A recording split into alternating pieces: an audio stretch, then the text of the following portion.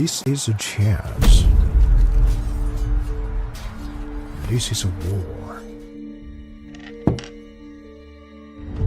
Everyone wants to be a winner. But the path to victory is lonely. Chess Robot, the smartest, most advanced AI chess robot. It turns chess into an exciting game of progression. Mastering 25 levels will transform you from a beginner to a grandmaster.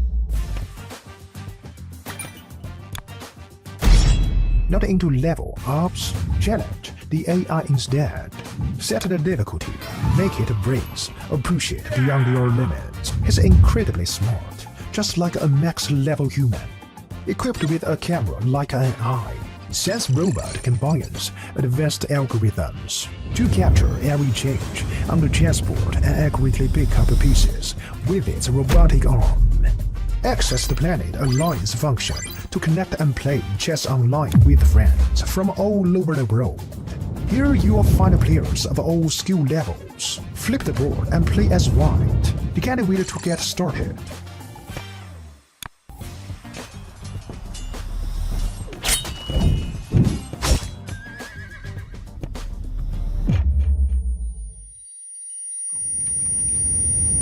New to chess? We've got a better way. Chess Robot offers a variety of learning methods to help you improve. As you can see, Chess Robot provides various learning modules, including chess courses, AI practice, class game review, and off-book play. You'll level up your skills in no time. Let's start the endgame practice, featuring 145 carefully selected classic endgames.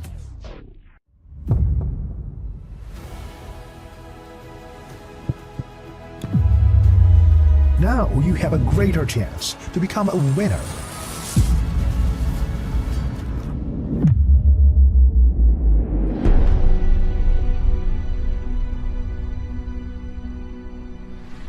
This is Chess Robot. Today, chess all in AI.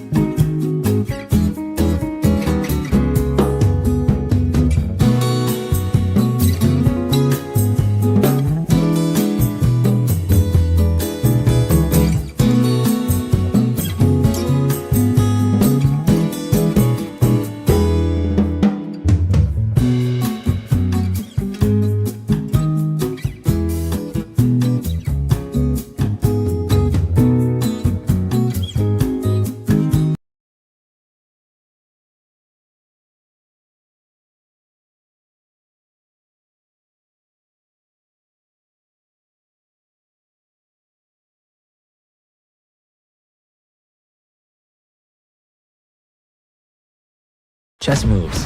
Smart. Free eSIM. Smarter. At Global Cell, we believe in empowering connection on and off the chessboard. That's why we've partnered with the European Chess Union to bring you a gift as strategic as the game itself. A free eSIM with 100 megabytes of data. Staying connected has never been this simple. Just scan the QR code, install your eSIM, and enjoy seamless global connectivity. Global Cell supports over 190 countries. Global Cell and the European Chess Union. A checkmate for connectivity.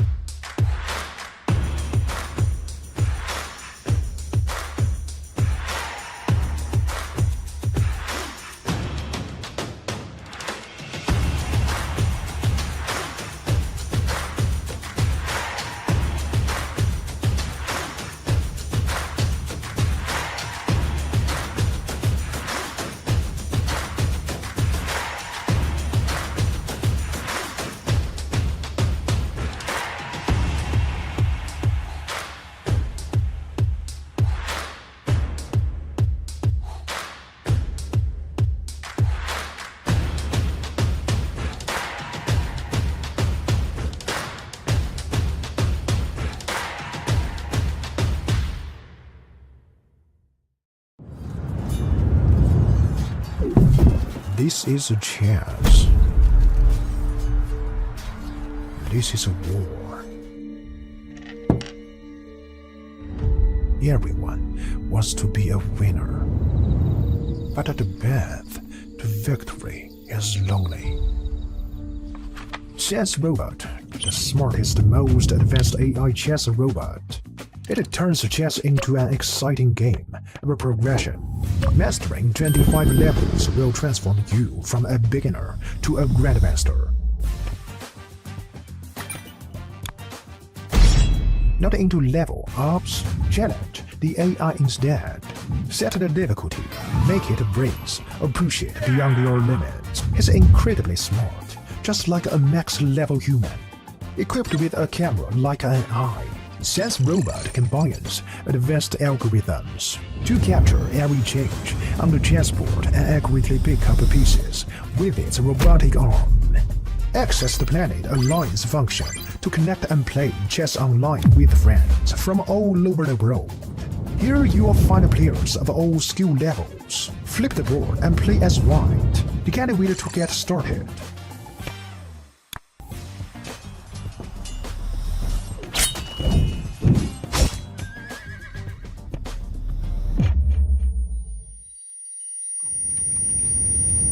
New to chess? We've got a better way. Chess Robot offers a variety of learning methods to help you improve. As you can see, Chess Robot provides various learning modules, including chess courses, AI practice, class game review, and off-book play. You'll level up your skills in no time. Let's start the endgame practice, featuring 145 carefully selected classic endgames.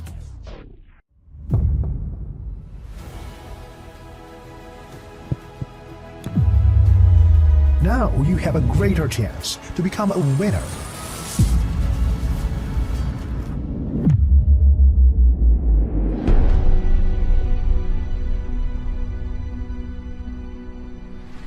This is Chess Robot. Today, chess all in AI.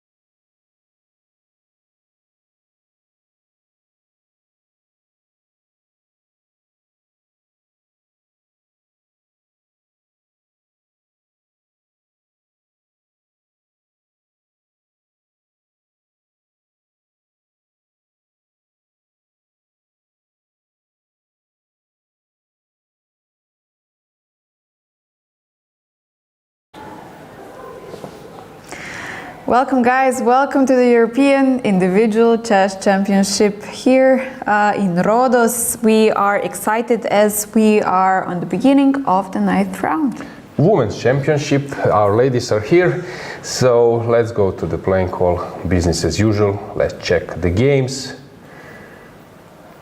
Okay, players are not yet seated, they're arriving. Teodora usually is the one coming a bit late. since she's not in this hotel, playing versus Lilith.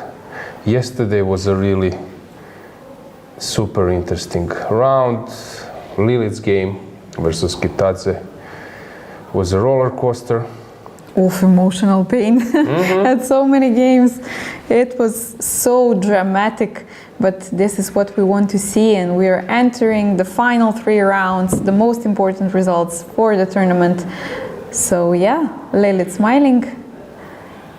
Let's move on. Board number 2, Bulmaga Kitadze.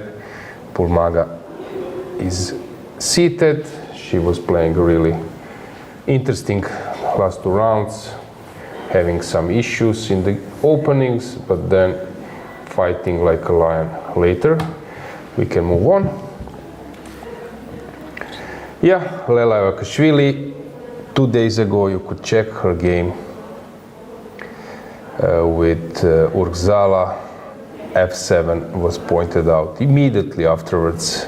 A cool motive, quite simple, but yet missed by Urgzala.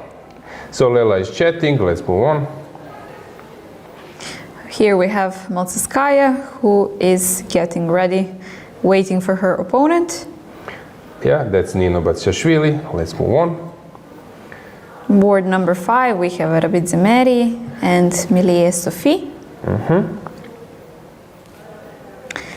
Board number 6, still nobody arrived. Yep. 7 as well. And what else do we have? Okay, so this is board number 13. We have Vega Gutierrez, who is still not here, or she's just leaving her backpack. Playing versus Fiona Ziver. Yeah, and behind them is Beidulayeva versus Krasteva. We can just go back for a second. Yeah, Beloslava arrived. Let's move on.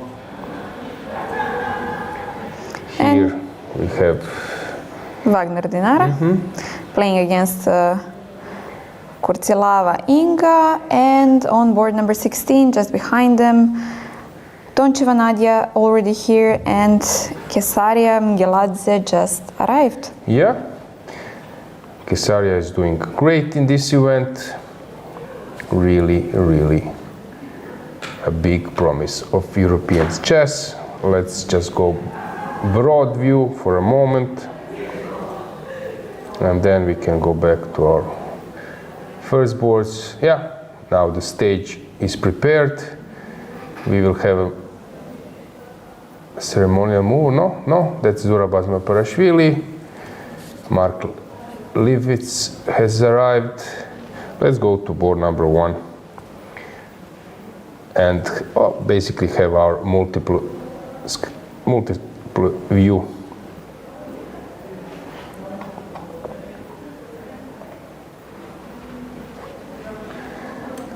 So we're still waiting for Teodora. We are also waiting for Kitadze.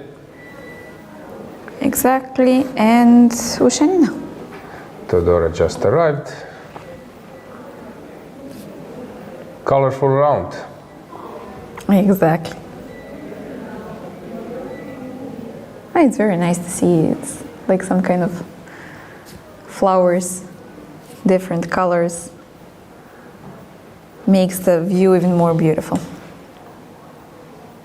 So I believe this is Zurab greeting the players, right? And I guess he will make the first move.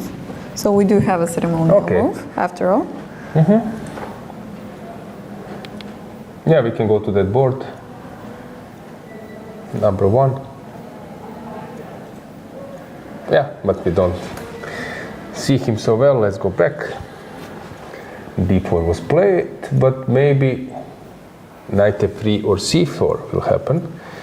I believe Teodora mentioned that she wanted to play knight f3, but Zura played d4. I'm not sure about this. Just looked like this at the camera for a brief second. But Teodora will reveal this soon. The moment of truth.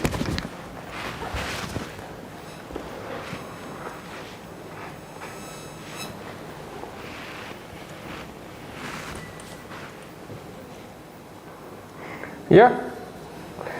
And Teodora did play d4. Indeed.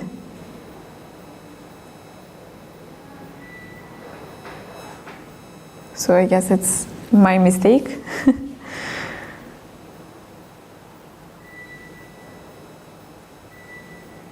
And I love this royal blue color of Teodora's suit, but yeah, let's keep it professional, yeah? And it's so nice that you can see on the bottom left camera, we can also see table number 4 just next to them, so it's like you're zooming out or something like that, some kind of special effects. Okay, d4, knight f6 played on board number 1. We have a few moves on other boards as well.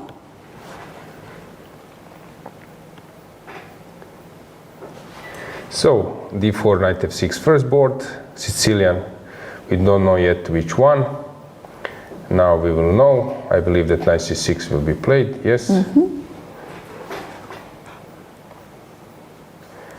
Ushenina playing Nino Batsiashvili, Queen's Gambit, declined exchange variation, and Meri versus Sophie, this topical line.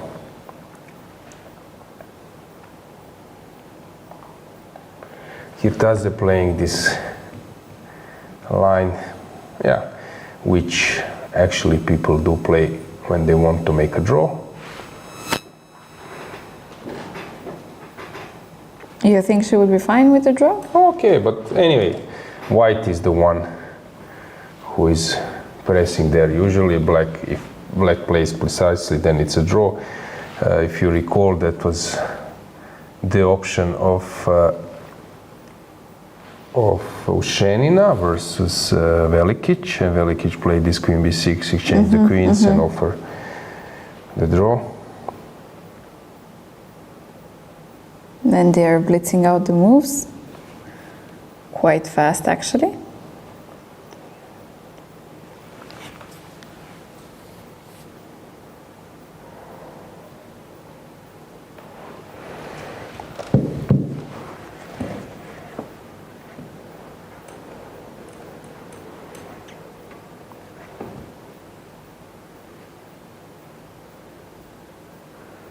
ED. ED will be played by Kirtadze, then bishop g5.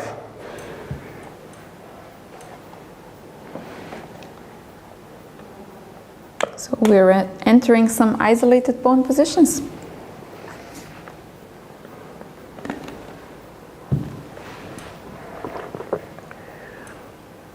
Okay, the point is this bishop g4 later is an important move, so ED, bishop d3, and then castles, d4, knight e2, let's say, and then you have this bishop g4 stuff and so on. But you mentioned bishop g5 instead of bishop d3? Immediately. No, bishop d3. That's how I got it. Bishop d3 is the main for bishop g4. Sorry, I mentioned. You wanted to say bishop g4. Bishop g4 okay. is the main thing. So castles, and now it's possible immediately to play this bishop g4. d4, knight e2 is always a little bit better. Bishop g5 a little bit better for white, but this bishop g4 is now super topical. This line.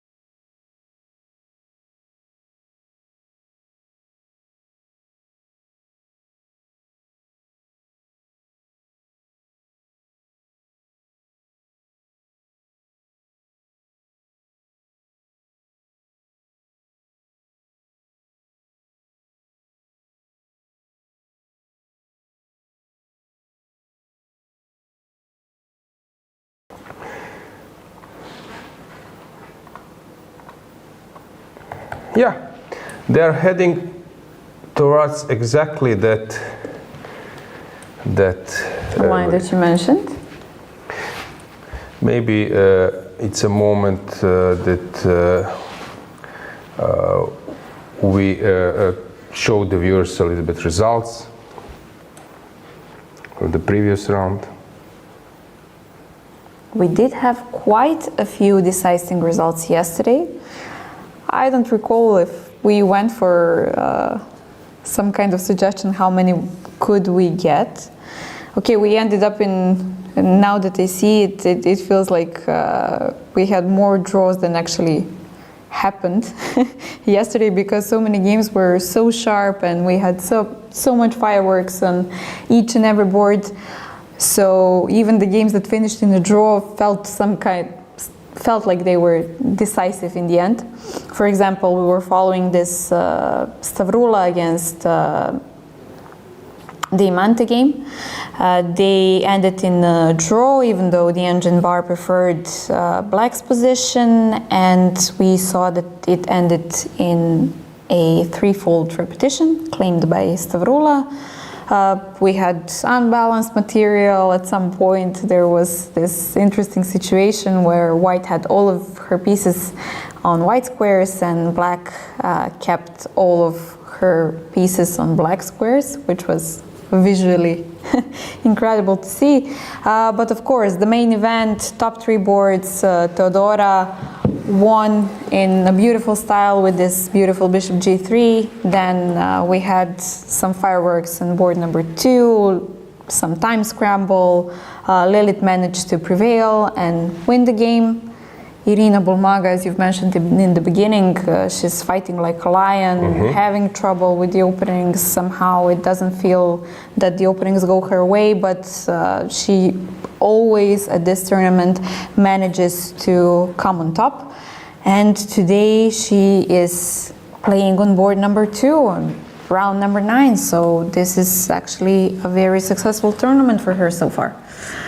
Yeah, some draws, then Lela exploiting these tactics. Sometimes you are offering your opponent tactics thinking that you made it like correctly, allowing that sequence, but then when your opponent starts to dig a little bit deeper and actually she just plays precisely that move, and you realize that that was unnecessary risk. And this is a feeling you are getting when you're playing versus like top players, that you seem to be stopping some move and suddenly the guy plays exactly that one.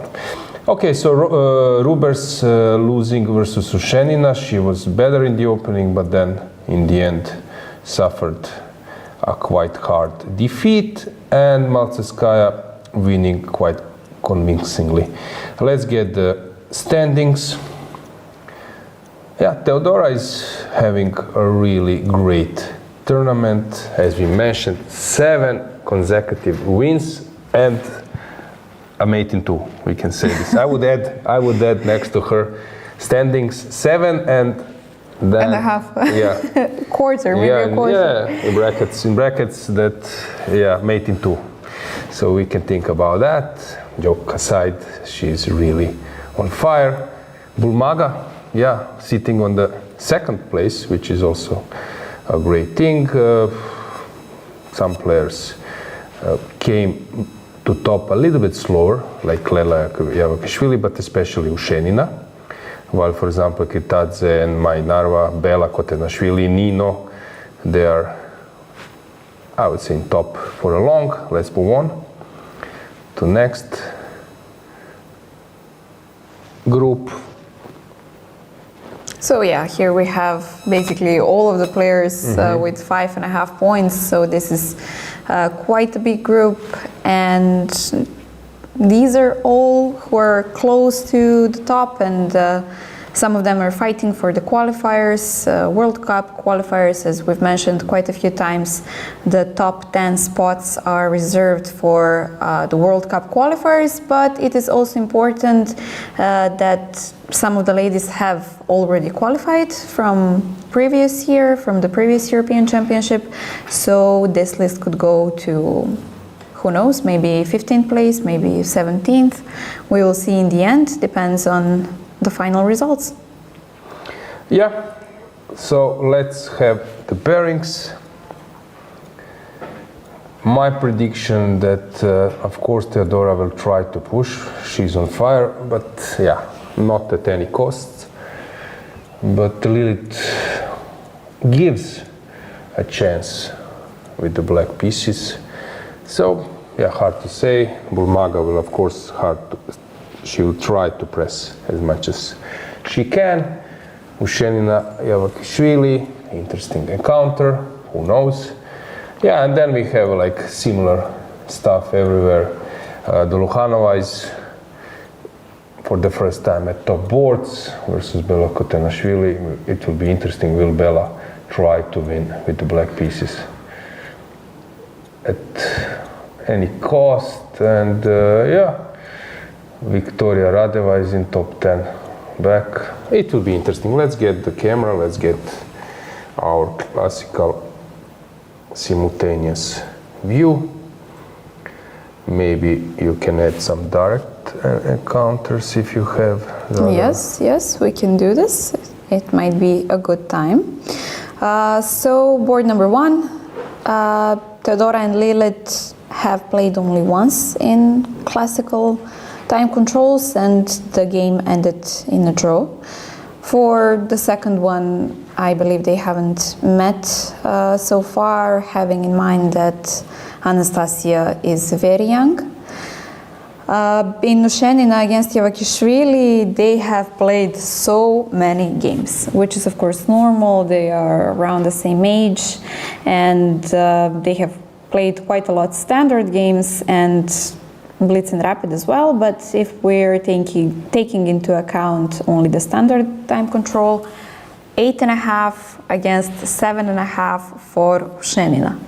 So a lot of encounters, and the result is very close. So this basically doesn't give us any viable information. Yeah, for maybe this match. only that there are no secrets there. Yes, exactly.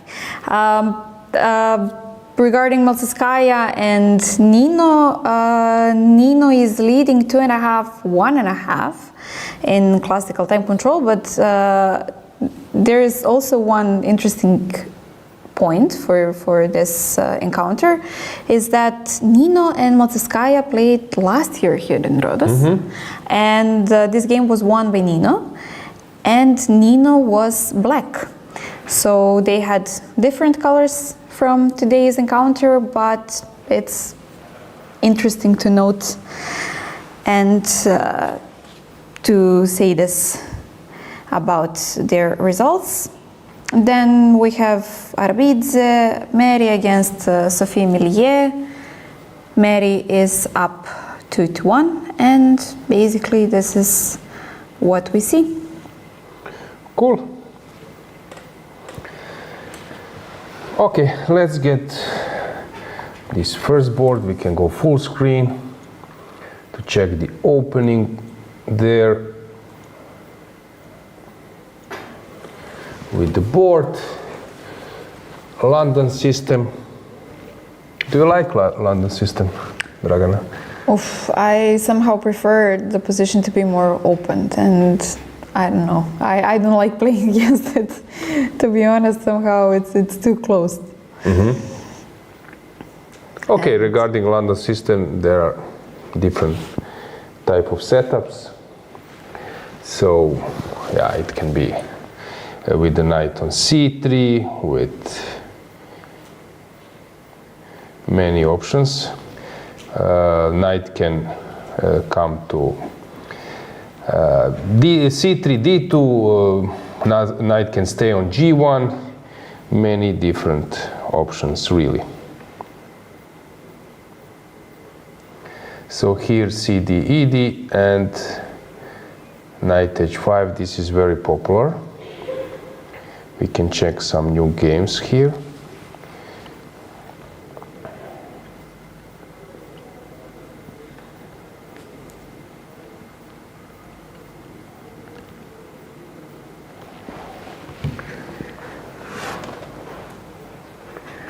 So where to go? Bishop g5.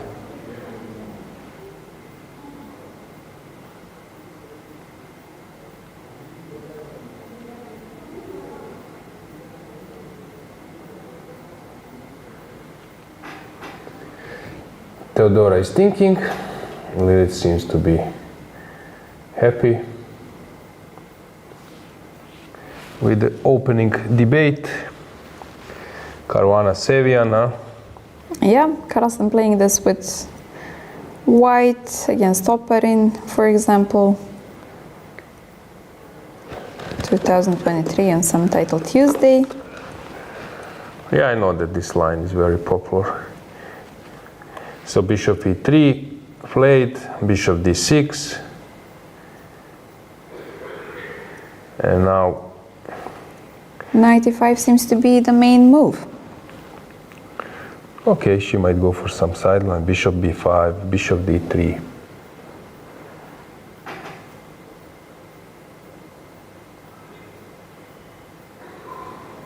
I see that Firouzja played this against Dominguez Perez in Singfield Cup 2 years ago. And Firouzja chose bishop b5 as his move, which is some of the sidelines, not so commonly played.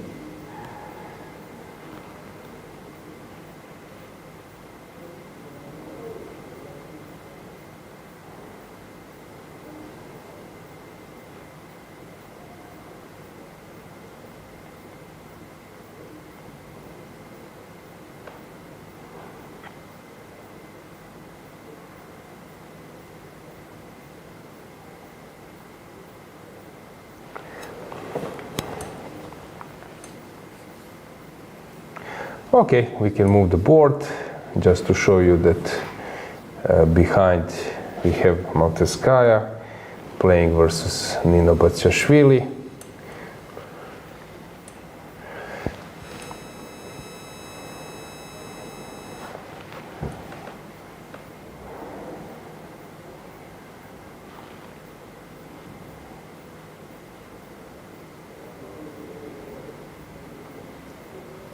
And Teodora is not rushing with her decisions.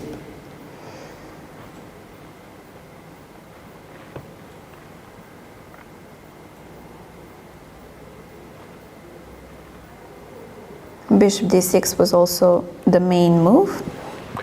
Okay, let's move on because now she's thinking. Let's go to board number 2. Kirtadze is now the one thinking.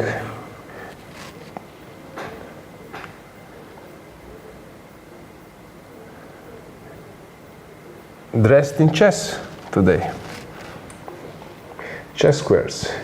So let's get the board above just to show this line.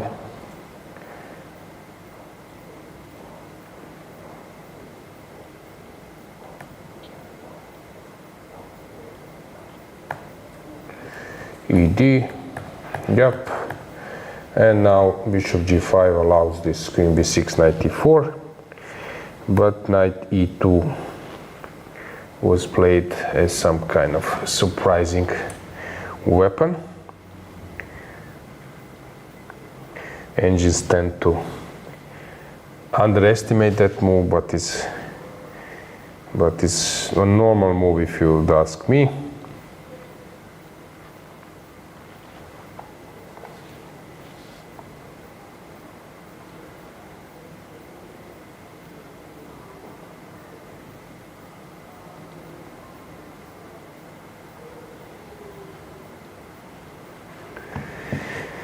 So,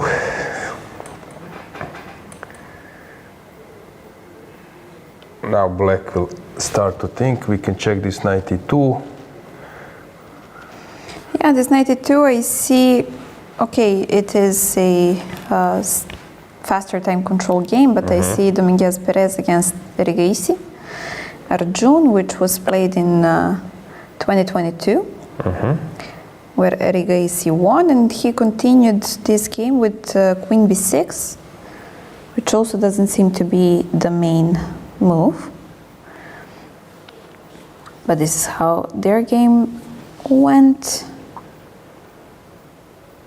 And it feels like it might transpose. If black plays some rook a8, for example.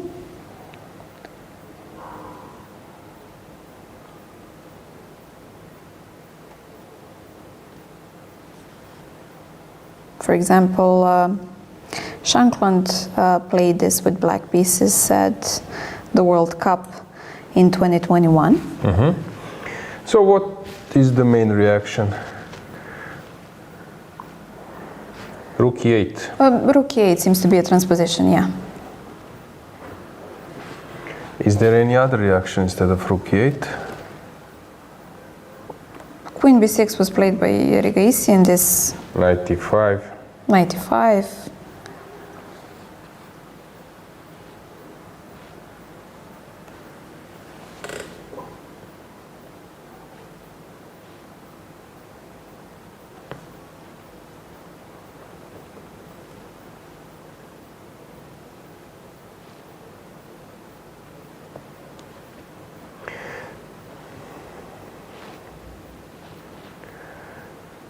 Let's move on. Let's go to board number 3. Ushenina is playing versus Lela Javakhishvili. This is quite known. Now on dc5 there are some motifs with bishop c3. So black has reacted quite fast. They're playing some waiting moves. Although h3 somehow looks strange to me, because to have it in this IQP it's a little bit odd, since this is an unuseful move, but h6 is a useful move. Ushenina likes to think. I'm not sure about, okay, h3, the point is maybe to take in some stage in c5 and play e4, but as I mentioned, after cd, I don't know, sometimes is there any reaction instead of, so if black takes, maybe sometimes there are some reactions, but not in this position. Knight b5 is not the move here. So h6 and white is thinking.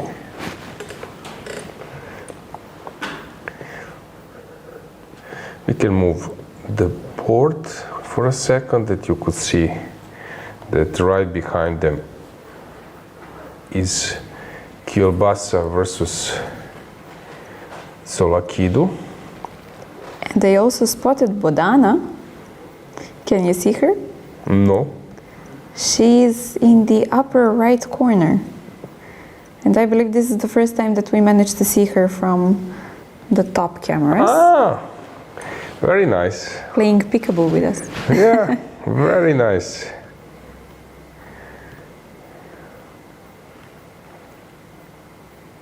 I believe that there is no need for introduction for Bodana, that our viewers have followed us and heard us talk a lot about her. And as you've mentioned, h3 is definitely not the main move, Very the strange main move. reaction. Who played it? Sarana? h3 Sarana, yeah, in quite a few games. FIDE too.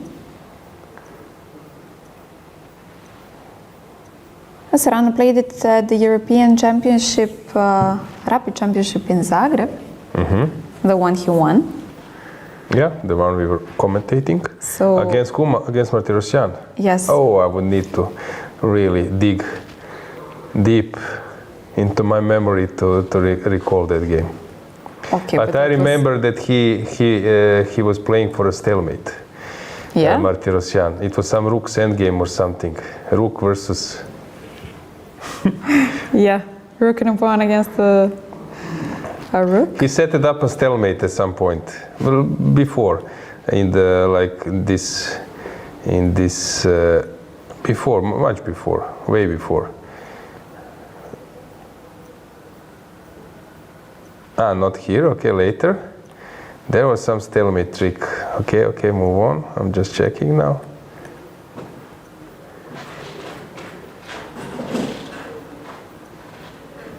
Okay, not maybe immediately. There was some stalemate trick. Okay, but this was the weapon of Sarana for his crown, which is not a small thing. Okay, then let's have the. So h3 was played, yeah. And now main reaction. Let's get the board back. Main reaction is for white after h6. Bishop d3. h6, not a6. Okay. h6, yeah.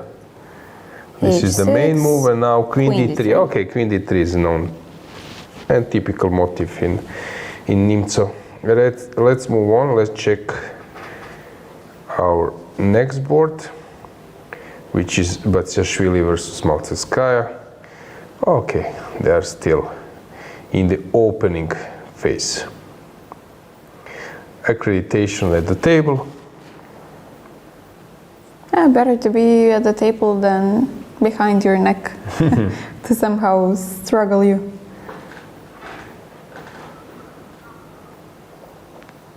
Okay. And once again, at Nino's clock, we have this reflection. Somehow she seems to be following the light. Yeah. Okay, normal move. It resembles Rogozin. It is basically Rogozin. So she just played bishop b4. Okay, let's move on. Board number 5. Yeah, here we have already a big mess, and I'm trying to recall some games. Nepo, maybe. Nepo versus Ding. Okay, from the World Championship? No, I think maybe it was candidates in Madrid, or Nepo was playing with black. I'm trying to recall what was it, the line?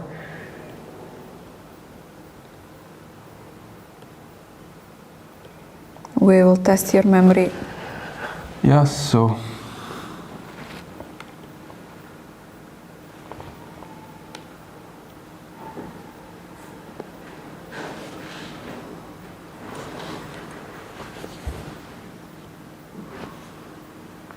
Ding Nepo, Okay, candidates Madrid. good memory. Ah, solid. It could be better. Sometimes I'm not so happy. 2022. So how the game went? I think it was a first round loss from Ding, and actually he lost. Seems like this was the first round. Yeah. You're right. And he lost, I think, even a second round, something like that. And yeah, he just. Okay, so the difference from this game is that after 93, Black or Nepo played castles instead of bishop a6. Bishop e6. So here Black wants to exploit this rook on edge 8 to push h5. Okay, bishop e6 was played in few games. Niemann Esipenko. But Queen c2 played only in one game, which is, I believe, not some main theory. After Queen c2, knight b4, and h5 was played. Yeah, this wasn't played so. Yeah, very interesting opening choice by Sophie. Oh, wait, there's some kind of transposition. Okay, we have one game actually. Okay. will probably mispronounce these names, but Belus against Ringo.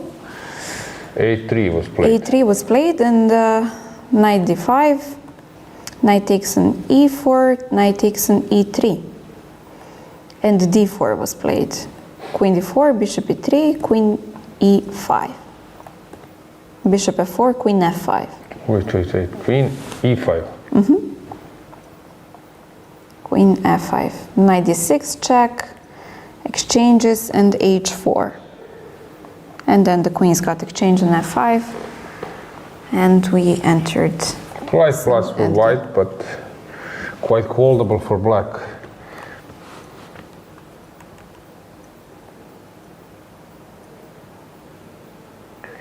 Yeah, maybe we should move on. Next board, Kilbasa versus Tsolakidou. Stavroula is playing everything.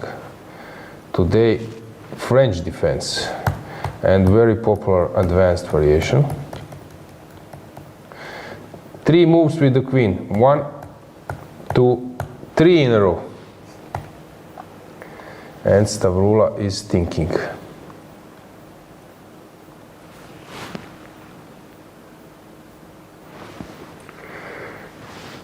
Okay, this is typical line,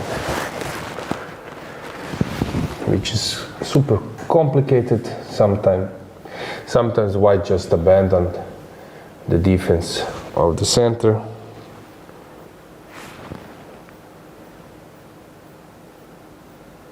And this game with bishop e2 is actually following.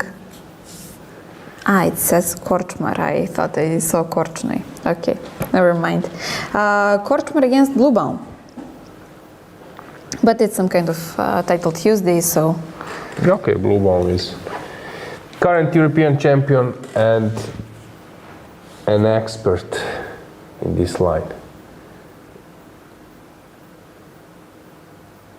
So maybe this is some kind of new idea that we haven't seen. And his move in this position was knight g6, followed by b4 and taking on c5, on e5 with the knight from c6.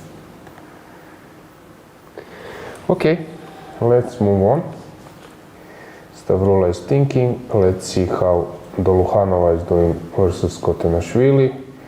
Kero can with knight takes f6, e takes.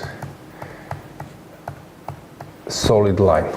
Yeah, Bella is playing very well this Kero. If I'm not mistaken, all 3 games were Kero can. Is it her main weapon? So she played Kero versus Smietanska. French defense was versus Radeva. Or was it a French defense? No, it was Kero. Kero versus Smietanska, Kero versus Radeva, Kero versus Mainarva, and that's it. Today, Okay, so Kero specialist. Yeah, Kero once again.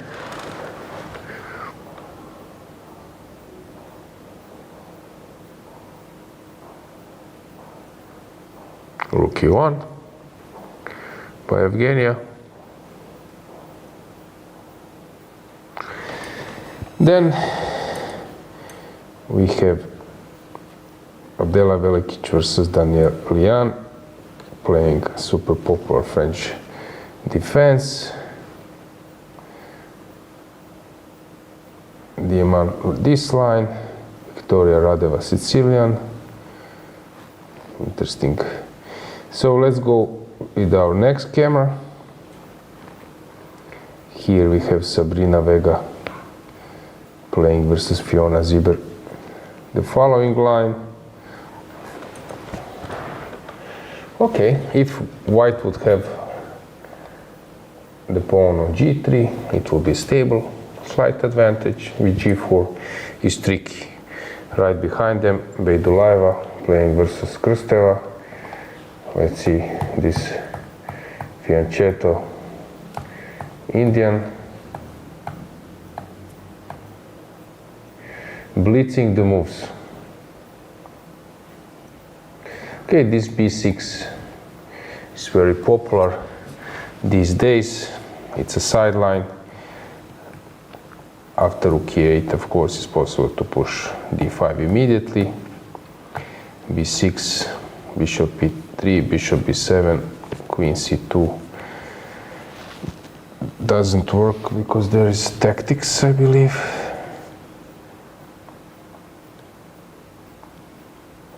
Yep, this is the point. And if you cannot defend it, then you should push d5 at some stage. Yeah, this is quite popular. White is always slightly better, but it's normal for black.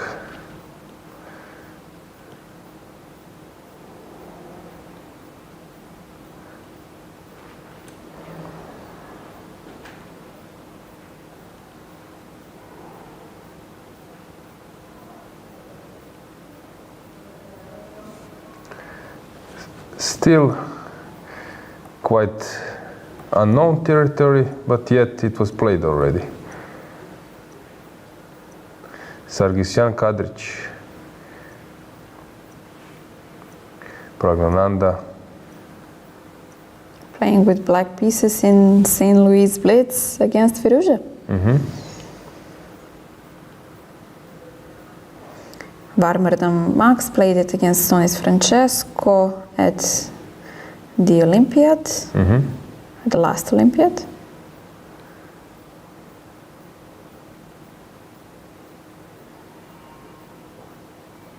Sargsyan played it as well.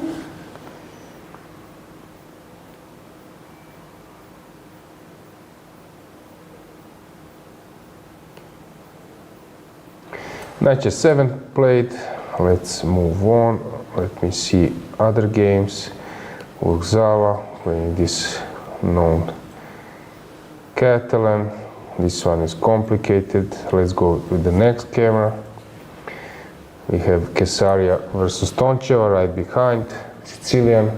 Kesaria is spending a lot of time.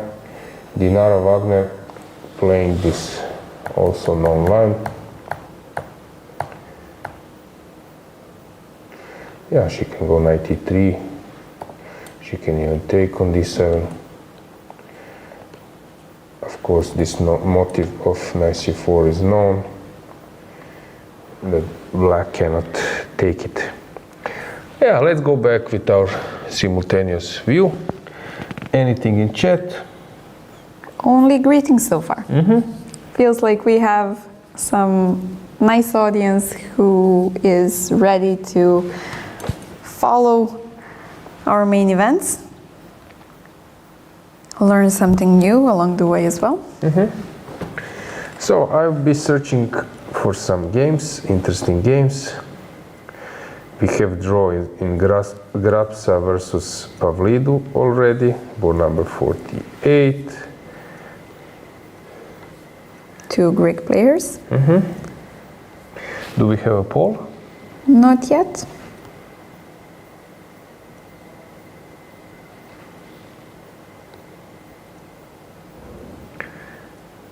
Bodana is playing versus Yasmin Deniz.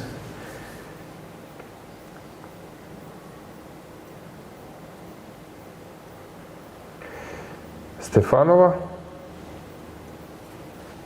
Is she coming back? No, she didn't come today. Oh.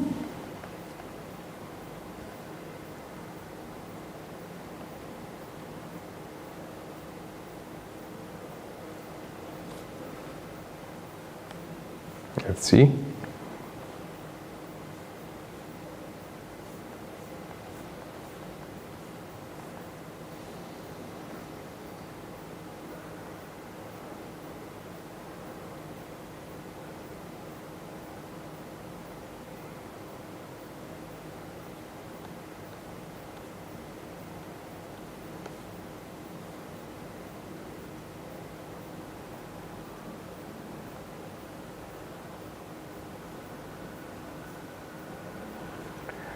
Yeah, hopefully Antoaneta is Feeling okay. fine. Yeah.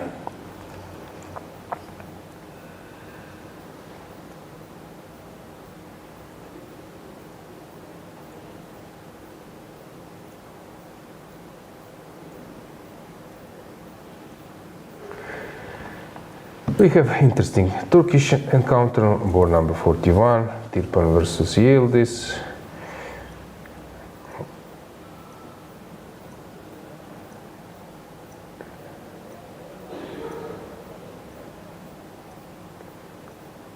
Lela Javakhishvili is playing versus Dana Kohavi.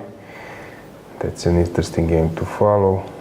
Today we have yet another Polish encounter. It feels like that each round we have some Polish encounters. Livia Jarotsky is playing against Jolanta Zawadzka on board number 21. I noticed many carrots with knight f6 today. But this game is interesting. This is Jana Schneider versus Nia Donkovani. This is non-line, which is very popular these days.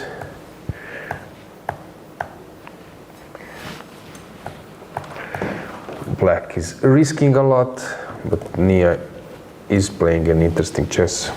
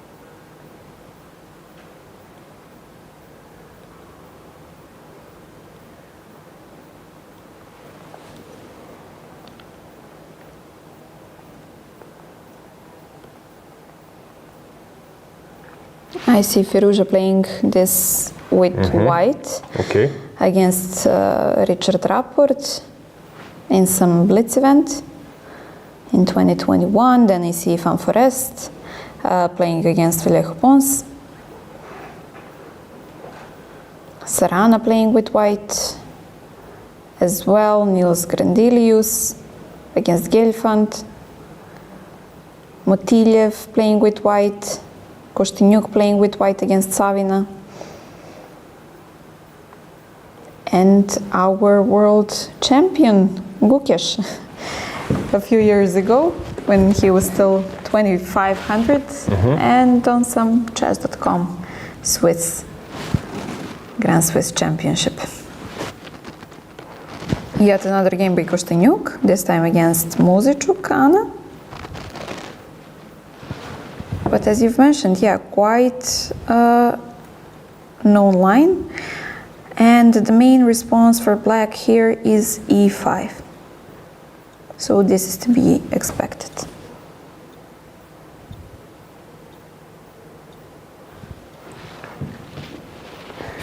So I think we have a poll in our chat. Yeah. Yes, it just came. So how many points will be enough for winning the European Women's Chess Championship this year? Will 8.5 be enough? Will 9 be enough? Or will you need more than 9.5? Yeah, we can get our graphics of the last year standings, but just to give you a hint, but don't take it for granted, since last year we had 10 rounds. Yeah. So you see that Fatalieva was winning with a huge margin, a point. 8.5 out of 10. So Teodora is already on 7 with 3 rounds to go. But here it would be like that Teodora scores 1.5 out of 2 rounds to level with Ulvia. But okay, so 9 points looks normal, 9.5 is also possible, but also with this super streak of Teodora 10 can also happen. Theoretically, yeah. And of course, if Teodora loses or start making draws, then of course you can even win with 8.5. 3 draws, she will have 8.5. Might be catched. So it's unclear. I would go for 9. It's completely unclear, but just to choose something, I would go to 9. Yeah, we are waiting for your feedback. So start voting. Let's get the board back in our traditional way. We can maybe stay with the camera broad view and get the board.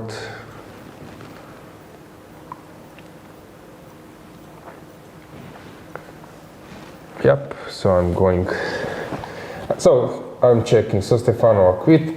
I'm checking some other games. Miruna is always playing interesting. This one complicated. This one I prefer white, but it's still super unclear. So which game I mentioned? I mentioned Schneider versus Nogvani once again. So e5, what do you expect, Dragana, here to happen? Well, okay, so I didn't see that white was actually blitzing out the moves, but black was not. So with black, if you have to think, okay, e5 does come to mind because you want to capture the knight somehow and you need to basically make this c7 pawn unavailable, so e5 does come to mind. I don't know what else, I guess maybe some knight c3 might be an option, although I wouldn't like it. What else can you play? Some d4? Okay, but we have it, so just once again to remind you. So here options are, main option is e5, but as you mentioned, queen a5, queen f6, a lot of possibilities, maybe even some novelty. Yeah, who knows? Yeah, but Nia is the one thinking, and this is the game to follow. It's board number 30. I'm trying to find something interesting. How about this one? Is it an equalizer? Might be. Exchanging everything and just... How it happened? Okay, actually white was heading there and it's black's turn to find a way.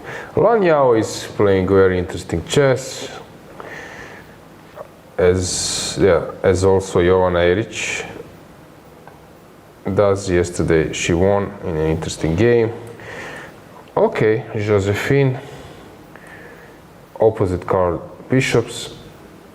The point is, if the queens are on the board, as long as other heavy pieces, rooks, who has chances to build an attack is the one who can claim the advantage. So and we already have a rook on 3rd rank and a rook on 6th ranked. Yeah. So both of them trying to attack first. Joint venture, double rook lift. Will we see some rook g6? Who knows? Rook? Rook g6 came to mind. Of course. Very interesting position here. Okay, Laura is taking on f3, preparing probably to come with another piece. So I can take with the pawn, bishop b2. b2 hangs, yeah. Yeah, but then this is dubious, I believe, because I can maybe even sacrifice, but of course I can also take. So I don't know about taking. Can I sacrifice? Maybe not in this way, because this looks scary. Yeah, suddenly your king is weak, yeah? Yep. Maybe there is a normal move to move on, like rook b1 as well. So I believe the point of Laura's play is to go knight e5. Tereza Roshtan versus Zhukova. Zhukova is slowly coming closer to top boards, but Teresa had a nice start, if I remember correctly. Yes. Okay.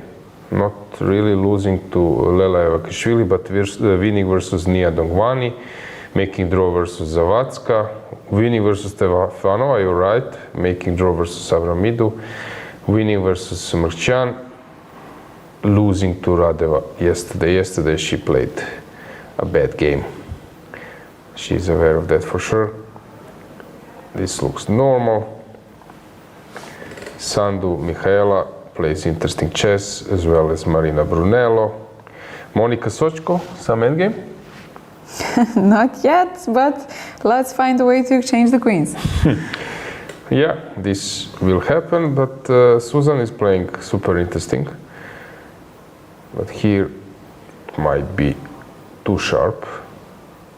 I don't know, maybe rook e1. Or just bishop somewhere, bishop g5, or okay, bishop g5 maybe not necessary. That would be my choice. No b4 something? Okay. Trying to yeah, attack maybe even immediately? better. No, this might be even better. You're right, Dragana. b4. Why not? Atalik playing this Nimzo, very interesting. Turkan likes to play like super interesting chess. Dinara Wagner. We have her on the camera. Let's go to our last camera. Yeah. So Inga seems to be confident, although burning some time. This will be a slow game. Kesaria, okay, doing her thing, sacrificing. Versus Toncheva, knight d5 played. Maybe it's not good, but we like it. But it's definitely brave. Okay, Toncheva just recaptured on d5. And what is the main point here? Okay, ed, yep. And then Yes. knight b4 maybe doesn't work because of queen e4. So you need to go e5 somewhere, maybe? knight e5. White wants to go maybe queen somewhere and play f4.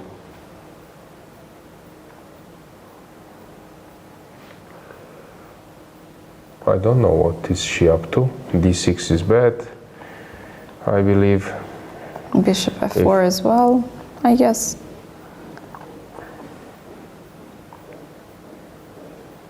Yeah. So what is she up to? What was the motive behind Maybe like the this? sacrifice? But I don't see it, really. Let's go full screen and try to grasp how confident Migueladze is. And look at the clock situation.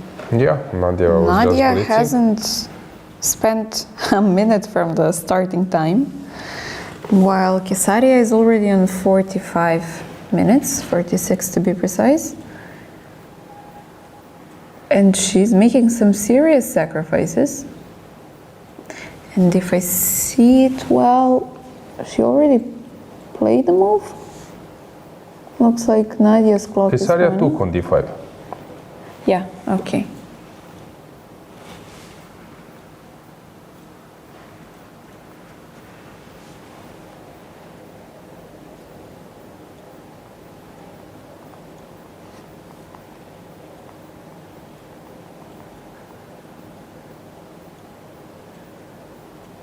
Okay, she said, yeah, this is better. Thanks for technicians.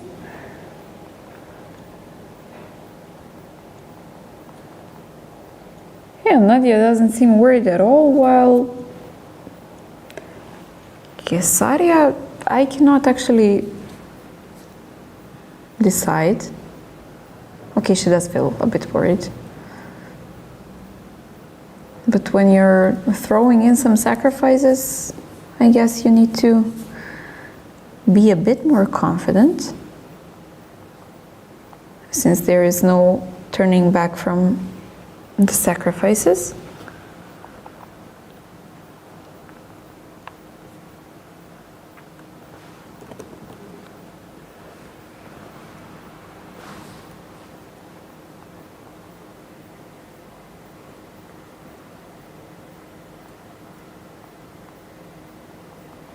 Dinara just made the move. Okay, regarding this game, we can maybe get the board somewhere so that you could see the situation, so that Nadia is thinking. Yeah, but never mind. We can maybe do it without. So this is the position. Maybe it's better that you see the board this way. Best would be that the board is down.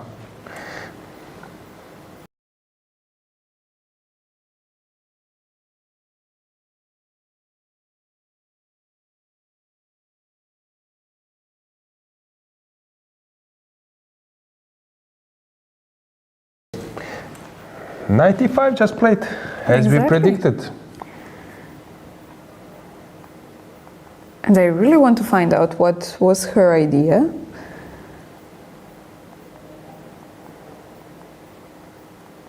Bishop f4 doesn't feel enough. I don't know, some queen e4 maybe? Threatening f4? Is that the idea? I really don't know.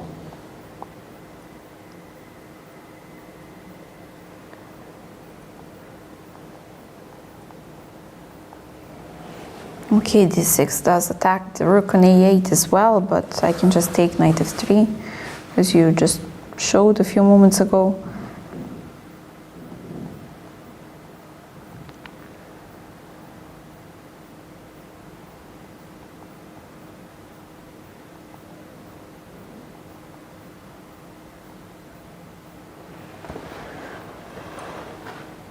It really feels strange, this knight d5 sacrifice.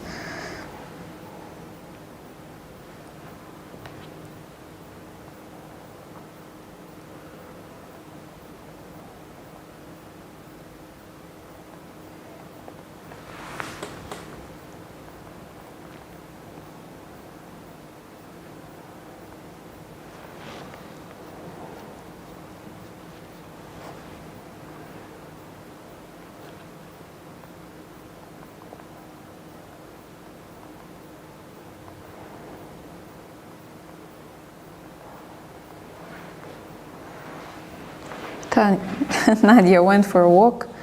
She seems to be completely aware of what's going on in the position, not scared at all from any possibilities.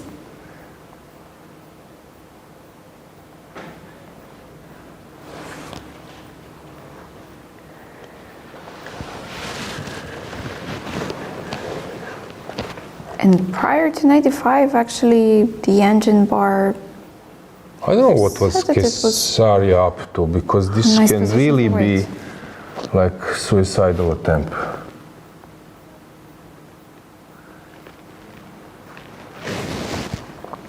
I really don't get it.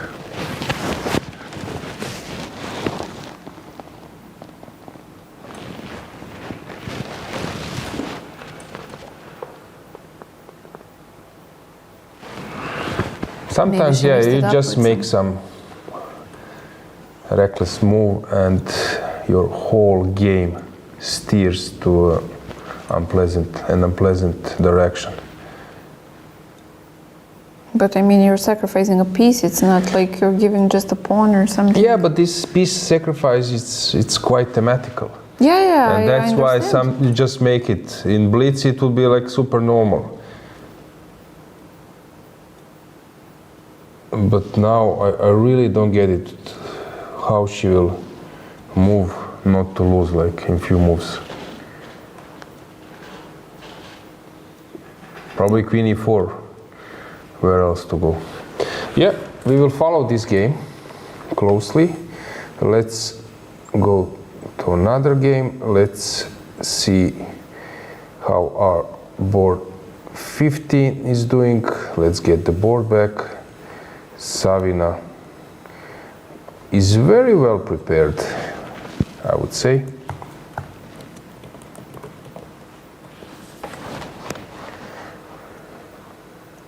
We don't have them on the camera, but we can show the game.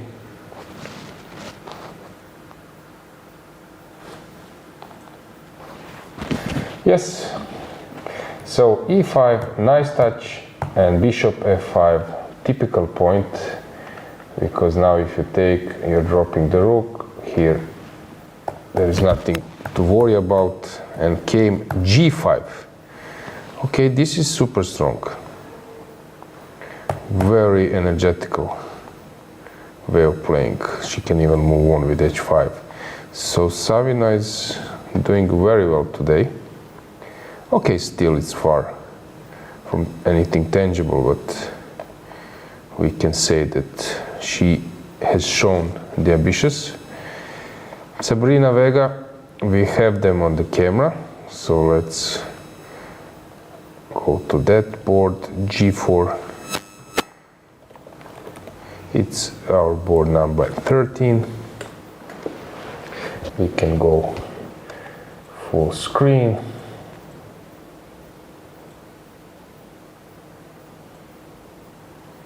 Camera number 8, would this be?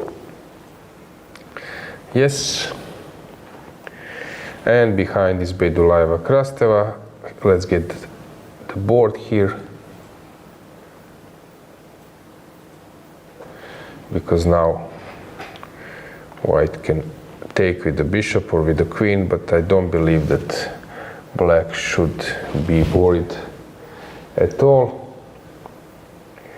Then behind them we have this King's Indian. Krasteva is blitzing, Bedulayeva seems to be unprepared. Of course, those two moves are the main ones. Taking on e4 allows bishop f5, so maybe she needs to play something like knight h4. Okay, it will be interesting. Coulon, we don't have them on the camera, and Radeva having a normal line.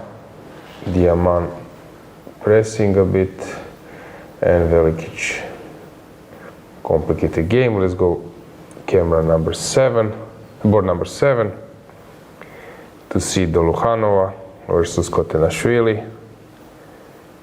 A normal game.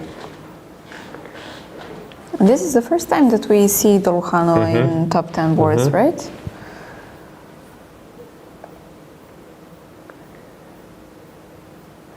Okay, let's go to board number 5, since there we have the line as you mentioned. So a3 was played, knight b to d5.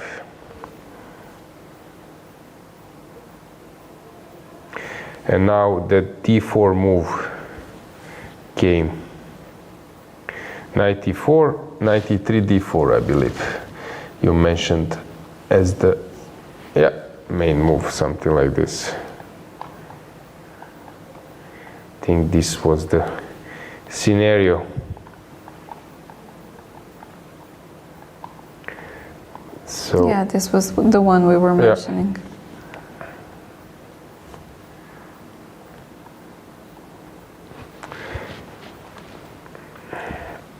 I'm searching for some interesting battle.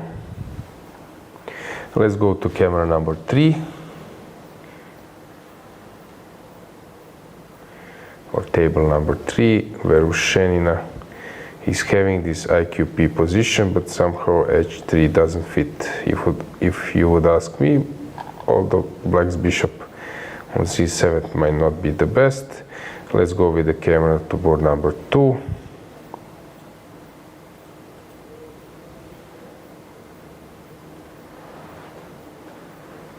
Hang on. So knight e2, queen v6 was played.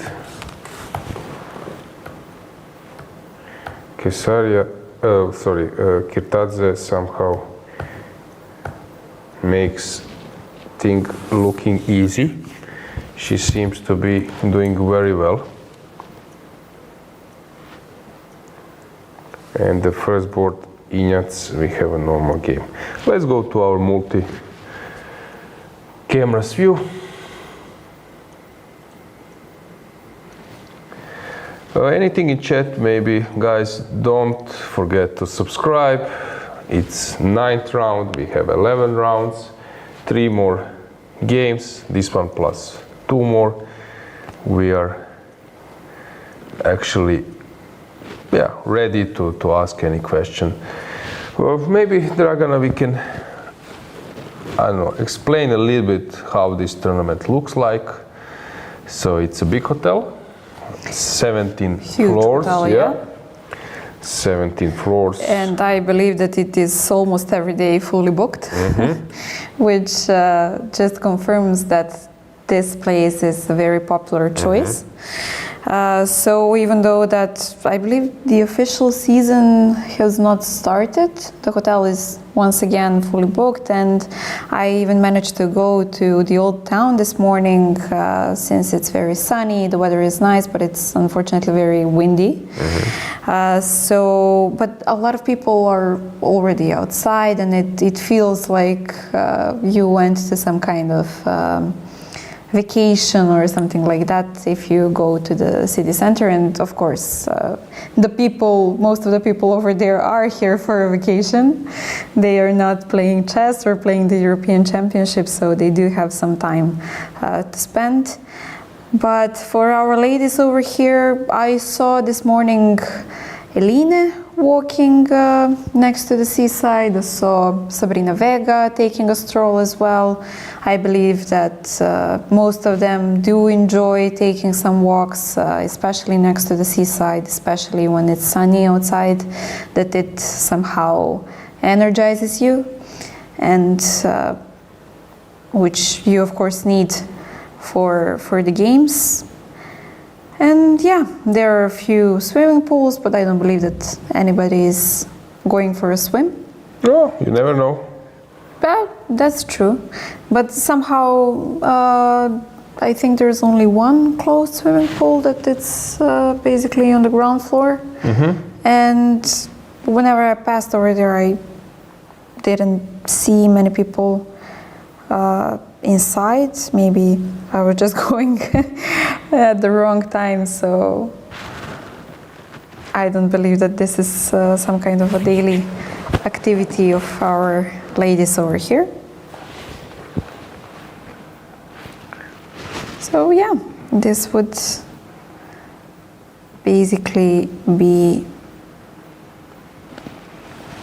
some kind of daily routine, maybe.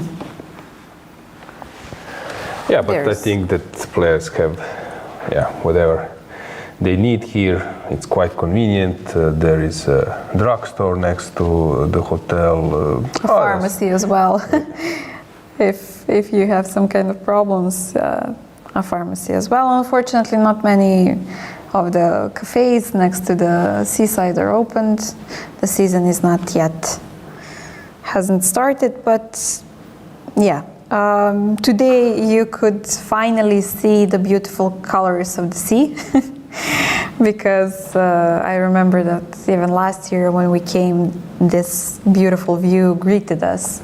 You had like, 10 different shades of blue and turquoise greeting you next to the hotel, which is a splendid view, really. And since we're here, this is the first time I saw this once again. Probably because the weather was not so good and there was no sun most of the time. Maybe this is why, but Yeah, but just to remind you that in October, same place, same hotel, same playing hall or playing halls, depends of the teams registered. I believe that sometimes we have around 100. That would be like our maximum. European Club Cup will take place here in Rhodes. So in October the weather would be much better. So you should think about that. If you have a team, you can register, come here, play alongside top grandmasters, but also having some fun. I believe that we will see many chess sets around. Even in the hotel, there are a few on the I noticed this as well. First floor. So why not? Think about that. This is the time to start planning. Yeah, Rhodes is waiting for you. October, I believe it will be a really great event. It's not so long, but also you can catch everything here. In 7 days, it's more than enough. And basically there are a lot of planes incoming. Whenever you take a stroll, you will see some plane landing to the Rhodes airport. So there are some connections, I believe, a lot of connections actually. How was your route? I came from Thessaloniki because on the exact day when I was supposed to be traveling, there was no flight from Skopje. So I had to drive to Thessaloniki from Skopje, and then actually there was a direct flight, but I believe since the season hasn't started, there was a direct flight from Thessaloniki to Rhodes, which was around 1.5 hours, I believe. And for coming back, I will be going via Athens to Thessaloniki once again, and then taking a bus back home. But I noticed that I believe there is a flight from Skopje, from Belgrade, from Tirana, Budapest, Vienna. But I believe that a lot of connections are available, even with some low-cost company. I know that Ryanair flies here. Yeah, I came with Ryanair, from Vienna. So there are some possibilities to be found, especially if you start planning the trip on time. Yeah, or take a ferry from Athens. Yeah. Take a ferry from Athens, Piraeus. Yeah, and easy, like 17 hours or how long? 23? Yeah, maybe 23. Yeah, and then, who knows? Yeah, actually that was my route going to Leros Island. When I played the tournament. We took a ferry, some kind of experience. We took a ferry to Leros. I think it was like one night traveling, maybe 10 hours, a little bit more, maybe 12, I don't know. I cannot recall. So regarding some questions, I saw one, is body language reading important in chess?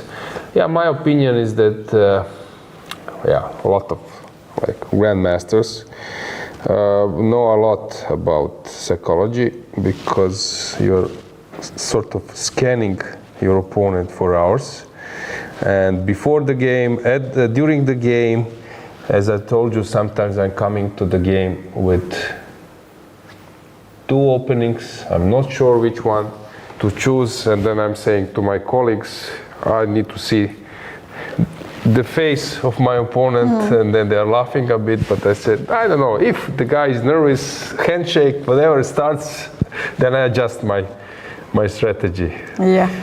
Maybe it's strange, but that's how it is. So this psychology of scanning your opponent, body language, there are some players who like to show emotions. Nakamura springs to mind, but also even Magnus, Kasparov, Nepo, but there are some players like, I don't know, maybe like Ding, like Caruana. With complete poker face, yeah? So it depends of the style, but these days I believe that it's also not just like important from a competitive point of view. Since these days we have more cameras, we have more content, and for some players this is the way how they are building their image, their brand, a little bit to show some emotions, to be not like an actors, but yeah, I believe that this is also the case for some of them. Maybe not exaggerating, but a little bit more emphasizing than usual if they would play without cameras. That's just how I see it. But of course it's very important not to show the emotions before your opponent makes a move, because you can give a signal when you make a mistake. And especially when you have these kids tournaments and they start acting like, oh my God, I made a blunder. Take the queen, I made a blunder. Inviting you to make a mistake, but yeah, of course this is a low level. Yeah, but I say that there are some messages, some signals. For example, when the game starts, you see the pairings, but that's it. In chess, we don't have trash talk. So prior to the round, maybe only a few players would post something or make a comment. We don't have like journalism before, prior to the match, 2 days, 3 days before. So basically this doesn't exist. So you come to the game. First thing is, when will you come? Okay, before it was like zero tolerance, but you are allowed to come. I hated that rule. Yeah, you are allowed to come. You can come half an hour before, you can come 15 minutes, you can sit there and wait, you can bring things to the board, coffee, bananas, which is also some kind of signal. I'm there to fight for many hours. You can take some space at the board. While you are thinking, take a look of those players. Some of them are really close, super close to board. So this is also some kind of subliminal message that you are showing to your opponent. Then adjusting pieces. Kasparov was always adjusting knights in one way. There are some players, Magnus, before each move, let's say first move, he adjusts all the pieces. He wants to show that time is not so important for me. I want to have my usual routine. So then when you are standing up, after which move you stand up. After like a move when you think you did something special. After each move, in the opening, to show that you are still in the book. To show that you somehow outsmarted your opponent. So I can read those signs. So I know the players, so for me, I can read the signs, and okay, I can of course be bluffed, but I can sense when something is going on. You have team events, also different strategy then. Then you have some warfares, for example, draw offers in the tournaments when that is allowed. So you ask your opponent, you offer a draw in a lost position, equal position, drawish position. How do you decline the draw offer? Saying something, not saying something, making some facial expression. So exactly, and of course, because of this body language and some possible signaling, this is why the captains must be behind his players, and of course, if you are part of the team, you also need to stand on that side as well. You cannot go on the other side, because it might be some kind of signaling, some facial expressions, as you just mentioned. Famous Feller case in Khanty-Mansiysk, I was there. I'm trying to recall, were we playing versus France? Not the Olympiad? Yeah, Khanty-Mansiysk when 2010. When Feller had this captain as a helper and signalizing him the moves, famous case, 6-4 players in each team, 4 plus 4, 8, 8 lines, 8 rows in chess, so it's quite easy then to signalize a move. You know the system, so he would come to board number 2, his player that's a B file, and then he will move away and then come back in next step. That would be a row. So that was the system, and actually accidentally only he was catched because that some message was wrongly sent, I think, to some chat. SMS, To chat. I don't know, is the case now. They're saying this Niemann's case in Paris, wrong chat, but I don't know this. But at that time, so wrong chat saying, quickly, we need a move. That was sent not to his helper in France, who is sitting behind the screen and engine, but it was sent wrongly, I think, to Federation President or something, to a group chat. Quickly, we need a move. Yeah, what to do? And basically, if People they didn't make this kind of and mistake, I think Feller was punished. Would have been hard actually to catch them. He took a medal at the board number 4. At that time, it was like 5,000 euros, something like that. And he was crashing the field. But I know him from before. He was a very good player. 26, 40. Yeah, especially good players do not need much, much help. Sometimes just a B file, E file is enough. Yeah, there was some story, I think, that Nakamura said it, people think that cheating, you need to give a hint. You should now take the rook and bring it to your E file and place it on E4. He said that on top level, if he starts going for an attack, the just approval, he's doing is some kind of help and a boost. So I'm preparing an attack. Is this correct or not? So just yes or no. Not they don't play the move there or move it there. Okay, it's not the idea that we promote cheating, but you mentioned this topic as a possibility of captains giving some I forgot about this case. But it was a very famous one. Yeah, what to do? Some people, they don't forget so easily. Okay. I believe that we can make a stroll now one by one. Let's see, has something changed? So let's get the board in traditional way. First board, we have some normal stuff. Then we can switch to board number 2. Okay. Here Anastasia seems to be playing very well.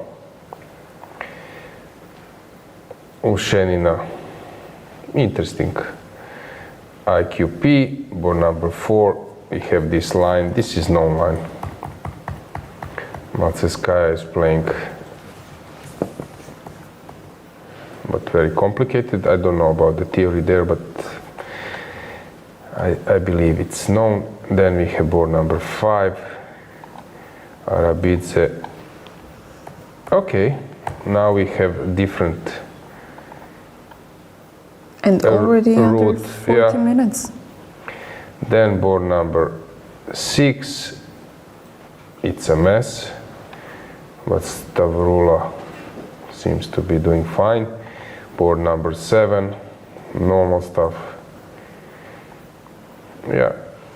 Many normal positions. Let's check how Beidulayeva is doing versus Krsteva. Okay, good. King's Indian for black, but also normal for white. Here, white is slightly better, but with this G4 pawn, I don't believe it's anything tangible. Rubers is pushing. Savina, as I said, is well prepared. Here G5 was not taken, but it happened now. Right behind them is Mgeladze playing this bishop f4. Was this the idea, or was she just... Okay, she's improvising. Of course, now taking is the point, but let's say what if like plays d6? I really don't know. So Toncheva is thinking. And we have Dinara Wagner. We have her on the camera.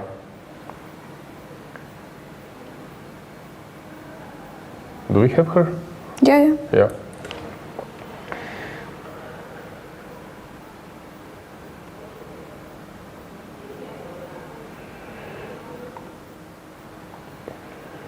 Ekaterina Atalik seems to be pressing a lot. Monika Sochko, something was misplayed by Susan, since now it seems that she just blundered everything. Oof. That she's dead lost in few moves. We were following Board number 30 as well.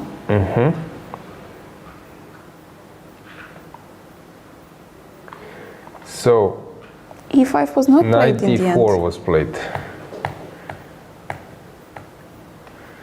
which seems to be wrong.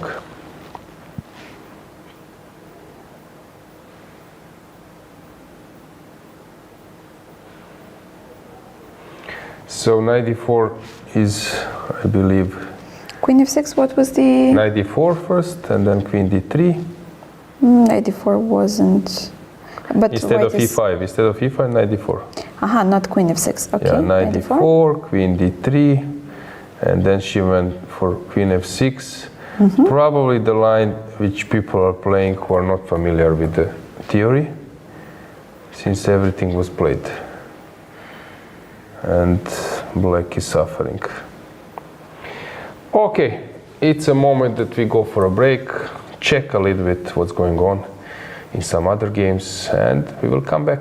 See you soon. See you soon.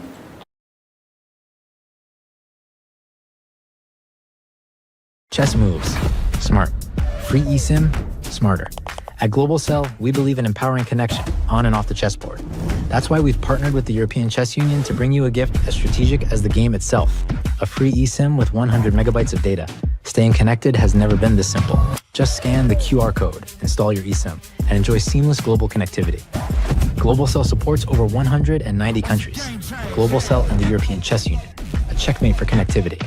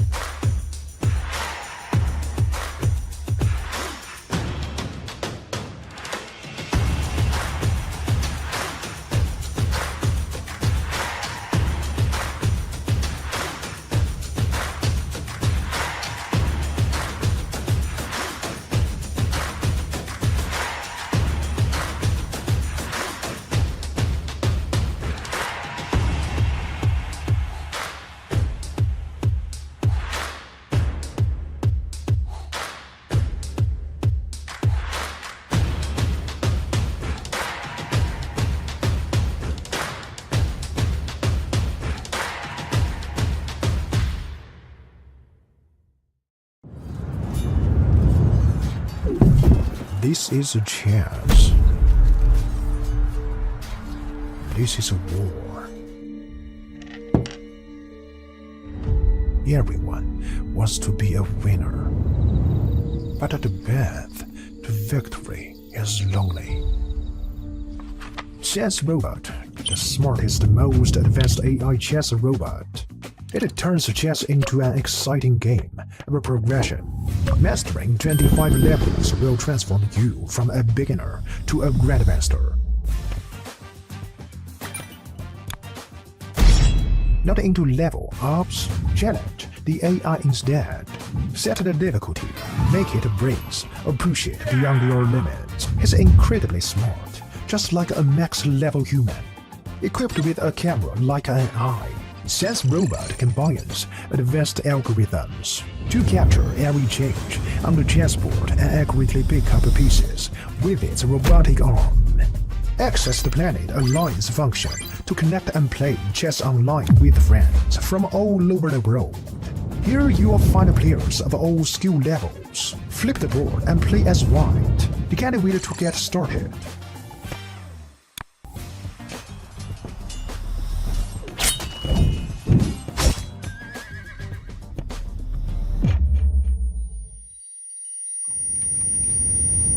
New to chess? We've got a better way. Sense Robot offers a variety of learning methods to help you improve. As you can see, Sense Robot provides various learning modules, including chess courses, AI practice, class game review, and off-book play. You'll level up your skills in no time. Let's start the endgame practice, featuring 145 carefully selected classic endgames.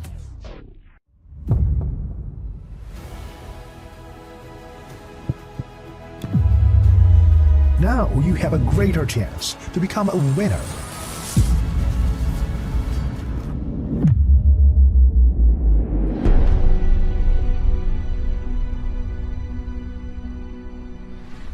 This is Sense Robot. Today, chess all in AI.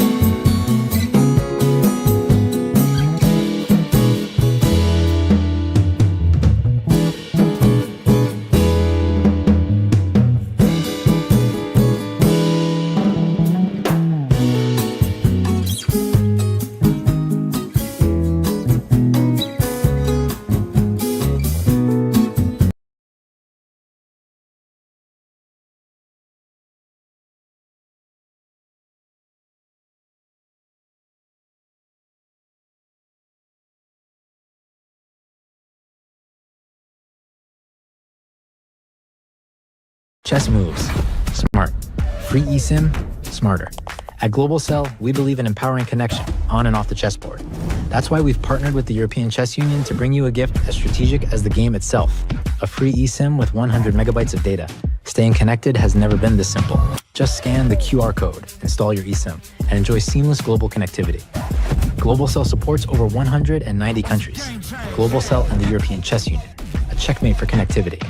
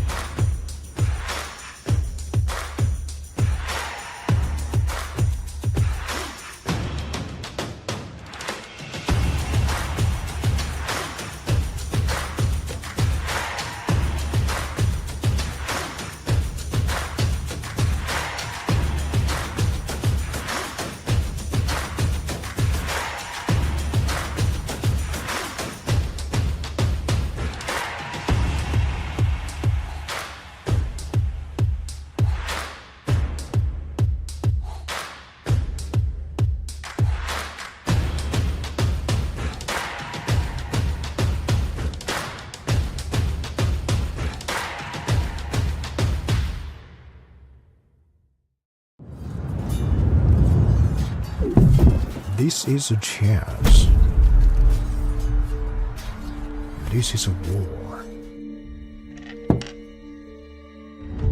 Everyone wants to be a winner. But the path to victory is lonely. Chess Robot, the smartest, most advanced AI chess robot. It turns chess into an exciting game of progression. Mastering 25 levels will transform you from a beginner to a grandmaster. Not into level ups, challenge the AI instead. Set the difficulty, make it a breeze, or push it beyond your limits. It's incredibly smart, just like a max-level human. Equipped with a camera like an eye, Chess Robot combines advanced algorithms to capture every change on the chessboard and accurately pick up pieces with its robotic arm. Access the Planet Alliance function to connect and play chess online with friends from all over the world. Here you will find players of all skill levels. Flip the board and play as white. Get a way to get started.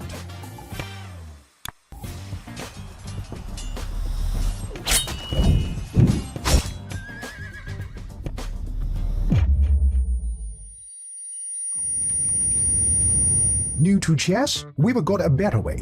Chess Robot offers a variety of learning methods to help you improve.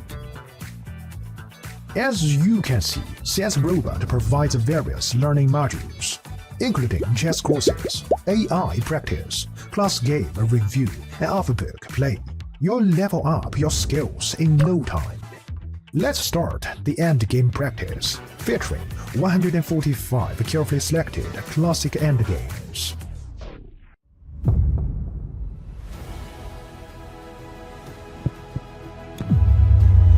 Now you have a greater chance to become a winner.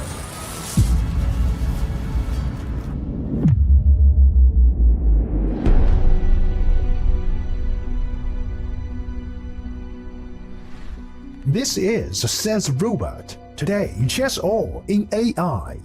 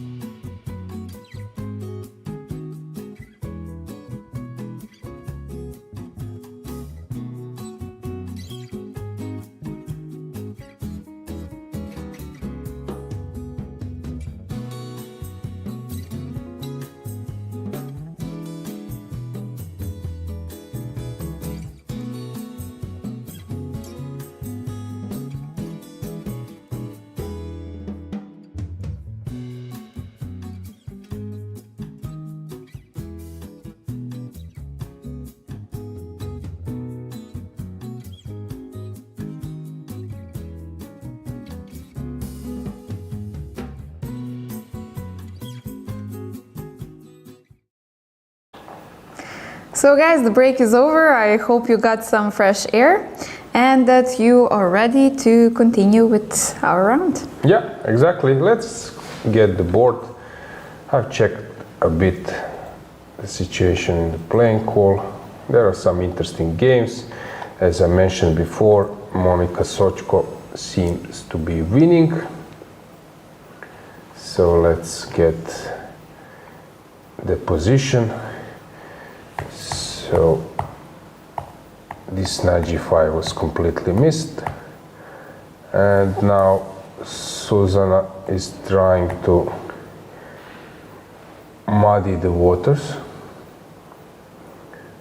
Probably many moves are winning. I don't know about this one. f4, maybe more precise. Yeah, because if you take on e2, queen e2, and after rook d8, probably king d8 is necessary, but then anyway it's lost c5 or something. So basically, easy day. This is the first time I think Monika hasn't exchanged the queens right away, and she manages to get a completely dominating position after a very short time. Yeah. Regarding Kesaria Mageladze versus Toncheva, g5 was played. Probably a good move. We were expecting d6, but g5 is maybe the best move. And now she can go maybe for d6. Hang on. Queen f6 is coming. So her idea is to go bishop g7, I believe. And just develop. Or maybe bishop d6. Okay, bishop d6, queen f6. g5, very... Not the move I was expecting. Yeah. I don't know, some knight f3 now. Is this an idea?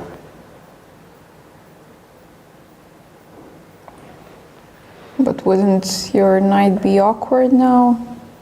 You have to put it back on h4?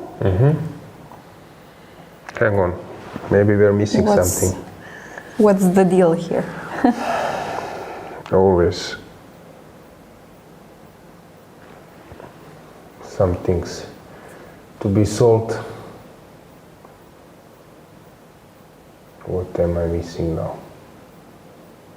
Okay, my knight is hanging, so either I move it away or I attack something. What, rook a7? I don't like that move. Yeah. Maybe it's a super subtle option, rook a7, but it's really tough. The engine bar doesn't dislike it? What? Yeah. I was thinking about it, but then I stopped saying bishop b6, but probably the game goes on. Bishop b7. Okay, very interesting by Toncheva. From bottom going up, I've noticed few interesting games. Bodana is having a stable advantage. It looks like she is 2200 and her opponent is 2070. She has always this opening style, stable game, stable position, not too many fireworks out of the opening, or maybe too many chances to get something wrong, at least my feeling. But seems like this suits her actually. Yeah, this game is an interesting one. Is there any tactics? Ooh. Queen f6 is of course checkmate threatened.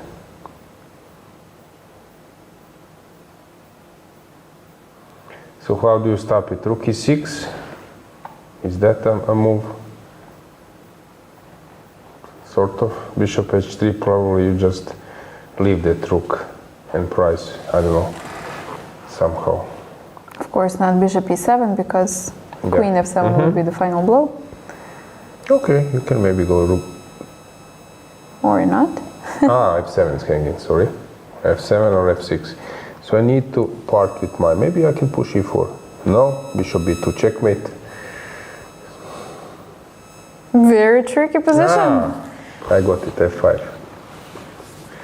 Yeah, guys, sorry, I need to think myself. I really cannot just make the moves instantly without thinking, but usually when I stop for a moment I can realize what should have been played or should be played. So where to go? Miruna, she's always having super complicated games. Is the case now as well. This one looks very interesting. Martina is having a good arrangement of the pieces, but also white is fine, I believe. This looks crazy. I think that this energy, I don't know guys, but I feel like super electrical. Super tense. Feels Yeah. like something will blow up. Yeah, do you have the same Second. feeling as I do? But I would be so nervous with the white pieces, What with is this this? sniper on A8. Yeah, Martina has 30 minutes on the clock. This definitely means that she feels it too. But knight to G1, bishop on F1. How Your to hide? whole pieces. Basically, the board is black. Okay, it's not black, but like half of the board. Black has so much space. Yeah. I mean, you have the king on E8. Yeah, I have a rook on E1, but somehow this is your king fills H3. Yeah, rook on H8. I don't know. Yeah, if you want to learn what is X-ray motif, that would be it. This would be it, yeah. Knight B5. Okay. This is just played. Okay, so queen will go to B7, I believe. And then she wants to take on E4. This is the concept, I believe. And knight E4 probably, yeah. Okay, but the game to follow. But also H3 might be, or Yeah, not. H3, I think she could have played it for a long, but she's hesitating to use this joker later. Now black will think for a moment. You either open up the diagonal or you open up the H file, and Okay, sacrifices are possible. I agree. Okay, Awesome maybe, stuff. yeah. She thinks that maybe then, okay, queen is hanging, but in some scenario. Yeah, as I said, maybe she needs something else. She wants to count on this motif. Who knows? So many motives around, like Yeah. This you need looks to have like a time really, to calculate everything. really nice game for black. I won similar one versus Sébastien Mazet. Yeah. Now coach of the French national team. Okay, he was a young guy. I am me as well at that time, so it was not on GM level. Okay, but you were striving to the GM level, so it also counts. This one, yeah, looks fine for black. We left around here and not much has happened, I believe. A3 just played. Nia is only on 5 minutes, which is pretty bad. And this is like move 15 or so, Yeah. what? So beware of making opening choices. Yeah, in some Okay, maybe this is some part superb, of chess which you are not so familiar. maybe this is some kind of super preparation by white, basically leading her in this direction so that she spotted that it's her weakness. Who knows, but I checked this game. Josephine, also Lanyao is having always interesting positions, but Josephine, that here black has organized herself a bit. So maybe she's now preparing. But white is also safe enough, so I don't know that. I'm not sure that here black will develop. Okay, but b7 is hanging. Would it be too dubious to take it? I believe you don't want to. Okay, bishop c6 Yeah, right away. Immediately. yeah. Okay. Because I thought if I have time with some king h7, rook g8, maybe to. Жеребцova versus Unuk. It will be an interesting fight. Tereza Roštajn versus Zhukova. A normal game.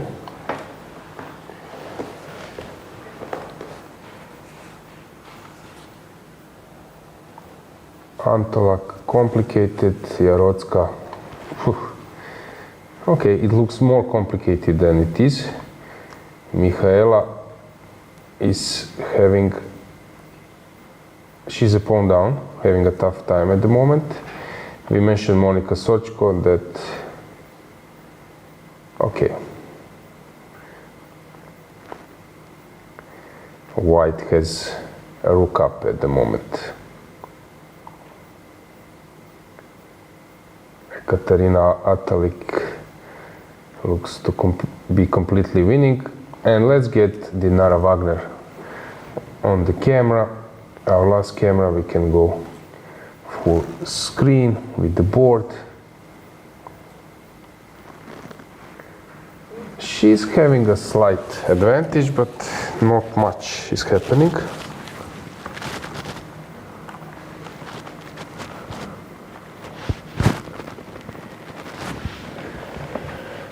So, positional game, IQP.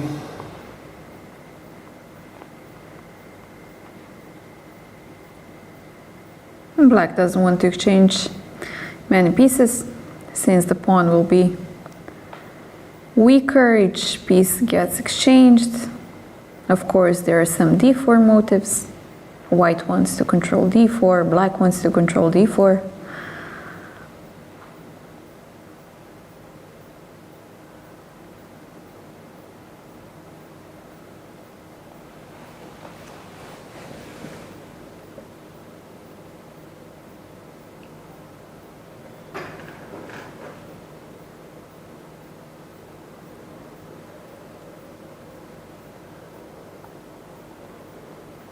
Some knight f5 maybe to play knight d4, but seems like it took a long way to get with that knight to e3, so I'm not sure would this be the best way.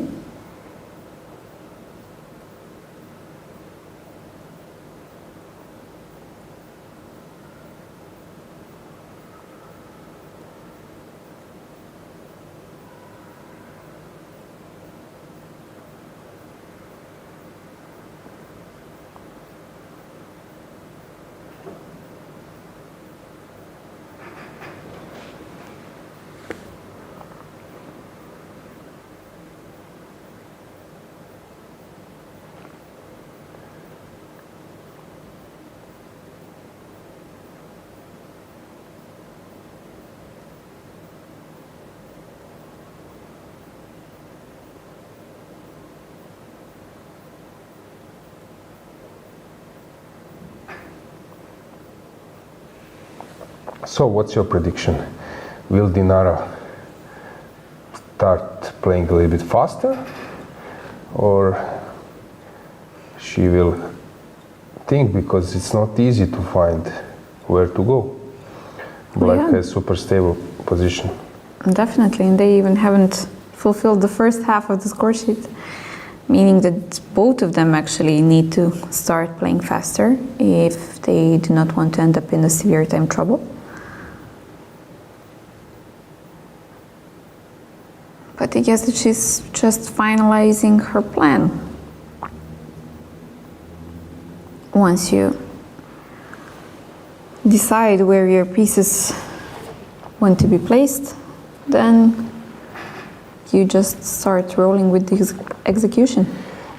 Behind them, it's maybe more interesting to follow Megeladze, Toncheva. So Bishop g7 was played. Bishop g7 was played and queen e3. And this is the position. So what's wrong with castling? D6.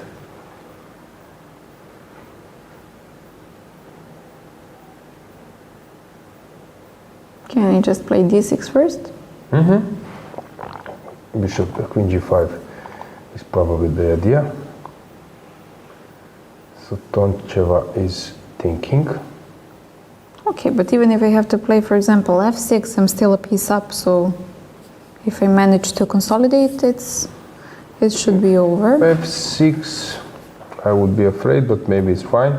d6 looks more natural. Maybe now just castling or something.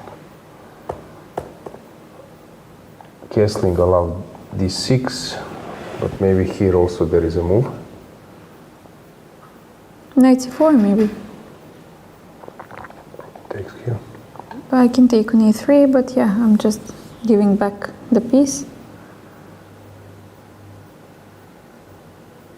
I was hoping that I might have some rook b2 intermezzo, but bishop b2 intermezzo, but of course it's not. I will have rook e8 here, so maybe queen a5. No? There is something wrong here. Bishop c3 probably. So I need to put my queen somewhere else. Yeah. I'm showing my process of thinking. This is typical. This is typical how I'm thinking. So I start with something, then I see what is the problem, and then I adjust. This is typical. Yeah, and this is actually very, very good. Instructive, huh? Instructive, yes. This was the word I was searching for. Didn't come to my I don't know, mind. is it instructive, but yeah, I'm trying to. Actually, the problem is that I don't know. I'm on my level, so it's 25, 60. I don't know what is on our dear viewers' level, so I don't know is this something they're familiar with or they're not familiar. So if I would have some bigger feedback, of course, I would then try to explain something. So this is like randomly. Okay, but the viewers also want to know how grandmasters think, so... Yeah, but as I said, I don't know what suitable. is a new info for them. This is the thing. Maybe I'm saying something and then they say, this ridiculous guy explaining something we all know. This is what we heard 1,000 times. Rule of two weaknesses or something like that. Okay, true, but also... So I don't know, so I'm trying to guess. I think that we have viewers of different calibers, so you cannot please everybody at the same time. But it is nice to show some ideas either way, so... Yeah, but anyway, thanks for questions, Tarkat, his question regarding psychology. Any other is more than welcome. Okay, so G5, F6, D6, everything played. Everything already on the board.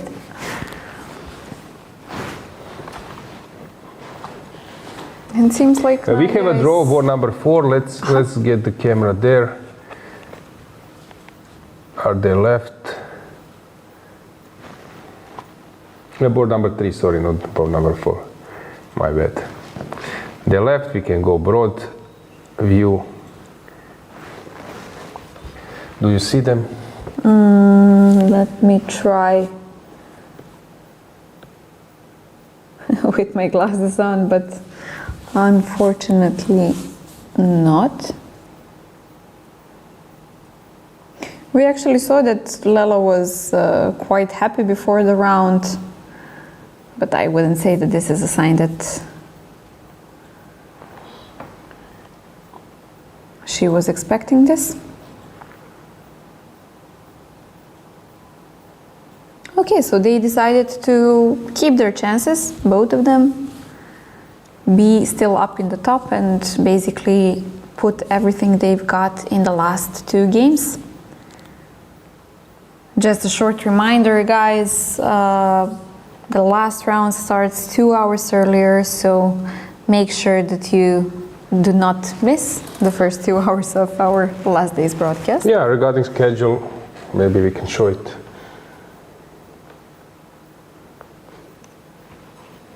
I also noticed in our bottom left that Nadia just made a move, but we can touch that a bit later.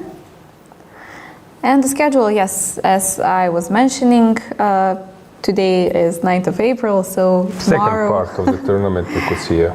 Yeah, basically tomorrow is the only round we have at the same time, 3 p.m. local time, and the last round on Friday will start 2 hours earlier, 1 p.m. So do not miss this opening choices of our leaders. And of course, last round is always the most interesting because everything is possible. So yeah, I believe we can go back. Yeah, let's get the board. Let's just briefly check what has happened. Ushenina versus Javakhishvili. We can, yeah, stay with the camera, board number 1.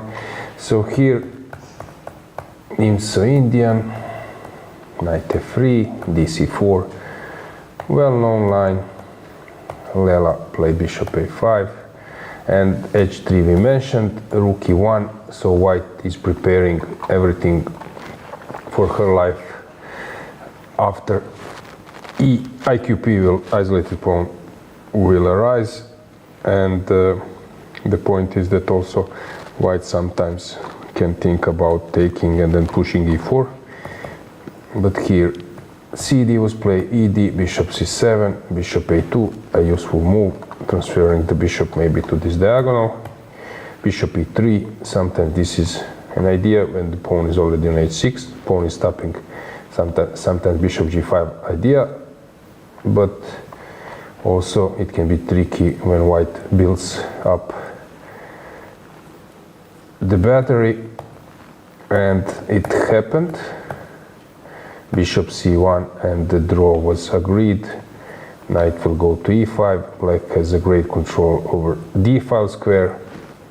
I like those positions with the white pieces, but I think that black is really having a good position. This is upgraded version of isolated pawn.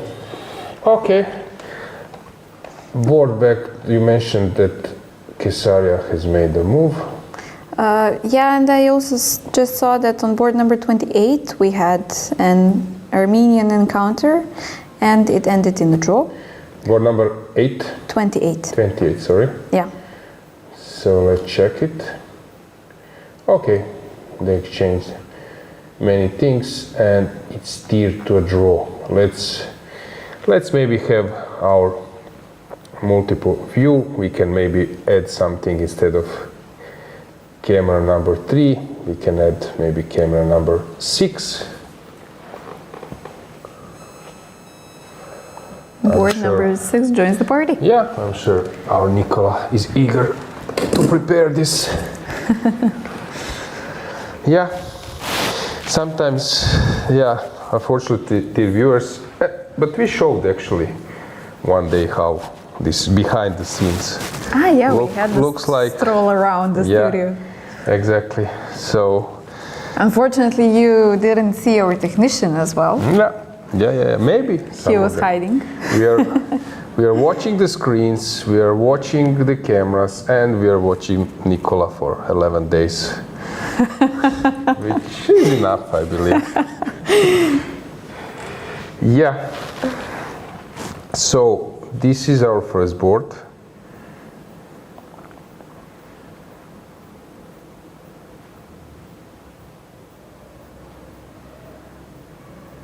Okay, dc5 was the last move.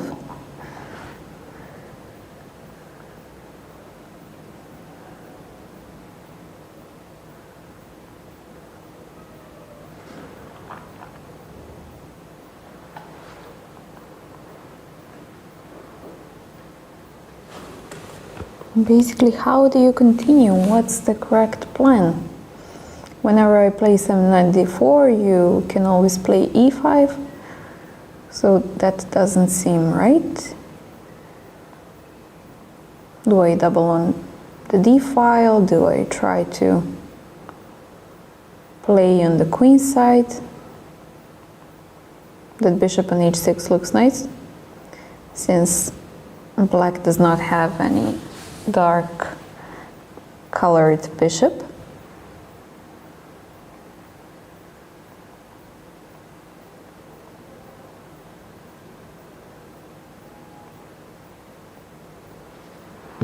Or is it possible that we maybe see some g4 h4 action? Would it be too crazy? No. No. It would be in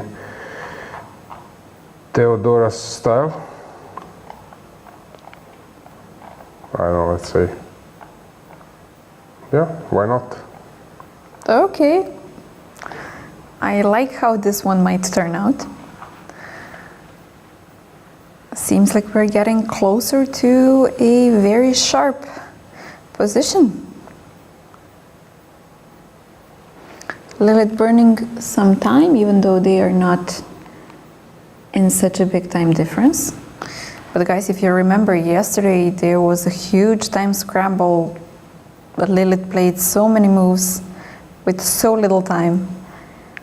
And we did see some hands shaking in the time scramble, which is completely normal, yeah?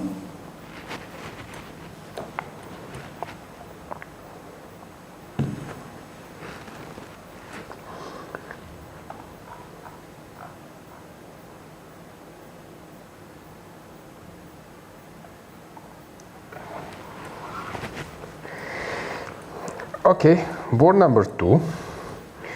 We have a mess. So G file was opened.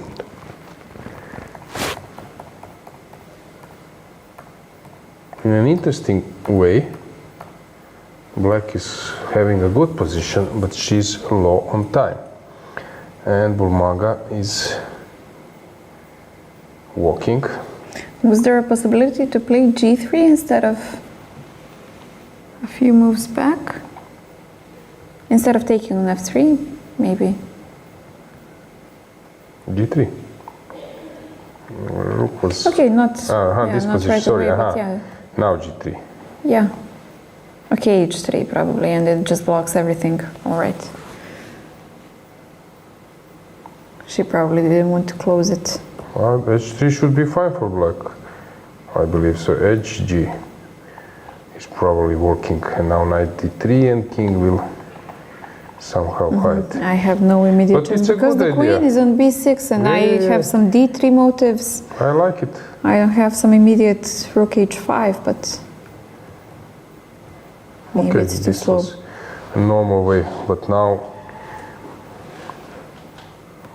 Okay, white will double, and if black parries with g6, then knight takes g6, decides.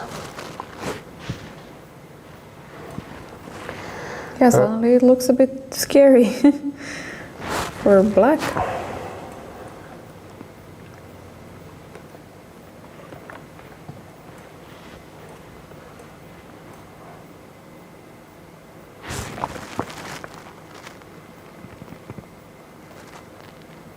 Queen c7.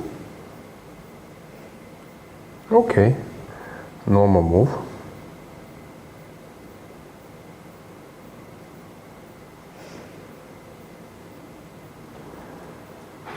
Maybe some knight h5 to try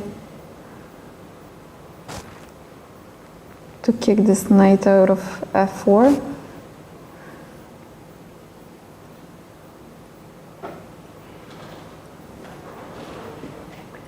Knight h5. Not for white, I wanted to play it For with black. So let's say rook g2. This move. Okay, possible.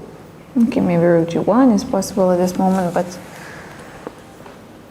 I believe now that rook f5 is the idea, and f3 is hanging, so maybe I should go rook g3. But anyway, this rook f5 maybe is an issue for queen c7. A nice move. Queen was not doing much on b6 any longer, so she retreats it to c7. I was trying to target h2, but Okay, it's well protected, but In the meantime, Maltsev seems to be doing very well versus Batsiashvili.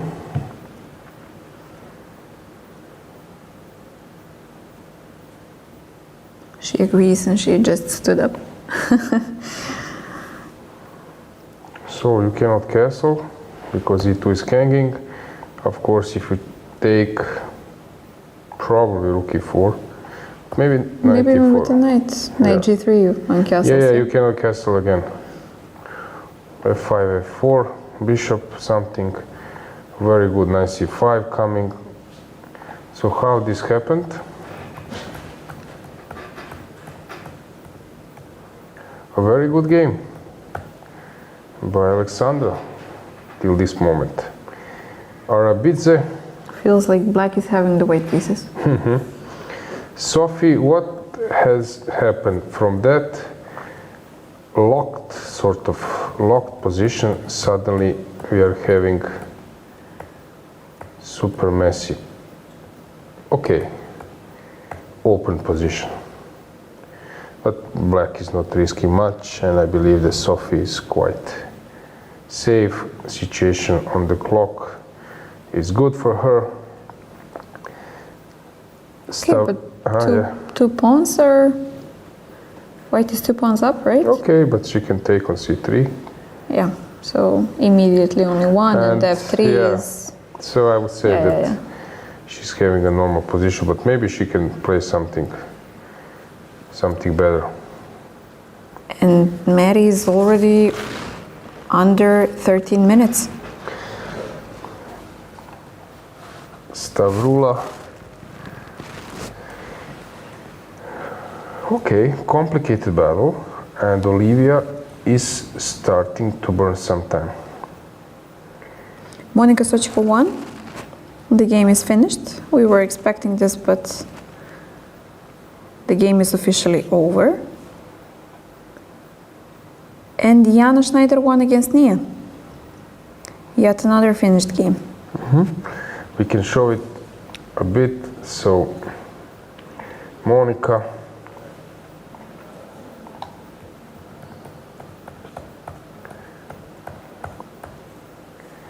Okay, a piece up. And Nia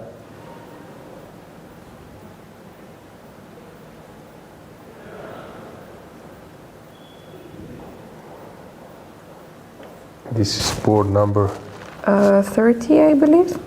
Yep. yes.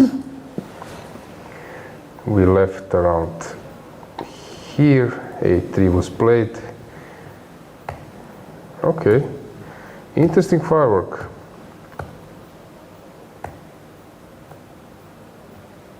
Everything is hanging on the board. Yeah. But it's obvious that white is having a pull.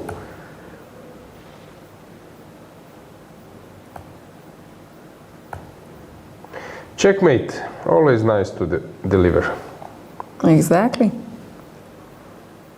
And Ekaterina Talik also seems to be struggling.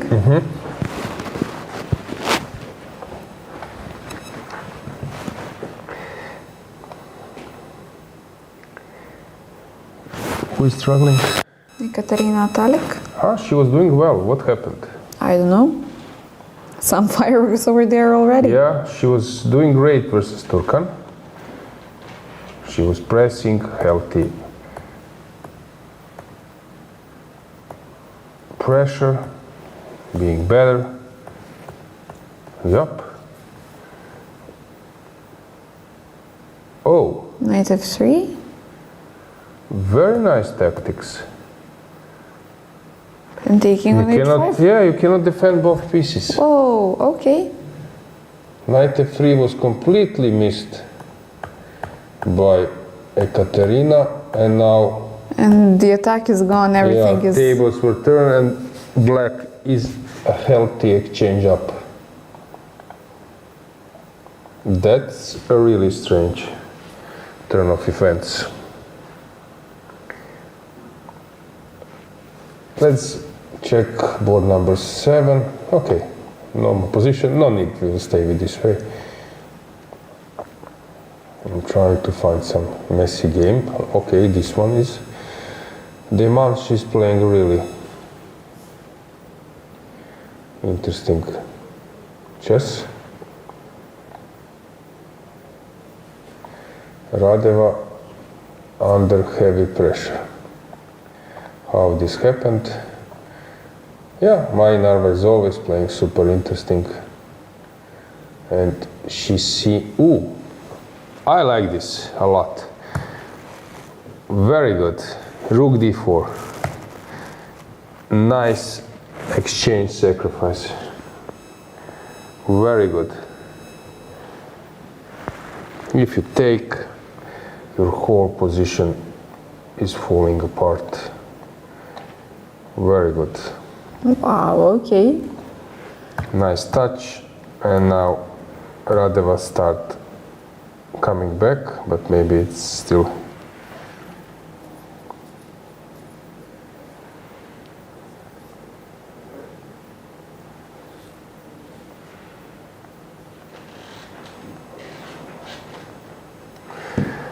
okay.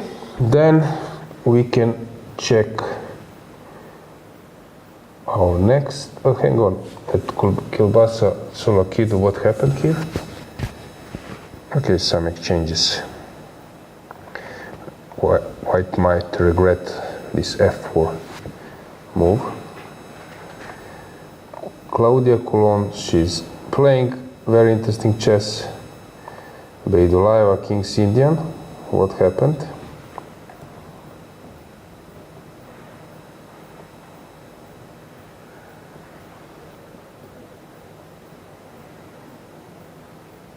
Some messy chess there, long time.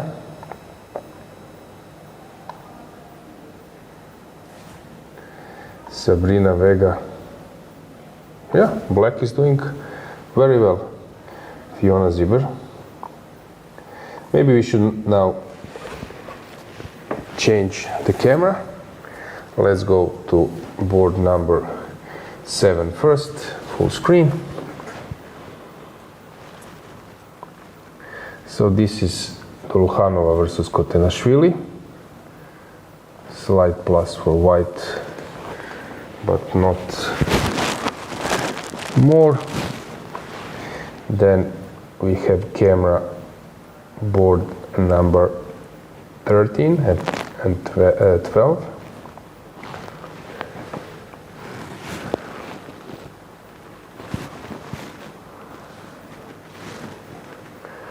So here, just to show you the board, Beidulayeva Krasteva is this King's Indian. Looks very sharp. And Sabrina versus Ziber.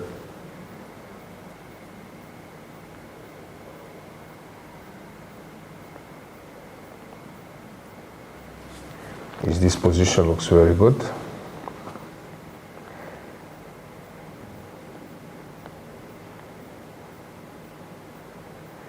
Then we have camera on board number 16, 17.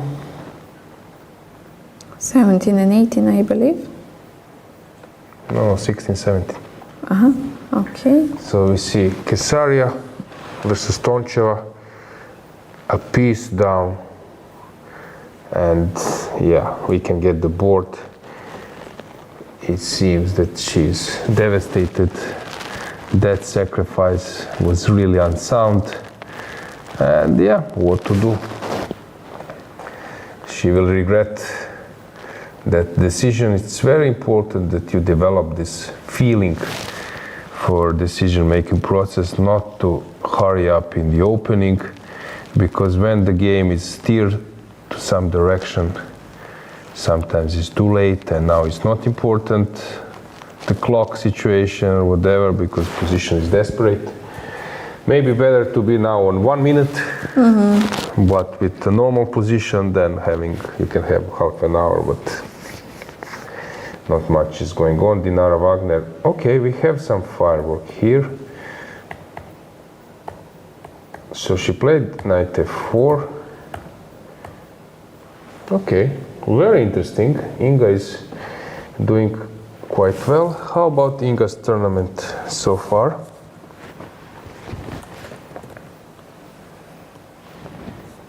Well, okay, she's not having the best tournament, honestly. But in the last 3 rounds, she managed to get 2.5 out of 3. Draw against Bodana and 2 wins. Yesterday, she won against Zagorec Lara. We were following Lara for some games, but yeah, in the first round, for example, she lost to Cosmo Maria. I know that we mentioned this girl's name quite a few times. She's from Greece. She's 18 years old, I guess, having a very good tournament, plus 60. Okay. But yeah, Inga didn't really have a great tournament, which doesn't mean that she won't come back.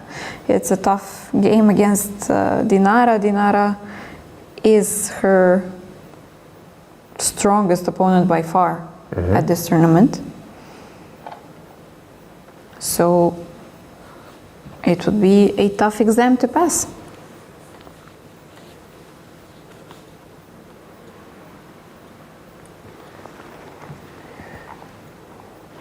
So here, very complicated position.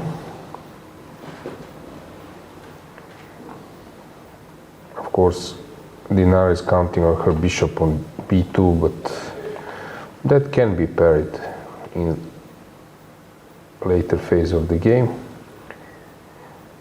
Sandu, Atalik versus Mameđarov we already mentioned. Sandu versus Brunello.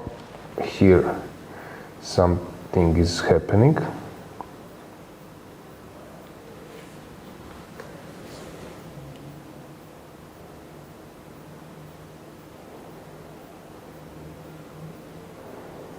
Yet another very sharp position.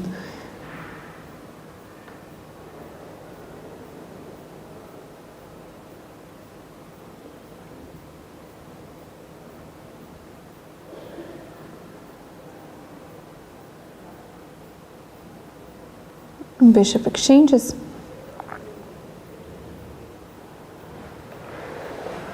Okay, so she will take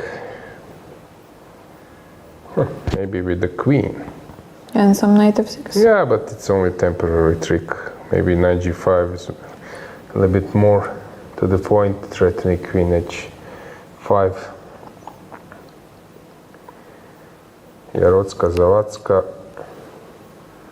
Black seems to be doing great. We have a draw in Antolak versus Karashoni. Let's get the camera from our board number 24 and 23. 24, 25, I believe that we have that board. This is Žerebcova unuk.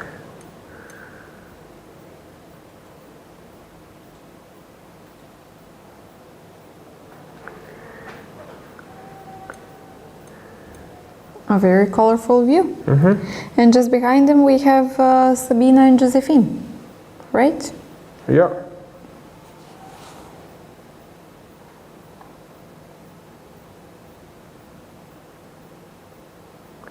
So this is a really complicated game. Let's get the board.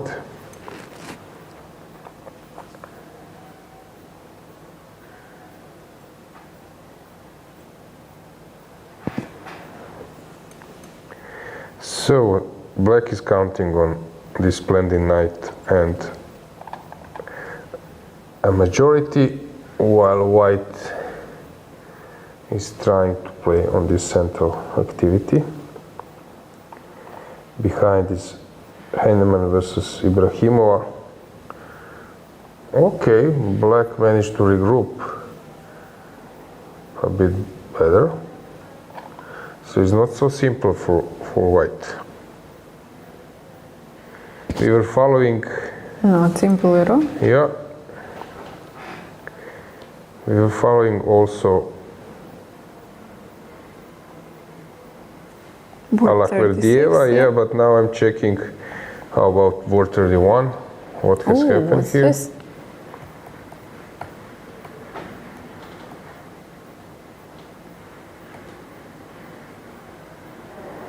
This way the queens got exchanged. She wanted to jump to f5. And in the end she did. Yeah, she's counting on knight d6, but knight d4 just wins for Ulvia. So I believe that this is just a winning position for her.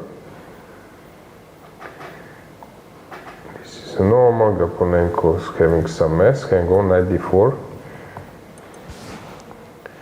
Some tactics maybe already.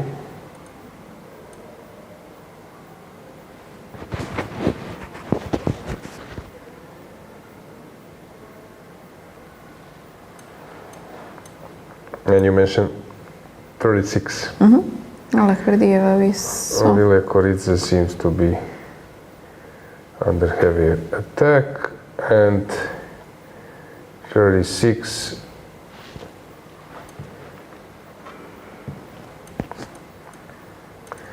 Still no h3. Or g3. Or anything. Okay, so yeah, queen c6 came and knight e3, and now probably she's considering. Maybe she's counting on this kind of stuff at some stage. Puzzle rush tactics. Yeah. Okay, she can of course take on a3 first, and then play with those things. And g3 maybe later, as you mentioned. It looks really horrible. Completely dominating for black. Okay, so we had a stroll. Let's go to our multiple view. Let's go to our main boards. Injac played your move, g4. Nice one.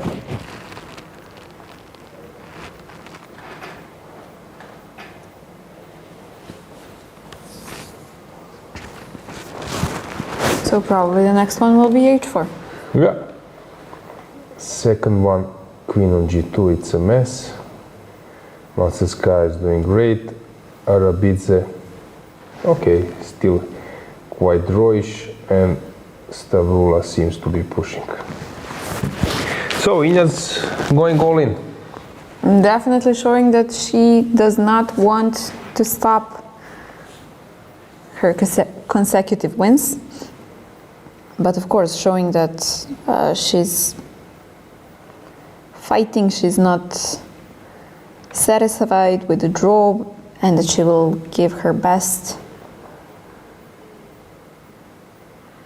to make complications, to attack, to go for the full point.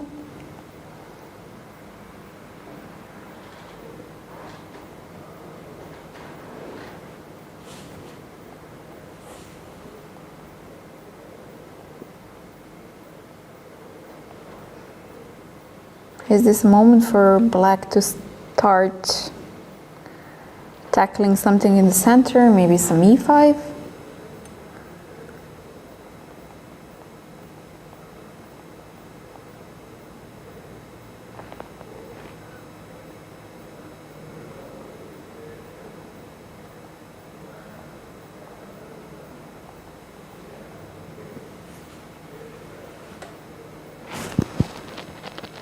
Or is rook d8 maybe more up to the point? But somehow, once those pawns start rolling at the king side, you want to have some immediate reaction available.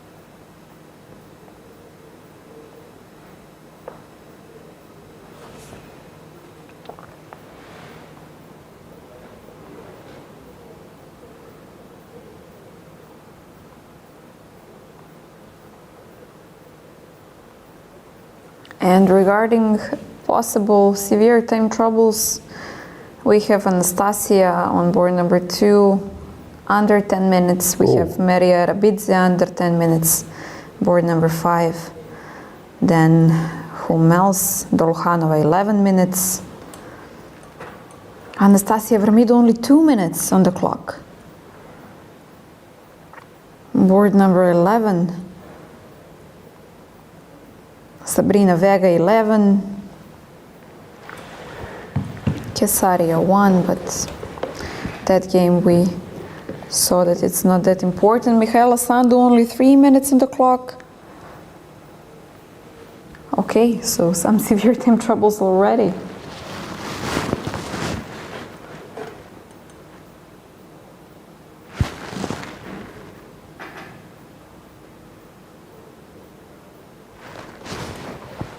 It's interesting that we really don't have many draws. Only like round starts and we have like maybe 1 or 2 draws after 1 hour. So it's really fighting. I believe that the level is so hard. I don't know about the statistics, how many decisive games we have, for example, per round, but it's really great.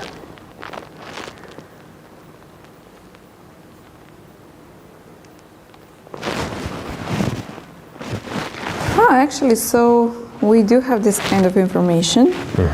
And let's say all in all games so far, White got 211 wins, Black got 172 wins, which means that White pieces are more favorable in this event, of course, but no,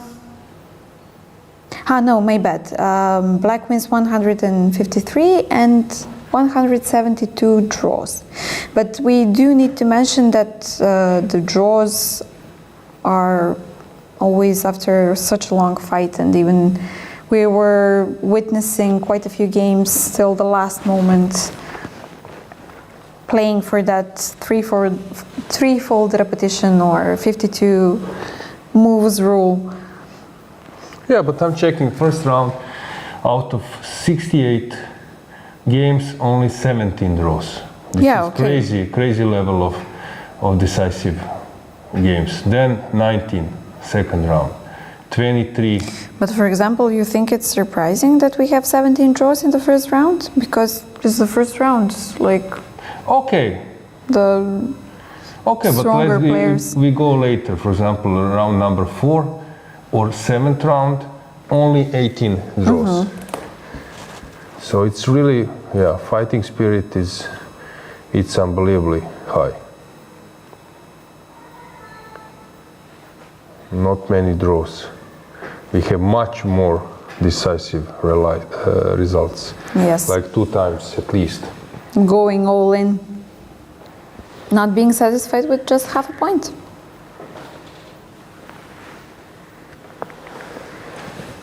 Okay, I believe that we can maybe make a 5-10 minutes break and then we will follow the games till the end, because now players are thinking a little bit more and not much is happening.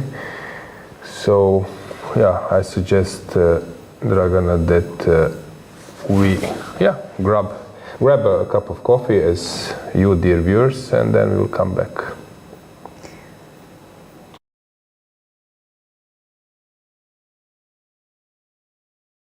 Chess moves.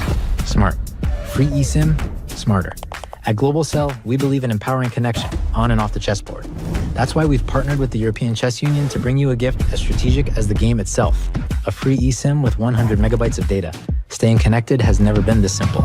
Just scan the QR code, install your eSIM, and enjoy seamless global connectivity. Global Cell supports over 190 countries. Global Cell and the European Chess Union, a checkmate for connectivity.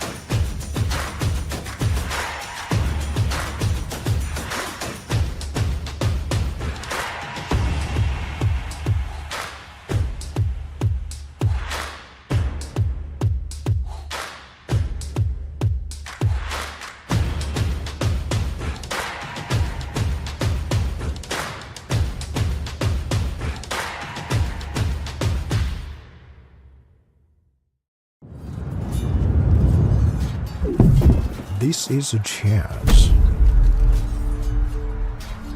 This is a war. Everyone wants to be a winner. But the path to victory is lonely. Chess Robot, the smartest, most advanced AI chess robot. It turns chess into an exciting game of progression. Mastering 25 levels will transform you from a beginner to a grandmaster. Not into level ups, challenge the AI instead. Set the difficulty, make it breaks or push it beyond your limits. It's incredibly smart, just like a max-level human. Equipped with a camera like an eye, Chess Robot combines advanced algorithms to capture every change on the chessboard and accurately pick up pieces with its robotic arm. Access the Planet Alliance function to connect and play chess online with friends from all over the world. Here you will find players of all skill levels. Flip the board and play as white. You can't wait to get started.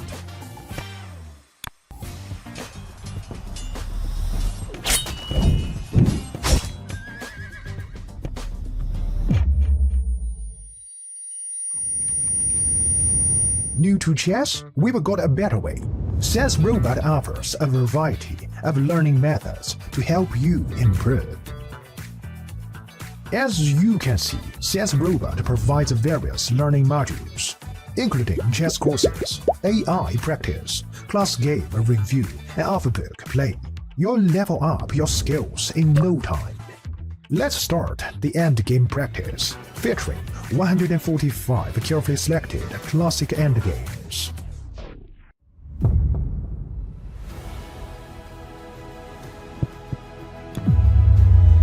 Now you have a greater chance to become a winner.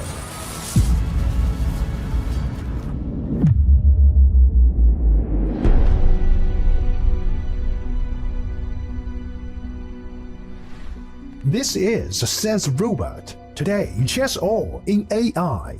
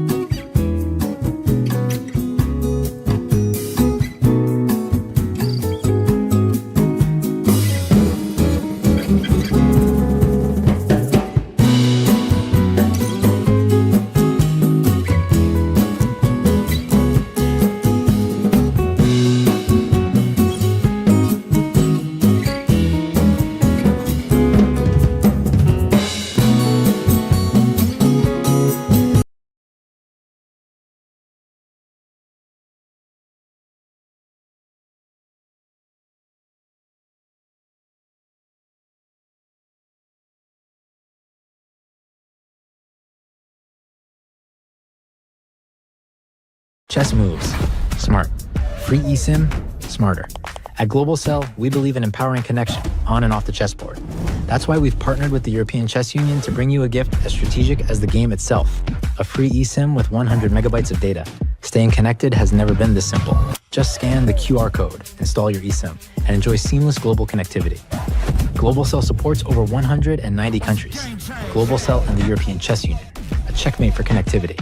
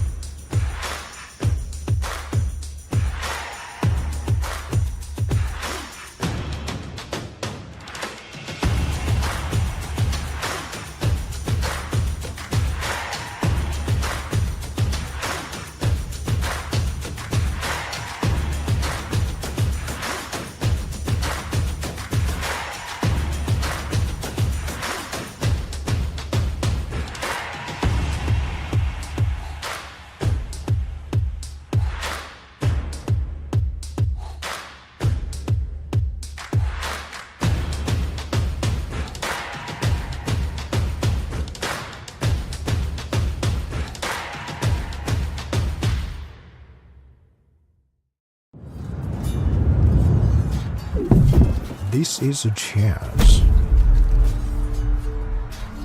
This is a war.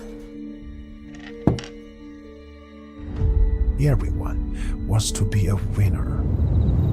But the path to victory is lonely. Chess Robot, the smartest, most advanced AI chess robot. It turns chess into an exciting game of progression. Mastering 25 levels will transform you from a beginner to a grandmaster. Not into level ups, challenge the AI instead. Set the difficulty, make it a breeze, or push it beyond your limits. He's incredibly smart, just like a max-level human. Equipped with a camera like an eye, Chess Robot combines advanced algorithms to capture every change on the chessboard and accurately pick up pieces with its robotic arm. Access the Planet Alliance function to connect and play chess online with friends from all over the world. Here you will find players of all skill levels. Flip the board and play as white. You can't wait to get started.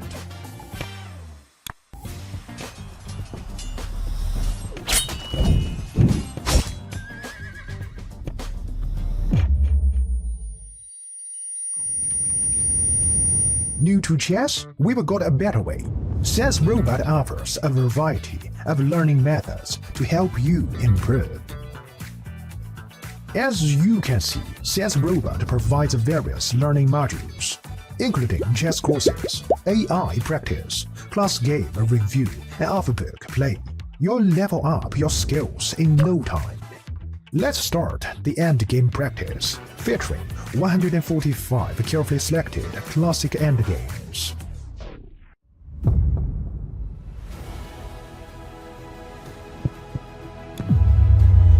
Now you have a greater chance to become a winner.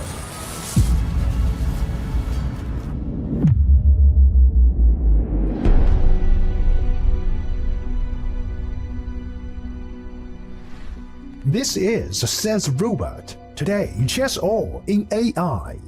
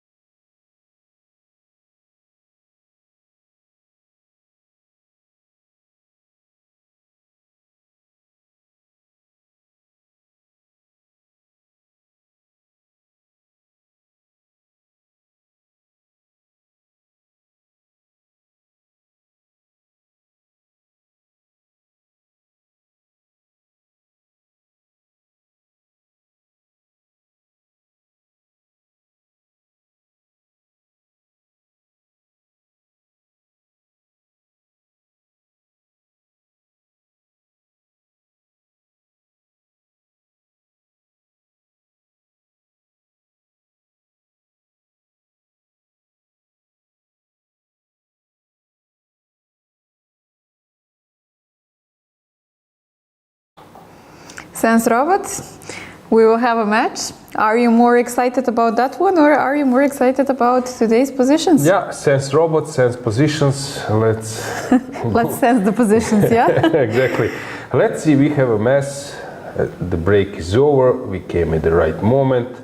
Let's have our multiple view, because now many things will start to happen.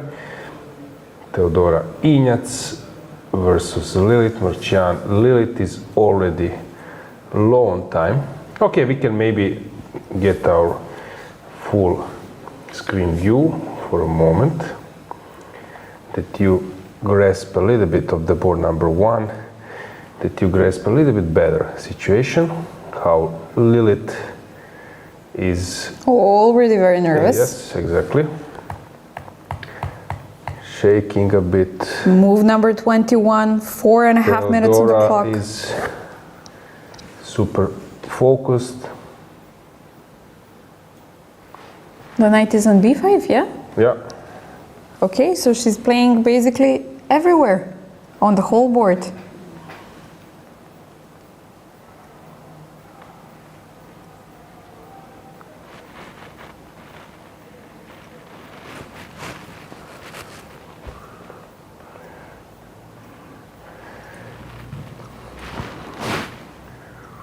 Yeah, g4 was important way of kicking the knight. It reminds me of this, how they call this Nordic variation, e4, g6, d4, knight f6. That was there was a famous game, Adams versus Carson. It was in Khanty-Mansiysk, 2009 Olympiad. 2010. 2010, you're right. It was my first Olympiad, so I would know. 2010, yeah. And 2009 was European Championship. Exactly. I played both. Yeah, right. Knight d6. Okay. Teodora making some problems in her opponent's camp. Rook f8. Probably no other possibility. But Lilith is not blitzing this out. Okay, Lilith is counting on knight e5 at some stage. Let's just briefly go through our camera games. So board number 2. Here we have a mess. Let's go full screen one by one. With the board. So this is a mess. We can move on to board number 4. Batsiashvili seems to be doing great, but she's low on time. Then board number 5. Still looks drawish. Then we have board number 6. Stavroula seems to be doing well. Board number 7. Maybe slight plus for white, but not easy to say. Then we have our next camera. Sabrina Vega versus Ziber, and Vejdulayeva versus Krsteva. Unclear positions in both games. And we have Dinara Wagner, also super sharp. Now this diagonal looks like decisive one. Marina Brunella won the game, by the way. And we have another camera. It's Unuk, yeah, Jerebtsova versus Unuk. Big mess. And behind them is Eneman versus Ibrahimova.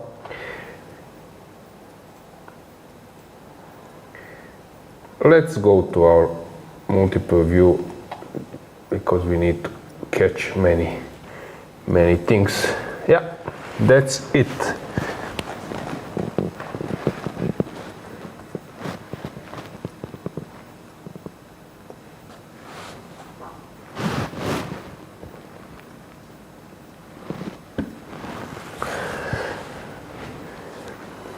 So, Teodora Injac is on fire. She's calculating now how to move on. Bulmaga versus Kirtadze. It's a really messy game. Kirtadze is super long time. Same as Merchan. Here, Kirtadze is on 4 minutes.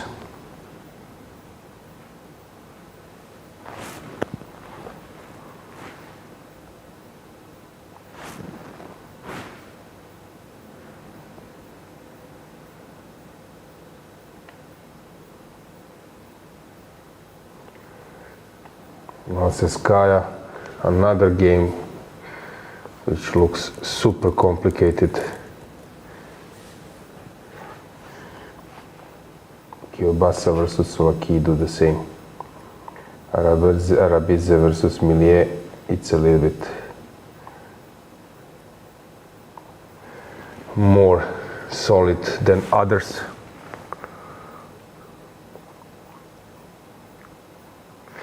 We have a move. Teodora played after rook f8. She's made a move. I don't see it yet.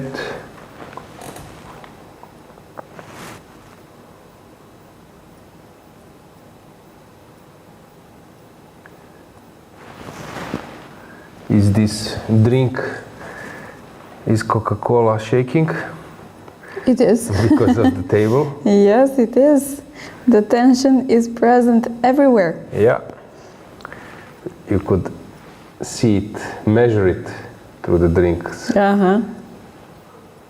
Okay, but did Teodora make a move? I think it's still her move, yeah? Queen e2, was it?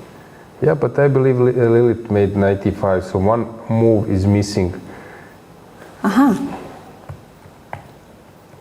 And we don't have it. So maybe we should go full screen to board number 1.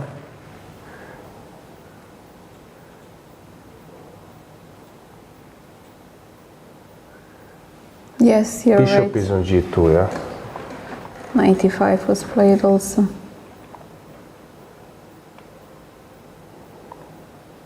Also, I believe the Stavroula has made the move. So let's just briefly check. So let's go one by one to check the position. So this is board number 1. We don't have the move yet. Let's go to board number 2.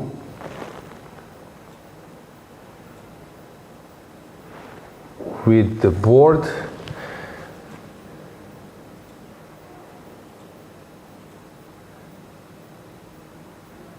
is that correct position? It seems so. The rook is on d6, yes. Yeah, let's go to board No number more extras. 4.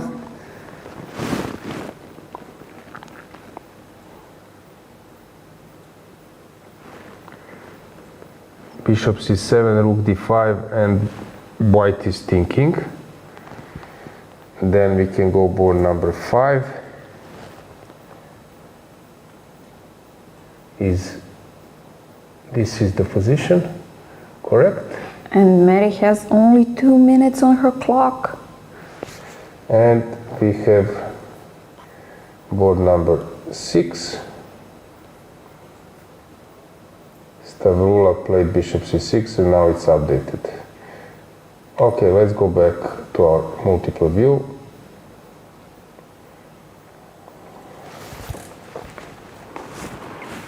Time trouble. So how many moves? Lilith needs to make 16 more moves. Kirtadze needs to make 12 or 11. Alojzije, 17 more moves. This will be very Severe tough. time trouble, yeah? Arabidze, 13 moves, being 2 minutes on the clock. Kielbasa versus Stavroula, 15 more moves. So, fire on boards everywhere. Okay, in the meantime, we have some games closer to final results. Ekaterina Atalik seems to be losing. Yeah, I guess we will check it later once the time trouble goes by.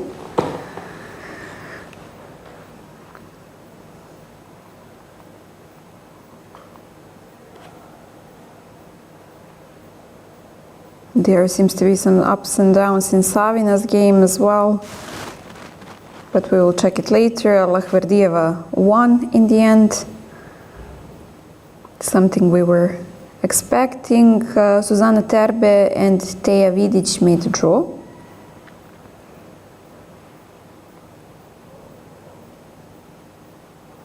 Irina Chelushkina also won. So this is some update.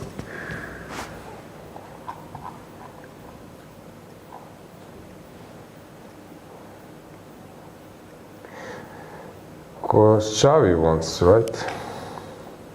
Versus Koridze. You mentioned this, I believe, or Patalieva is still playing. Don't get it how she didn't stay with the piece up. Aha, it was not so clear.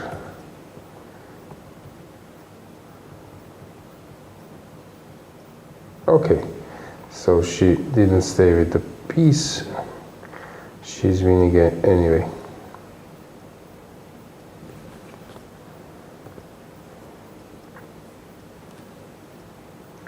Zhukova seems to be winning.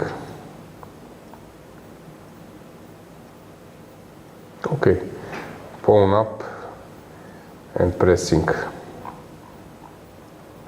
Injac Lilith is super low on time. 1 minute. B6 played, trying to disturb the knight on d6, but Teodora doesn't have to react, I guess, to this. Does it give her enough time to play some h4? Queen e2 now protects the g4 pawn.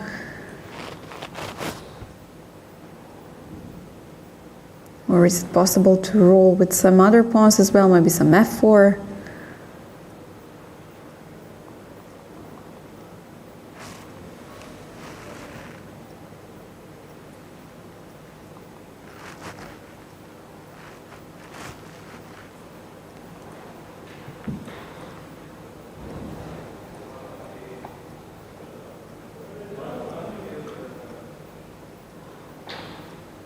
Bulmaga played bishop c1, queen, rook g6, knight g3, queen d7 was played.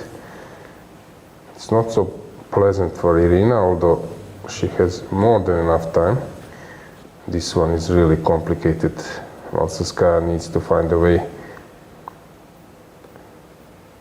I believe that Arabidze, this game will be drawn. Exchange the queens, yeah, so now it's not such a big deal that she's very low on time, I guess.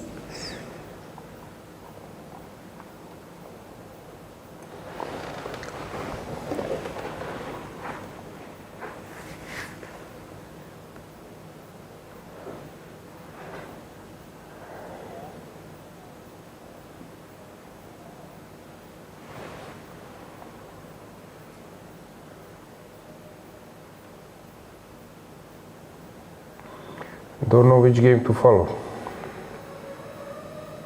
Maybe we can take a look on board number 2. Yeah, this is now. c4 was played, nice tactics. But still, it doesn't mean much. The game is super complicated. Teodora is thinking, b6 was played. Of course she can go f4, and she's thinking about it, and I believe that she will play it. This way you're keeping the initiative.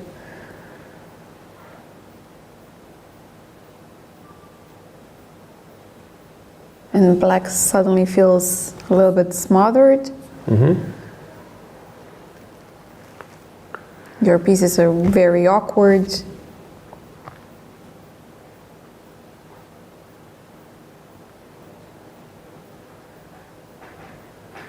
Okay, f4, probably some knight f7 will come, right?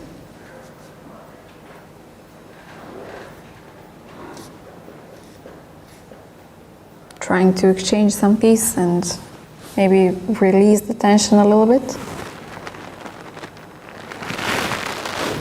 Yeah.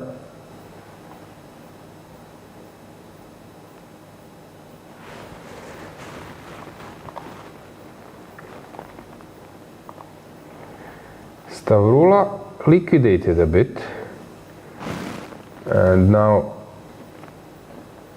it looks that this should steer to a draw. I believe same will happen in this game, but of course white is a pawn up. Okay, Meri can press a bit. Malsevskaya.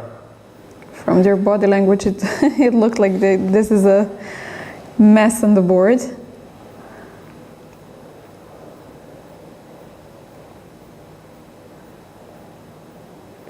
Teodora is spending some time.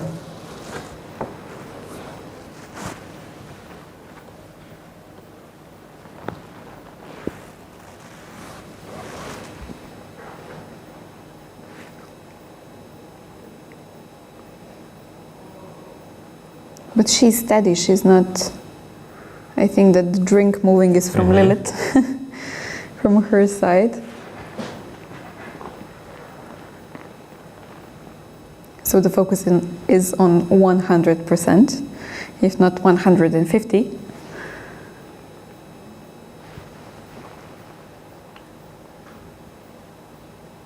But about this game,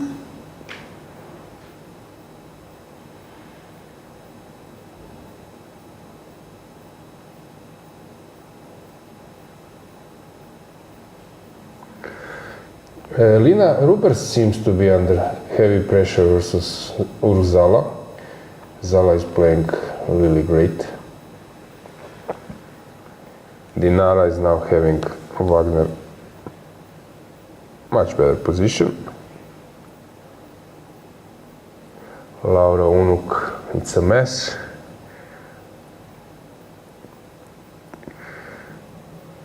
Versus Zhereptsova. Krasteva seems to be better versus Beidulaeva. Claudia Coulon is 2 pawns up. Radeva is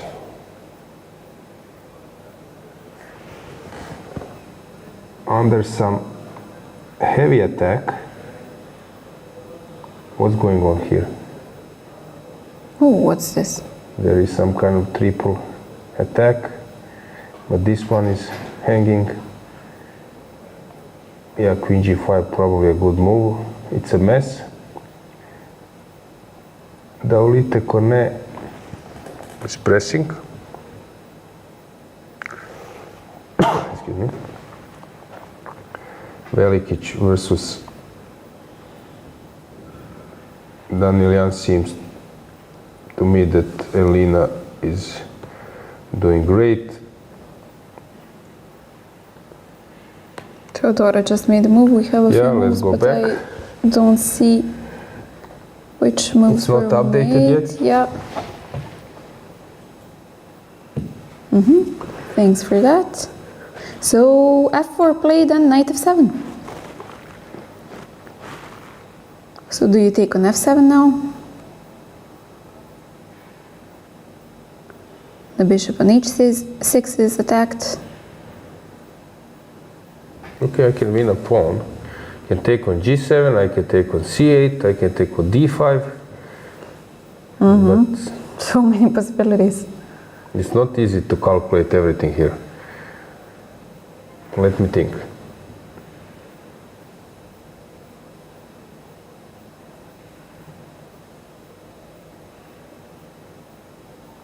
And she's going for bishop g7.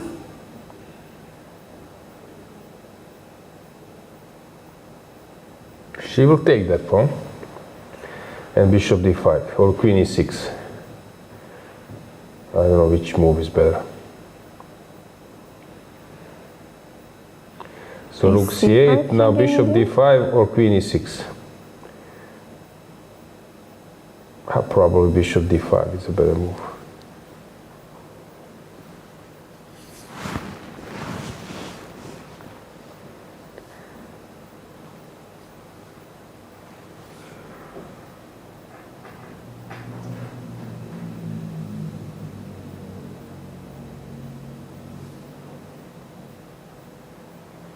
Bishop b5 or queen e6.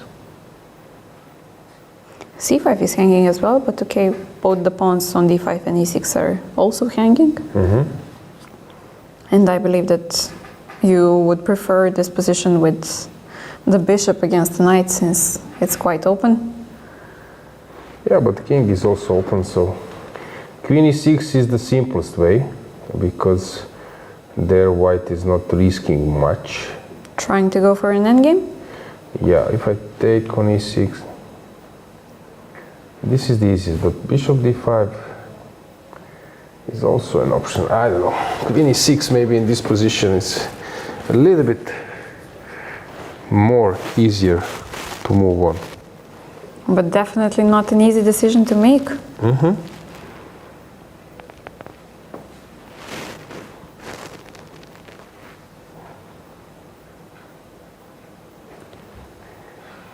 Is queen e6 coming? At the same time, Kirtaze seems to went wrong. Let me see. Now white has improved her position considerably. Martevskaya is doing fine. Meri looks like a draw.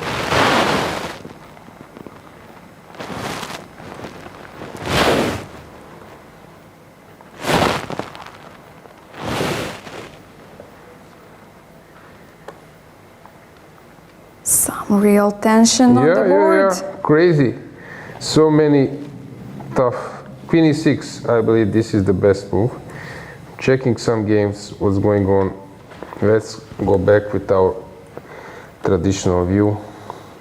We need to cover so many things. Queen e6 just played.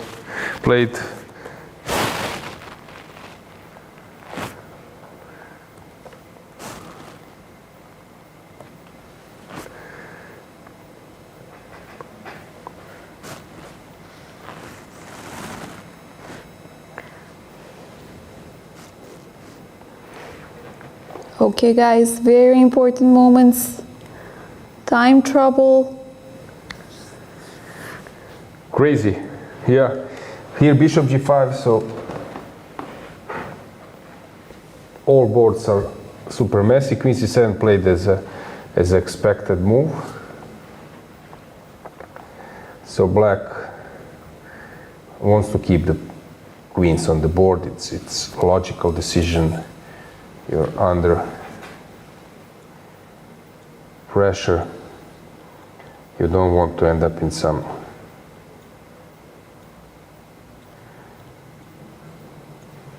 bad endgame, so that's why she's keeping the queens on the board.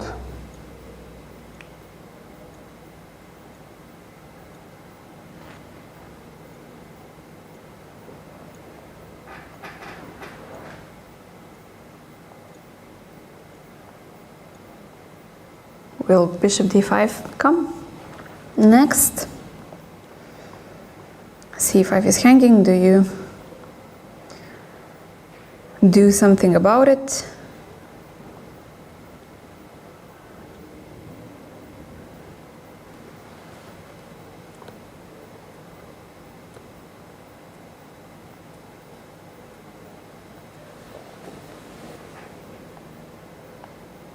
Taking on b6 doesn't feel right. Bishop d5 maybe the simplest. How many moves they need to make? 12 moves. 12 moves in this very complicated position. Anything can happen basically. Is g5 the move? G5? I believe. Yeah. Okay. I thought she played it, but it was actually No, you. that's actually my suggestion. I would go for it. Yeah, attacking on f6, opening everything up. Will And she go for G5 it? if I take queen f4. Oh, then I take on f6. But no, yeah, I can take on f6. Take. And take on d5 or just take on b6 first? No, d5 is fine. If you take, I can even push b5, b5, but maybe some rook f1 is also a good move. No need for that. b5, I believe. So, will she play this g5?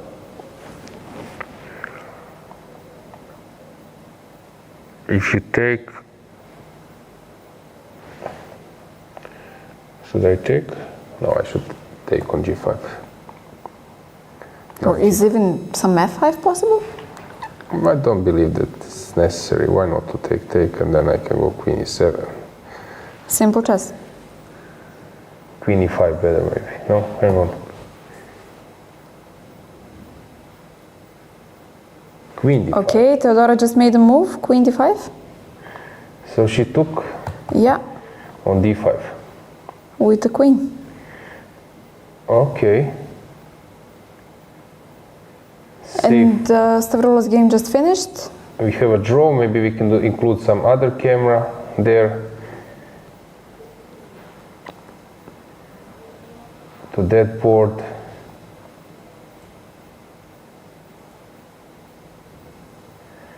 For example, our last camera. So it's a draw. Let's go back. PC plate.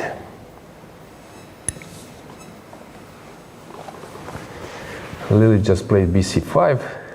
Probably some b5 now, right? Or maybe you don't even need to react. Okay, I can take, maybe. Okay, taking is an option. Okay, we have Dragana and Khotenashvili in our bottom right corner now. I believe that g5 is no longer an option. f4 is hanging as well.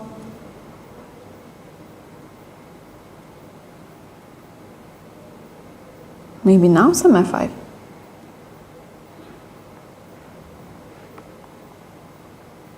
But I can take on b4 and some queen b6 might come. So I guess that you need to be careful about that as well.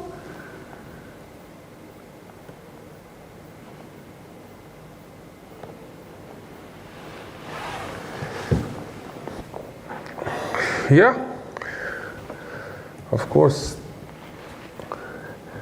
bc5 has something happen in other boards, Bulmaga. Yeah, I think that Irina is quite happy. She can say obrigado, thank you. Board number 4 looks tense. Anastasia gave her a chance.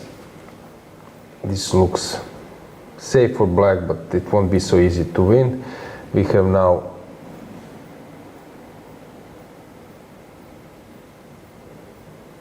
another camera added. Yep. Dolukhanova, she's really long time. Play just b3. Bella Khotenashvili is thinking, but here this one is getting super exciting. 12 more moves. And everything is at stake.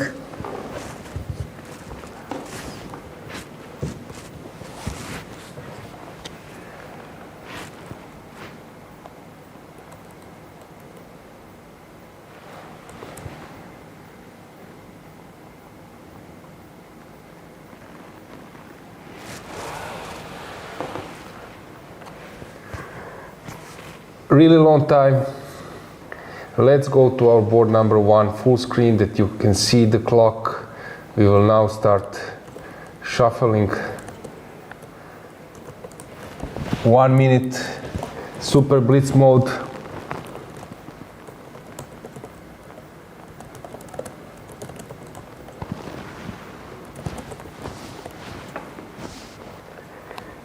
Lilith, she looks like experienced blitz player. At the same time, let's go with the camera to board number 2. We'll switch a little bit. Maybe we have two cameras option.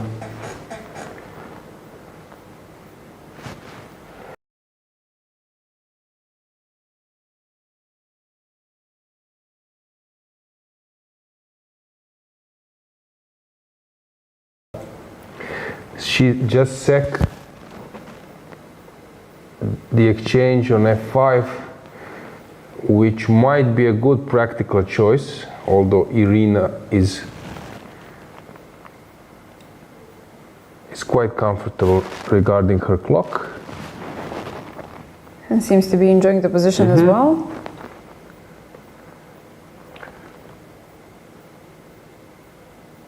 So many complicated games.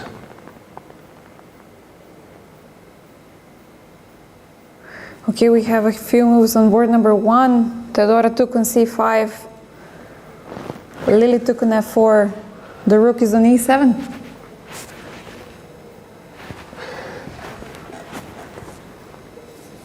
We will switch between those two boards from time to time that you see it a little bit better.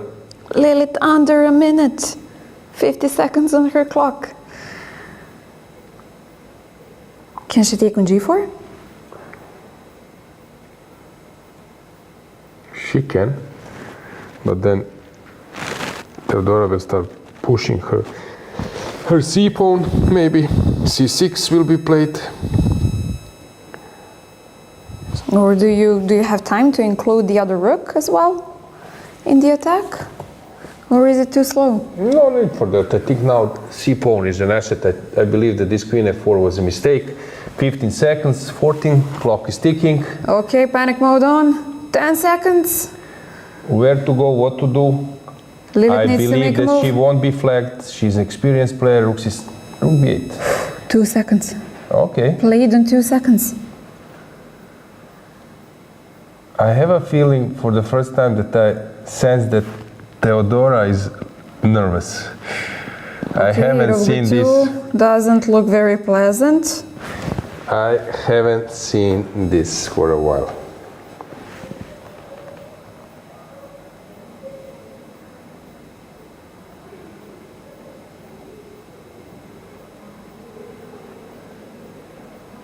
You might just be right.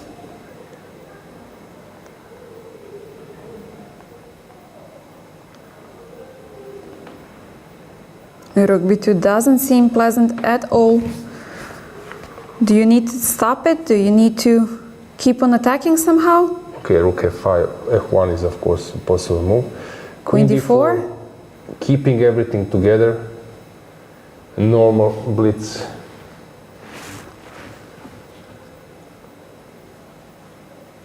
Mode move. Not allowing black any At the sudden same time, chances. Irina Bulmaga it seems to be winning. Other games are super complicated. They are low on time everywhere. Time trouble is really on.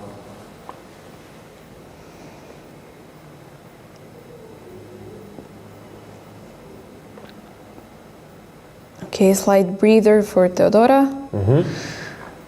Queen is on g5. But still no time to relax. Not at Teodora all. now on 20 seconds. Rook will come to 10 e1 seconds. or rook e1, or what do you do? Teodora needs to make a move. Needs to make it fast. f1. Now it's Lily's turn.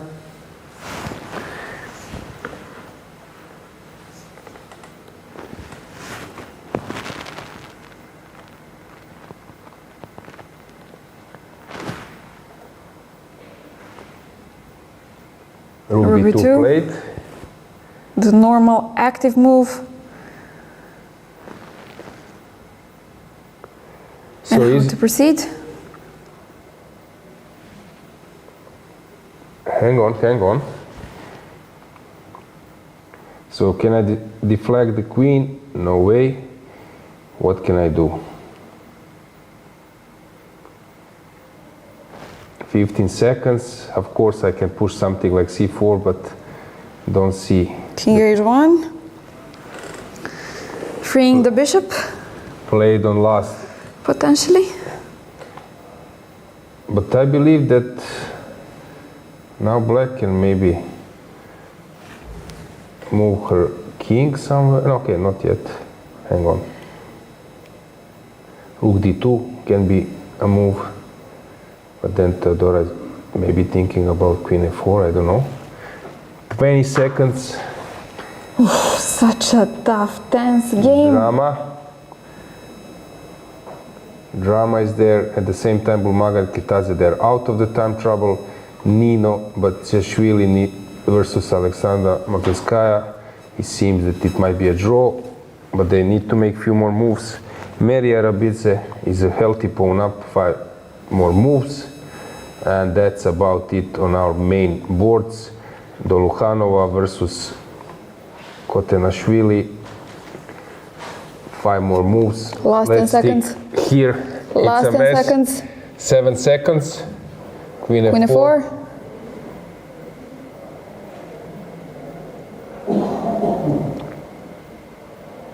Queen c5 doesn't work because rook f7. So what do? You exchange and maybe some rook c8 or rook b8 to double the rooks. Do you exchange the queens and play, or you can, and rook b8. I don't see anything better. But then g5, okay. I feel like I'm going to have a heart attack. So queen takes cannot... 5 seconds, 4. Quick, flagged? No, last second. No, on last second. Oh my God. They will give me a heart attack. Yeah, we will check it later. So rook b8. Last second, I was thinking that this will end up. Roller coasters. Hang on, now bishop d5 should just win the game. Yeah, I believe. Exchange everything and Bishop c6, d5. Yeah, bishop d5 and then g5, c4, c6. Bishop d5 should be a safe winning safe move. option, yeah? Yeah.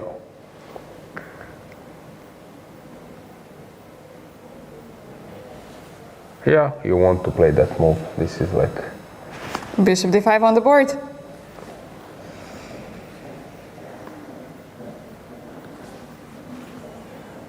Pavlov reflex, bishop d5.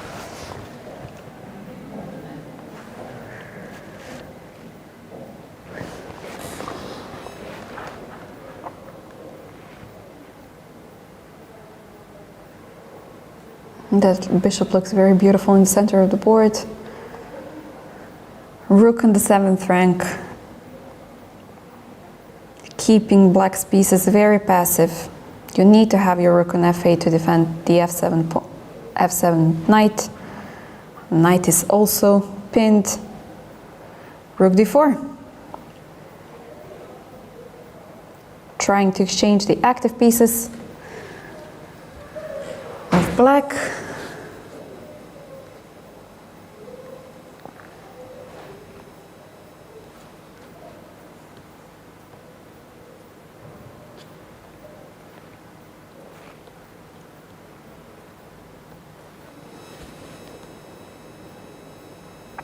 Two more moves for white and 3 more moves for black.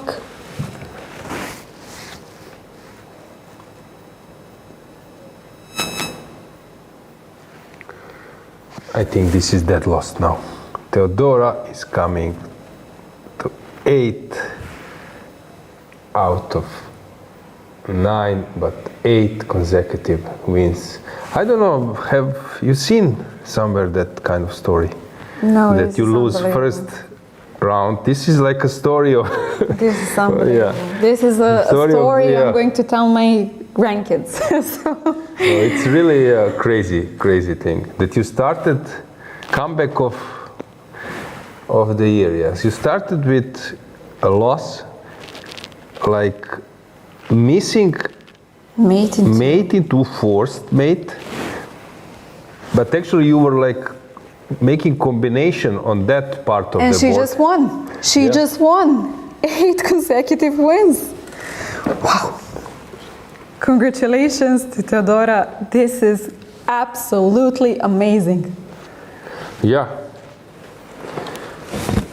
Great stuff. 8 out of 9. Hollywood story.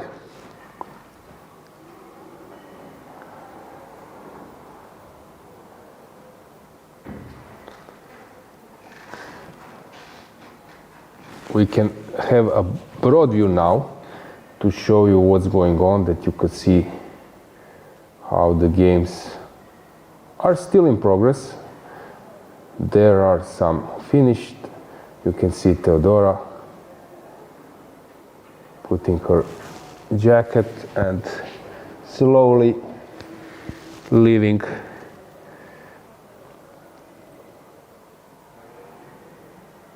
the hall. Let's go to board number 2. Let's get the camera there together with the board to show you just what has happened.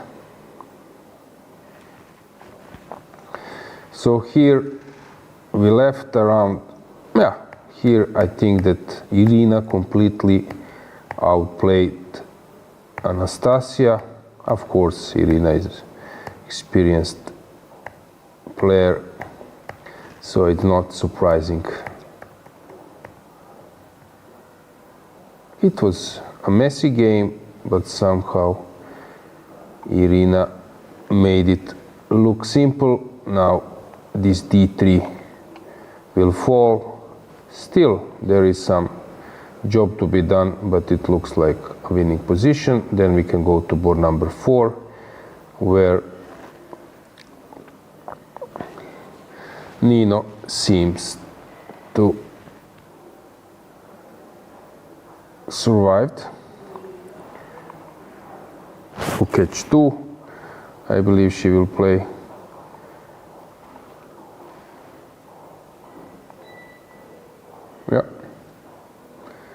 looks drawish, and then we can go board number 5.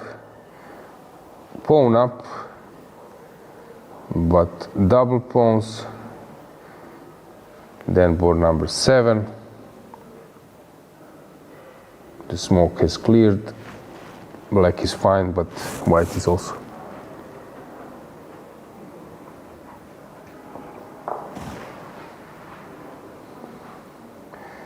Board number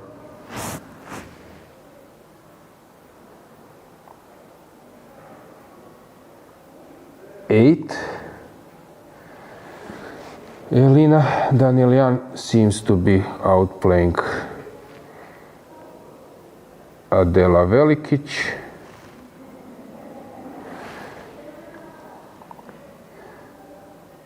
Same goes here for Dalite Cornet. I think board number 11 and 10, we have them on the camera.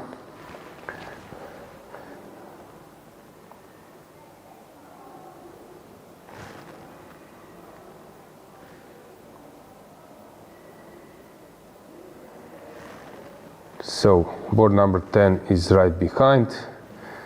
My Narva is pressing, crazy position, but 2 rooks, probably enough resources. And here we can get the board back. Claudia Coulon versus Anastasia Avramidou. 2 pawns down, but some technical issues to solve. Then we can go back to our previous camera where we had board number 12 and board number 13.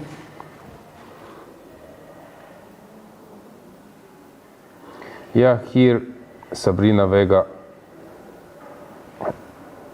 will probably end up in a draw, and Bedulaeva versus Krsteva, what's going on here? Black is not in danger, of course, but maybe it's not simple to make a breakthrough. White is thinking. Zala versus Rubers. We don't have them on the camera, I believe. We can stay here for a moment. What a game. This is a big mess, and I'm not sure who is better. Savina is pressing versus Georgian. Dinara Wagner we had on the camera. Let's go there. Board number 17.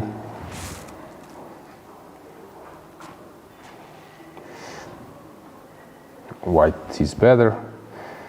Ekaterina Atalik lost the game. That blunder was painful. She got crashed after it.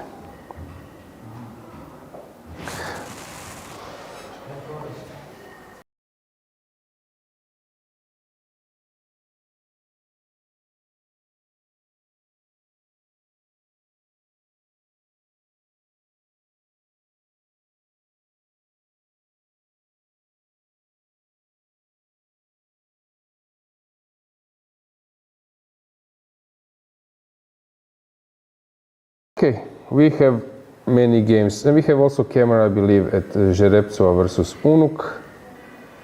Let's check that. Camera number 24. Josephine Heinemann made the draw versus Sabina Ibrahimova. Let's check how Zhereptsova is doing versus Laura Unuk. It seems that Laura is lost. Okay, let's have a break and then we will have a guest, I believe.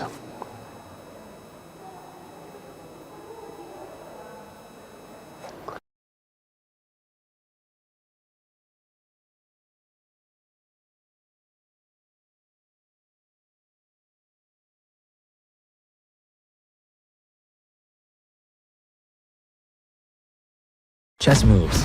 Smart. Free eSIM. Smarter. At Global Cell, we believe in empowering connection on and off the chessboard. That's why we've partnered with the European Chess Union to bring you a gift as strategic as the game itself. A free eSIM with 100 megabytes of data. Staying connected has never been this simple. Just scan the QR code, install your eSIM, and enjoy seamless global connectivity. Global Cell supports over 190 countries. Global Cell and the European Chess Union. A checkmate for connectivity.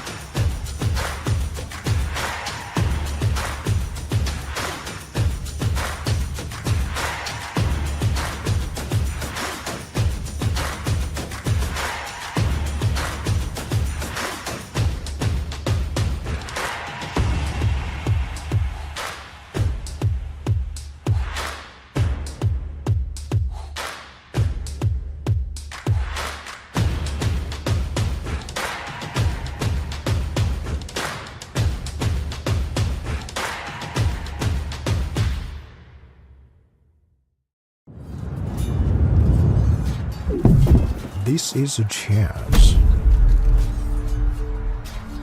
This is a war. Everyone wants to be a winner. But the path to victory is lonely. Chess Robot, the smartest, most advanced AI chess robot. It turns chess into an exciting game of progression. Mastering 25 levels will transform you from a beginner to a grandmaster. Not into level ups, challenge the AI instead. Set the difficulty, make it a breeze, or push it beyond your limits. He's incredibly smart, just like a max-level human. Equipped with a camera like an eye, Chess Robot combines advanced algorithms to capture every change on the chessboard and accurately pick up pieces with its robotic arm. Access the Planet Alliance function to connect and play chess online with friends from all over the world. Here you will find players of all skill levels. Flip the board and play as white. You can't wait to get started.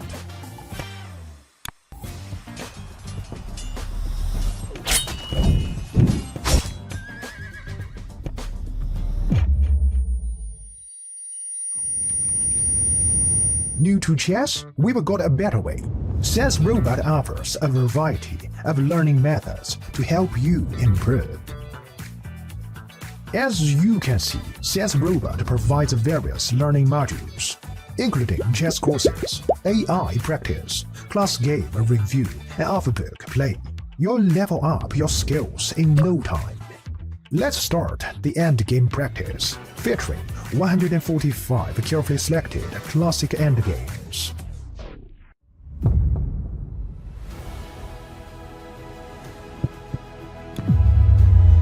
Now you have a greater chance to become a winner.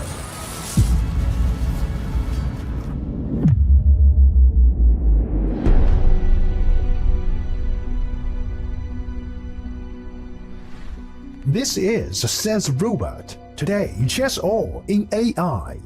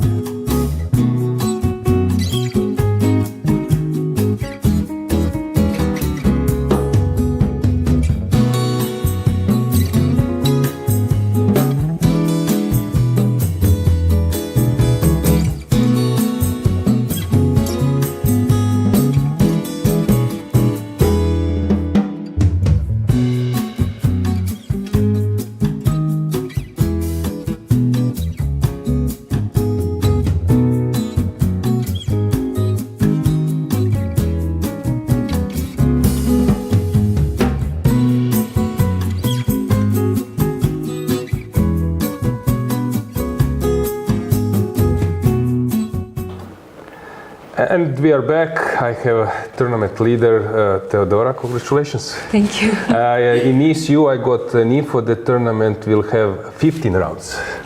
No, I'm joking. You're just winning one by one, so it's a spectacular streak.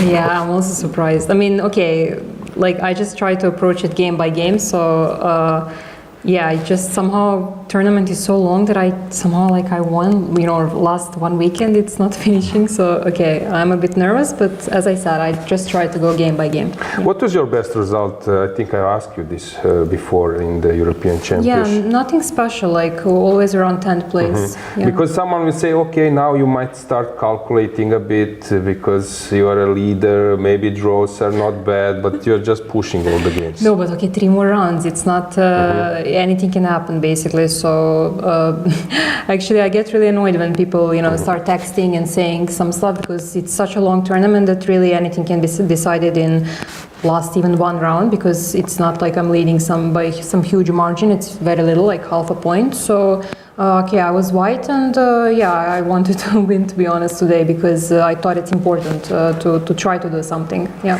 I have a deja vu now because the same thing happened with Inčić was playing in Petrovac, and I said to him, probably you're super annoyed because people will now start texting you, you are the champion, and so on. And it's similar case. Yes. Are you inspired by his result? No, of course, of course. I even like told him that I didn't want to text him during the tournament because I would guess that I wouldn't want, you know, the same thing.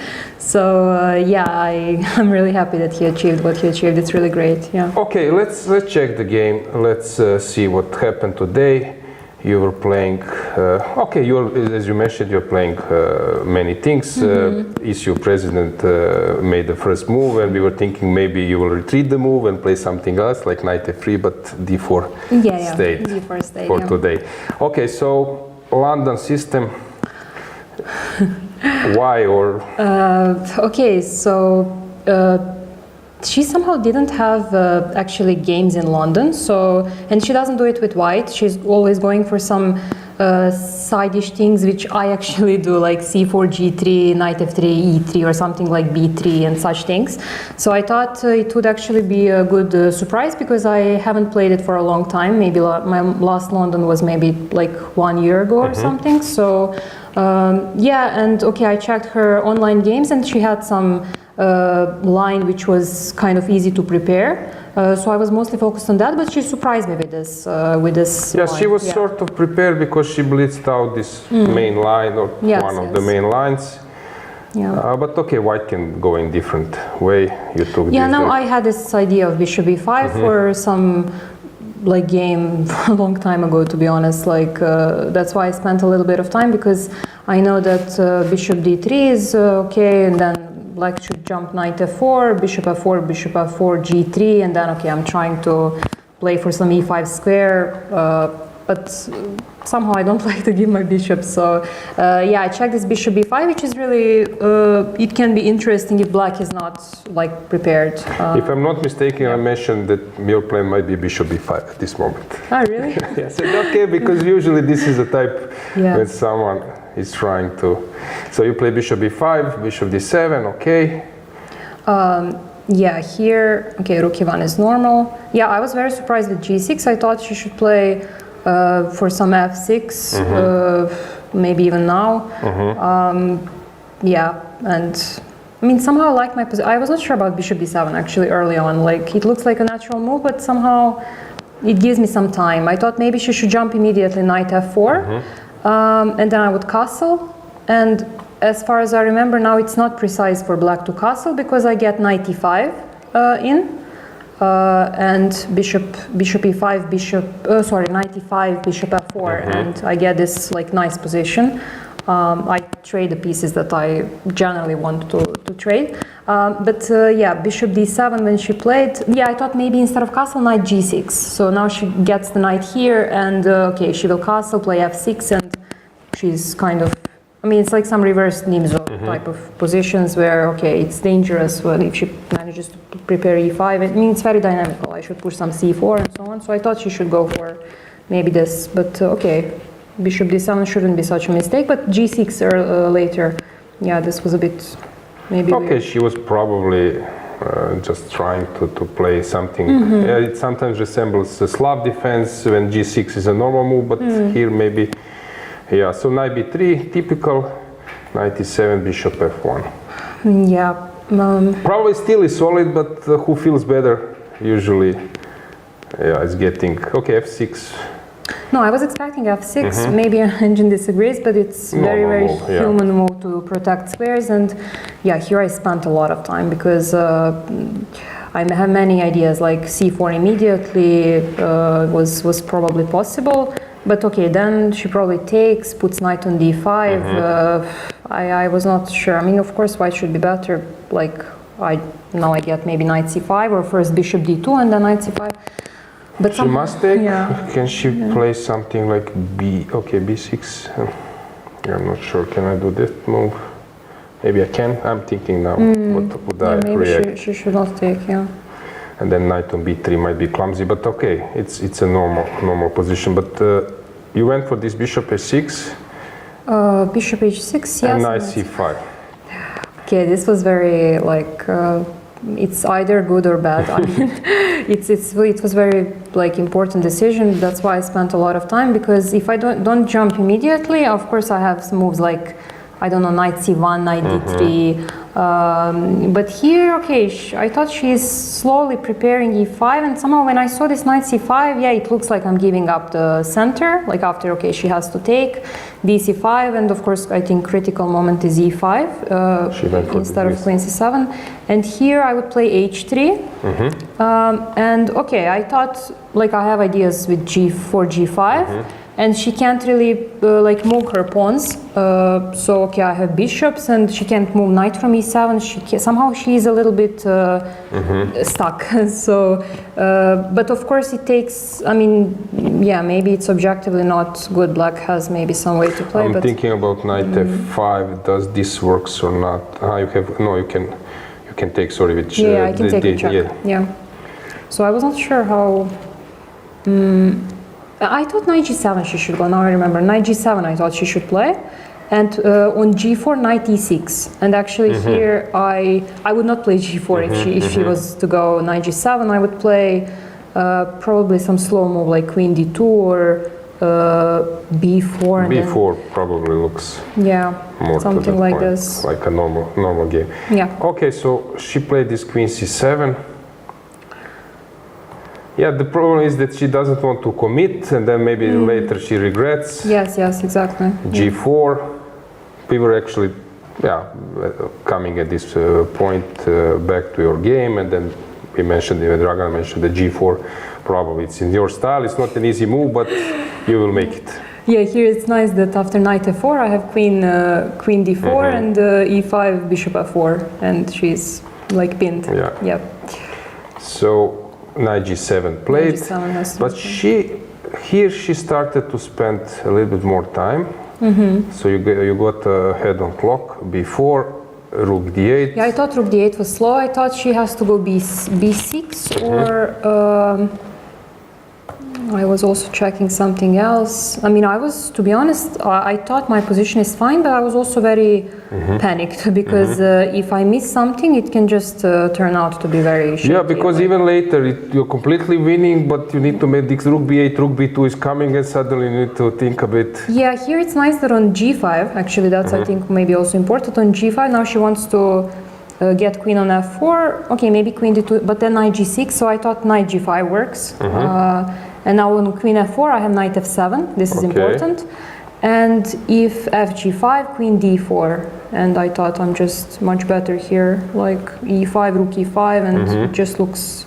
Probably she should, with knight f5, she should give peace at some point. E-file and everything, you're better, right? Yes. So she went for rook d8, you played queen d2.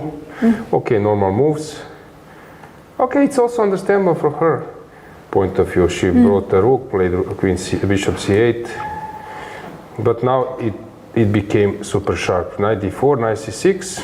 Knight c6, yeah, here instead of knight c6, I saw, I think e5 was my thing, knight b5, queen d7. Then I have to protect first. Let's say h3 I would play probably, and actually, it looks very bad. During how about queen b8? Can she sack something maybe? Will you jump on d6? No, d6, I will jump, yes. Yeah. Can she sacrifice? Yeah, but this didn't scare me because f4 will come at some point. H3, let's say bishop. I mean. Okay, I would think about this with the black pieces. I was a little bit. Yeah, now that I see it, I think I would take bishop g7 here because knight e6, g5 was making it. You know, I would take and play this position. Probably it's better for white, but in practical play, yes, you're right. It can be also an idea for black. So she went for knight c6, and then you play this knight b5. We had the feeling that you are very satisfied now with your positions. She spent even more time, and then. At this point, when was it when I mentioned, not yet, okay, bishop g2 looks normal, knight e5, I think you played this part very well. b6. Yes, here when she, yeah, b6. I mean, of course she has to play b6, but somehow I didn't see that move coming. Like I thought, okay, I'm just easily winning. I completely relaxed, and then suddenly b6 I have to calculate. But okay, so after Knight f7. Yes, you took. And actually, yeah, you spotted immediately the X-ray, and now, of course, either bishop d5 or queen e6. I was also hesitating, but in the end, I said I would go for queen e6 as the well, most, most practical choice. And you took queen e6. I think that was very good. And then came this queen c7, and now you started to burn a little bit more time. I was thinking to go g5 at this point. g5. Yeah. Okay, it came to my mind, but what it takes? What's the point? So if you take, and then queen d5, if she takes, sorry, queen d5. I was thinking about that, but okay. No, but okay, looks good, but to be honest, I didn't consider Yeah, I was thinking about g5 somehow to exploit the position of your pieces, but also queen d5 is normal, and I was saying that you will take and take with db. And now I think she... No, but now I thought it's... No, to be honest, here I thought it's probably going to be a draw. I mean... She can take on... Yeah, she can take and... Not on c5, maybe? No, queen f4 was maybe practically fine. No, I'm not sure about... maybe... I mean, it's a very sharp... No, rook d8, rook f8 I thought she should go. Rook f8, yes, no, I remember. Rook f8, and now I would go... I'm not even sure, maybe queen c4, queen f3 to yeah, give... okay, I mean, queen c4, let's say. Yeah, and she can take on c5 now, maybe. Or... I mean, she... Yeah. Some knight d6. Knight d6 now, I'm thinking But, as well. okay, just I move queen, I guess, doesn't get anything for black. Maybe she can take, I'm not sure. Maybe this is the simplest. Okay, you're still slightly... of course, yes, rook e7 I would probably get, but she gets to second rank, this is very... So she took on f4, and then you play this rook e7, which I think was very good, and after rook b8 you burned some time. Rook f1 in the end. No, queen d4 was very good, I think, and rook f1. I think that was well played, and here... And maybe here was a mistake, yeah? King h1. But okay, it's not easy to I mean, suggest. I wanted to just move from this c5 check and e7 rook is hanging. I just was thinking more geometrically, and okay, I didn't care about this pawn at this point, but now that I see just rook a7 and probably, or because on rook d2 I always have queen e3. Yeah, maybe c6. I was thinking c6, rook d7 that you always have at some stages if it's necessary, but c6 also. I don't know, probably everything wins now. You play king h1, rook d2, queen f4, but okay, this was... Now I thought maybe she can go rook b8, maybe this was best. The last, yeah. Yeah, and... I think we suggested this. I wasn't sure at all what would I do, to be honest, like it just... Maybe you should cover bishop b7, is that the move? Bishop b7 is nice. That the Bishop move? b7, yes. Yes. I'm not sure, it just says Wait, no. but what does he do? What does she do? Maybe some king f8, knight d8 or something. Okay, but c6. Maybe this is the move. Okay, rook c7. Knight d8, c6. Okay, knight d8 doesn't work. So what's best now? Okay, maybe...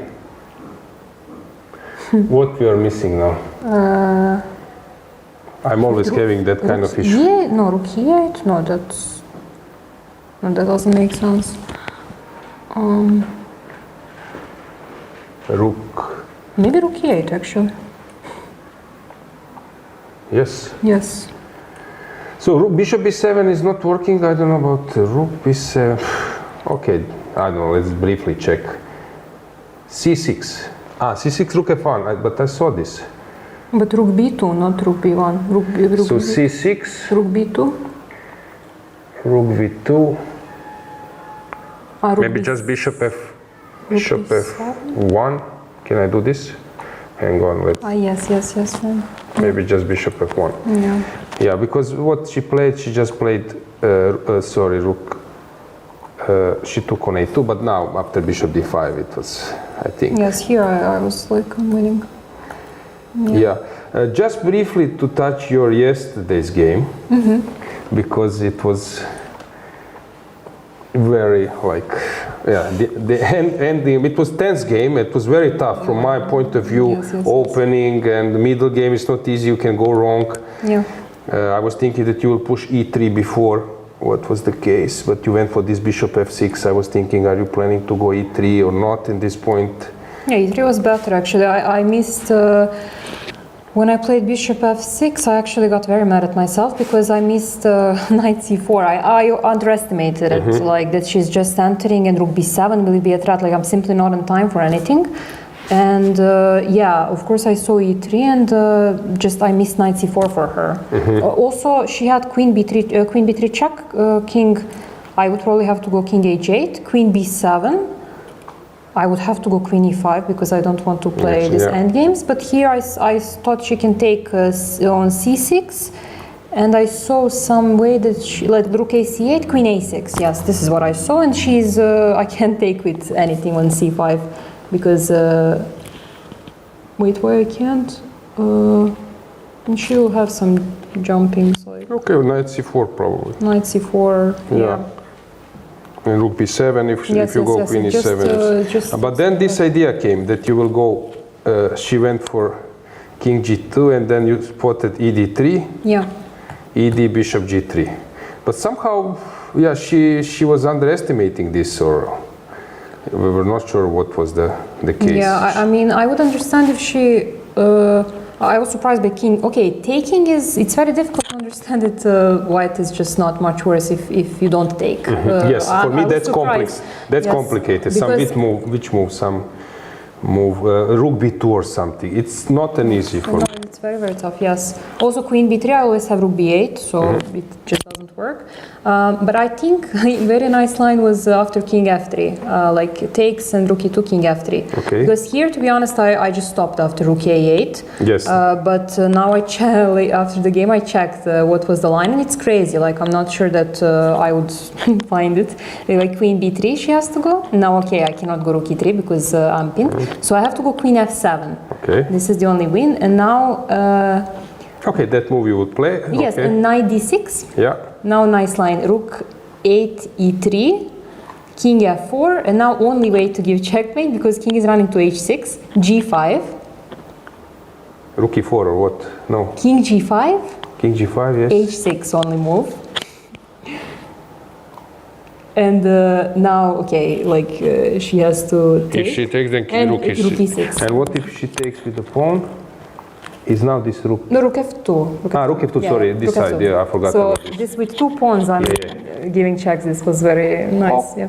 Okay, here you would, yeah, okay, you will play rook e3 and then you will think where to go, yeah. No, probably, okay, it's forced, that this makes it a little bit easier, but yeah. Yeah, okay, Teodora, fantastic achievement. What was the last time, when was the last time you won 8 games? Never. Yeah. Okay, so yeah, everyone is actually happy that we have this story. First round, missing mate in 2. I'm joking, in standings I will give you in some brackets mate in 2. 8 out of 9 and mate in 2. Yeah, okay, so 2 more rounds, still it's not over. Yes, yeah, of course. Good luck, and thank you. Yeah, we will see, of course, how your tournament will finish. But anyway, thanks for coming. Thank you. Okay, guys, let's have a short break to set up.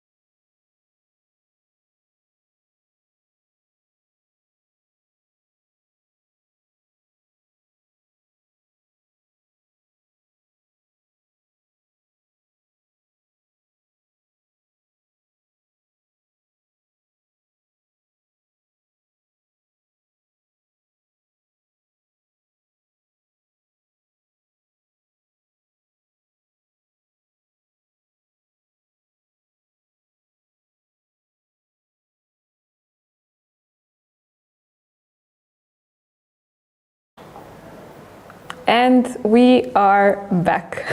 Very smooth streak, but yeah, I'm so impressed. She's playing very, very well. And with this, I would say, way how things are going for her, she will become a grandmaster very soon. Now you can check a little bit later Dragana live results, Live live status, ratings, yeah. because I believe that now for sure she's top 20 Yes, I in the will world. check this. So yeah, big kudos to Teodora. Somehow I have a feeling same goes to Injac, who was European champion. To show that things are possible. You're working hard, they are investing a lot, going to tournaments far, I don't know, World Rapid and Blitz, going to Singapore tournament, and so on and so on. And maybe some people are saying, why you go there, you can play leagues, you can get some easy fees and so on. But I like this approach, and usually long term it pays off. So big kudos. Of course, tournament can finish in some other way. It won't be like first time that some leaders. Still early to say, but you mentioned Injac, and I believe that basically the Serbian players now have huge motivation. Injac being the European individual champion with the team events. We remember that Serbia won the team championship European 2 years ago in Budva. They had a beautiful performance at the last Olympiad, finishing in top 5. So basically the Serbian players having this huge motivation and results. And at the same event in Budva, when the men team finished first, the ladies were also fighting for some top spots. They didn't finish as medalists, but for example, Teodora had the best performance on board number 1. She was the gold medalist over there. So these are some not so small signs, but that there is some improvement in their game, and the Serbian fans have a lot to be proud of. Yeah, and we have this huge story, losing first round, mating 2, and now coming back in a superb way. Sometimes you're tired, you want that this tournament finishes, but when you're winning, Suddenly it's you want to try it's your not luck. important. Try your luck, how far you can go, all the wins, because you never know. Listen, if you don't try, let's say that you come to the game and make a draw, of course, then you would ask yourself, okay, could have I maybe pushed a little bit more. Exactly. Okay, let's go to the playing hall. Let's first check our broad view. Is the playing hall empty? Of course, guys, we are trying to provide you this experience with players, but we also don't want to miss time scramble.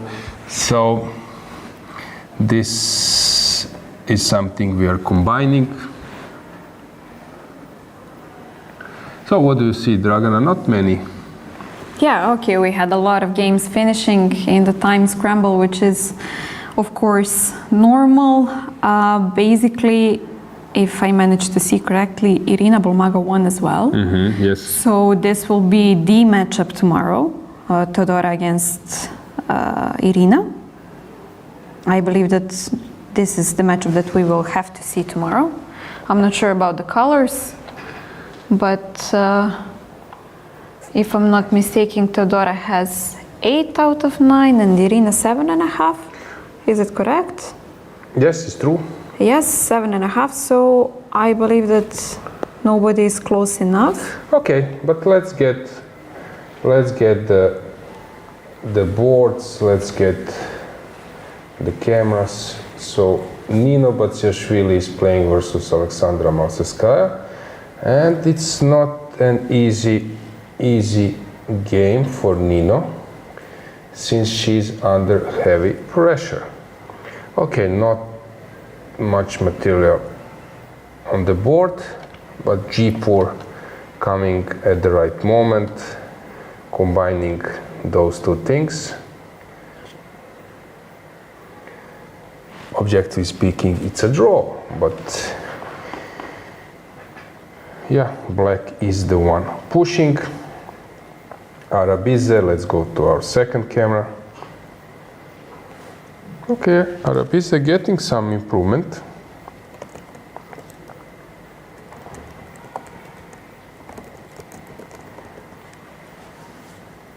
of course,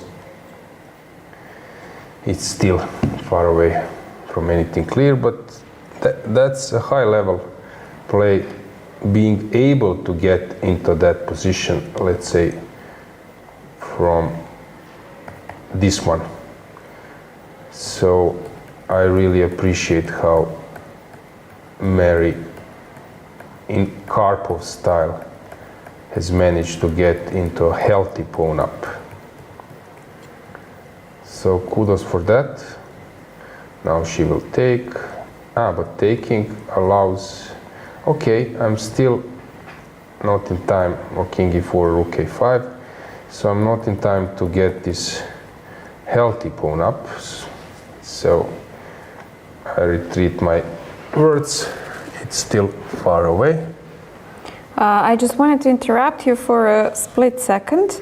We were talking about the top women list live, and with this win, Injac has managed to surpass Divya, which means that now at this moment she is the 20th place in the world, which is really amazing. Kudos to her. Let's go to our next camera, where Bella is very active. She cannot take on b3 because rook d8, so first she played rook a2. White can play knight a5. I believe that this will happen. Okay, so it's around equal, but black is pushing a bit. Danielyan won versus Velikic. I don't know if we have camera on board number 9.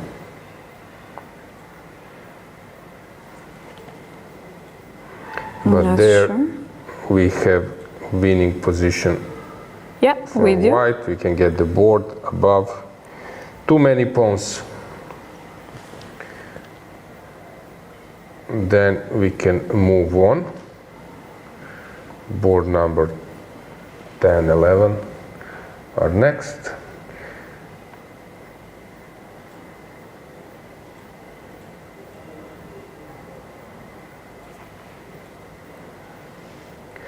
So it's crazy that once again White is playing.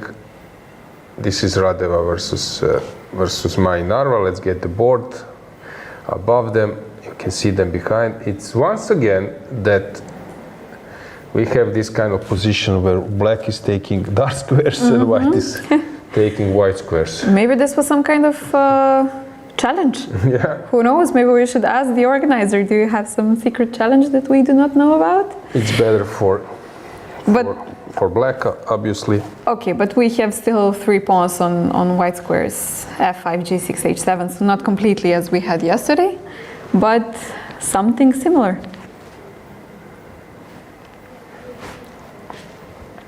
Then Coulon versus Avramidou. Okay, white is winning. We have a draw in Sabrina Vega, board number 13. I don't know if we have a camera there.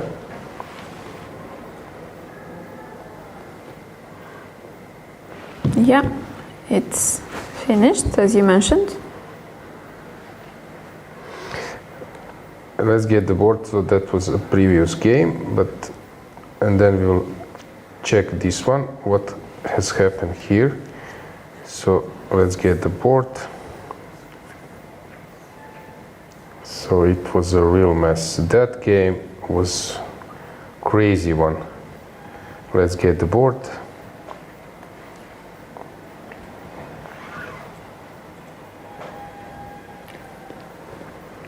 Do you see the board? Where is it? I see it now. What a mess. This is Sabrina Vega versus Zipper. Hang on, white is totally winning now. She didn't take on f7? Yeah, queen f7, queen g7, and now some move, probably queen e6 just wins. She missed that, being long time, and she went for this. And rook h2 was probably missed because she was counting on this motif.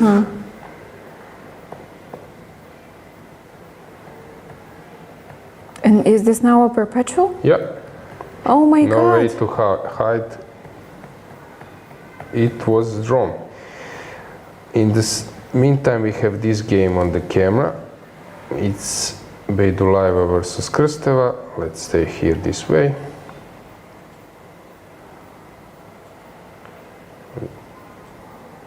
We can maybe enlarge the board, but it's fine. So it was a big mess. King's Indian battle. Oh, okay. We have a decisive result on board number 9. The game just finished, and yet another point for Diamante, who is climbing up to 6.5 points.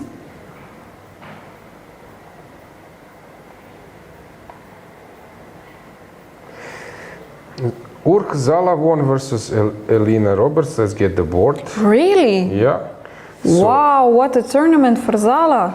let's get the board. We can stay with camera, I don't know, somewhere. Board number 4 or something. Because that game was over, so.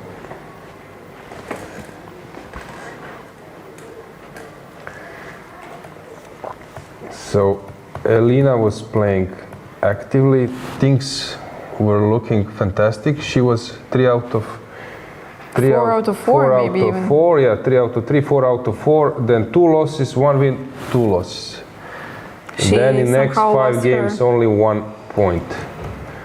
Typical for young player.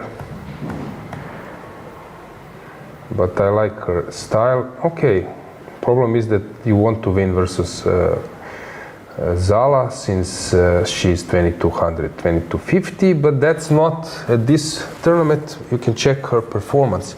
I believe Dragana that she plays something like 2350 at least.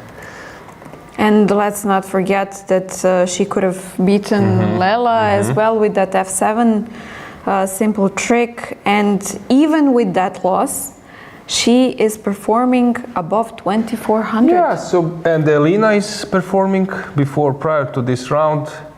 I'm just curious. Prior to this round, I don't know. Yeah, she's 24-20. 24-20, So yes. basically it's a level game in terms of players and their shape. But you Exactly. see, when you're coming, you are actually shaking hands, or when you're preparing, and 2250.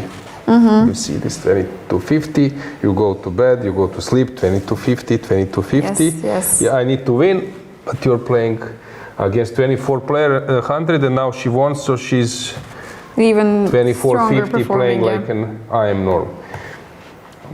Listen, this is experience, tournament experience, which is very valuable. I have it, and I've learned it many times from my mistakes.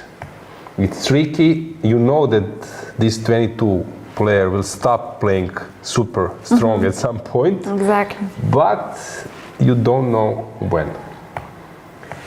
So Zala is obviously doing very well in some games where she's having initiative. This is so hard to play, and big kudos to her, especially to play this versus Elina. Come on, guys, this is an incredible mess. Incredible mess. Hang on, what happened? Wait, did she, She lose lost on time? Really? Okay, let me check if somebody knows. But it says 56 seconds on the clock. Is the result correct? First of all, okay, Okay, I will check. so who won? So it's like an equal position according to the engine bar, but it's completely like crazy. So the last move was made by White in some last seconds. Unfortunately, we cannot follow everything, but that was really crazy turn of events. Savina, I believe that we have her on the camera. It's our board number 15. Yeah, she's much better with 2 rooks, but she needs to calculate a lot.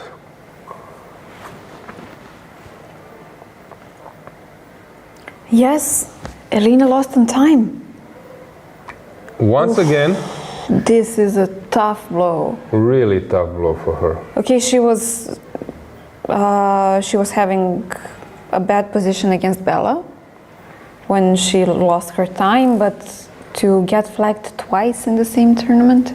And actually, she's a very good blitz player. Yes, rapid exactly. player, so, story of the tournament so far, so many things flagged. Then this comeback of the year by Teodora. Amazing. So many stories. Amazing. Dinara Wagner, let's have her on the camera. She was dominating fully. And what has happened? Okay, yeah.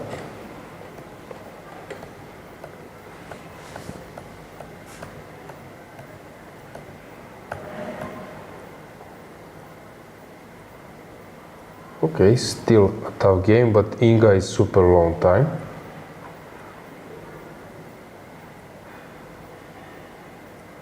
Then we are coming to the zone of decisive results. Zavatska won, Zhukova won versus Tereza Roštajn. What was happening in that game?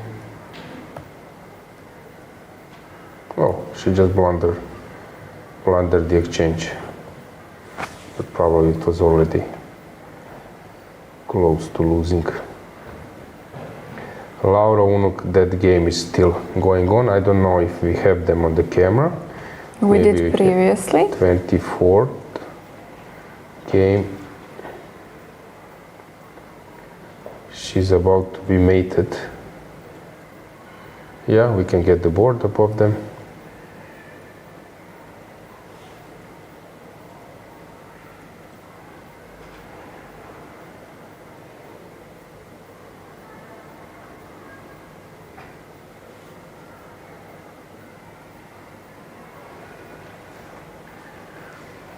King is trying to hide, sometimes can be tricky because you feel that there is a checkmate, but that is not happening. At the same time, of course, Bodana is playing. She will play for hours. This is typical. This is incredible that she has so much stamina to play such long games every single day. Yeah, big respect for that. So we have some games in progress, not many, but 10 important games. So let's stay here for a moment. And I see our dear friend Sandra Djukic in the chat. Who's that? Sandra. Yeah, okay. Commentator, yes. No, joking. Greetings to Sandra. She likes chess, she likes to follow games. And she was doing an amazing job as a commentator as well at the last two European Championships. Yeah, it's because of you. I'm just here sitting out of any importance. Oh, come on. Of course, this is not true. Oh, yeah. But Greetings either to way, Sandra, greetings to to Lena Sandra, as well. yeah. Of course, they're following the event, rooting for some players. I can guess whom. Not hard to guess, but yeah, of course. By the way, how is our poll doing? We haven't touched this for a while. Yeah, well, let's say that most of our viewers, and actually by far most of our viewers, think that 9 out of 11 would be sufficient for a win at this European Championship, and then the second choice is surprisingly 8.5. And 9.5 seems to be not the most realistic in the view of our viewers.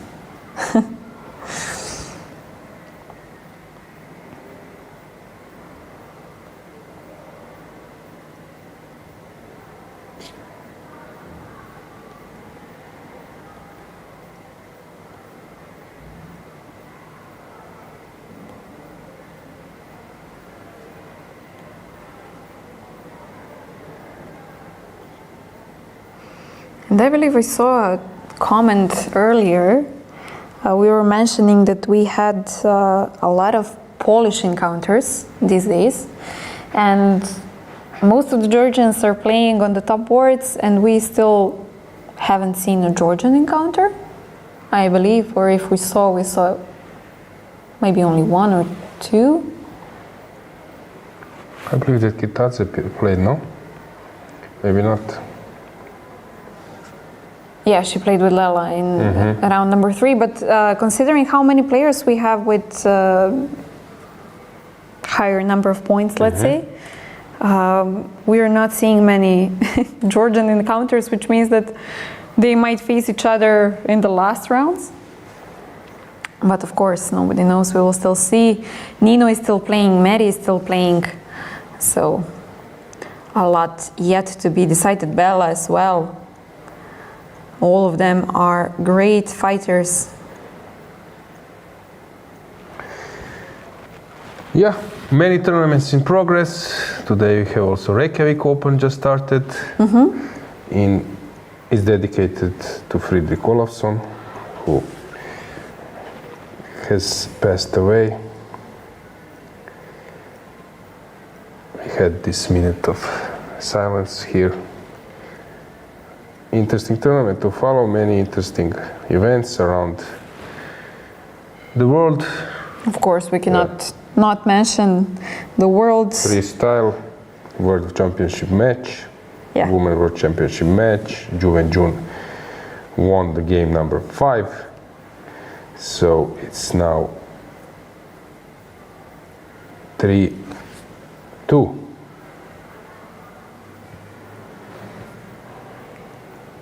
So popcorns, some coffee, and following all the events. All day long. Yeah. And it's interesting how the game between June and Tan finished just a few moments before we started the broadcast. So it was basically one after another. And I believe that this is something that the viewers also like. Of course. Who doesn't? It would be interesting if we had some kind of national chess TV that you can see all of the broadcasts in one place, on one channel. Hey, so many important events. It would be a feast.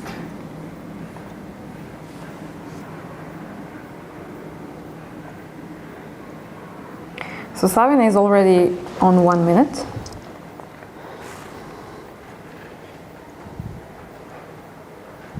But she's supposed to win. Laura is aware what is happening.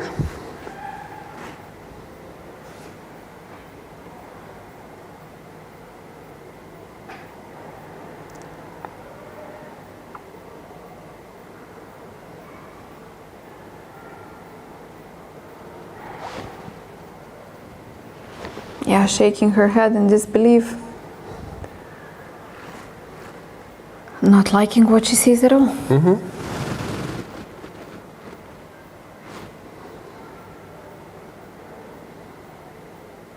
Okay, that's life, that's tough. Tough tournaments, what to do, but kudos to Shereptsova, She's also performing very good at this tournament. She's performing great. Let's see, before this round, she had a performance 23-39. Draw with Zhukova, draw with Kyolbasa, win against Savina, draw with Bulmaga, win against Atalik. I mean, come on, this is awesome. And she has only 2 losses, one from Narva Mai in round number 5 and one from Rubers in round number 7. So, really amazing performance.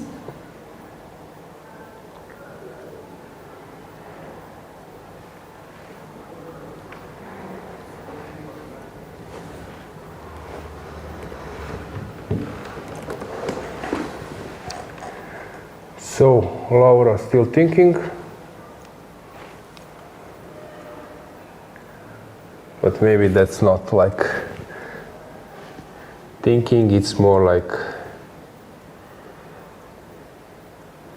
yeah, just contemplating what will happen.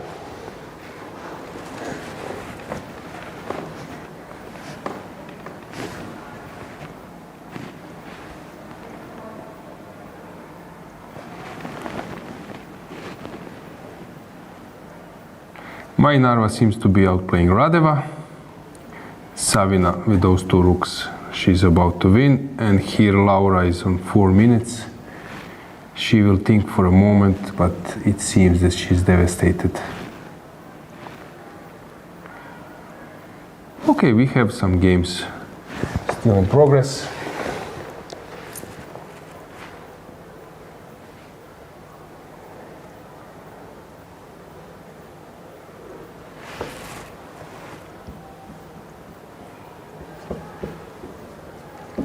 Yeah, what to do?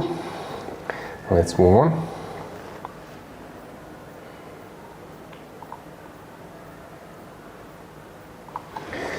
So, what's the case here? F8 is coming. If I go queen e3, okay, I can go bishop b5. I can then promote.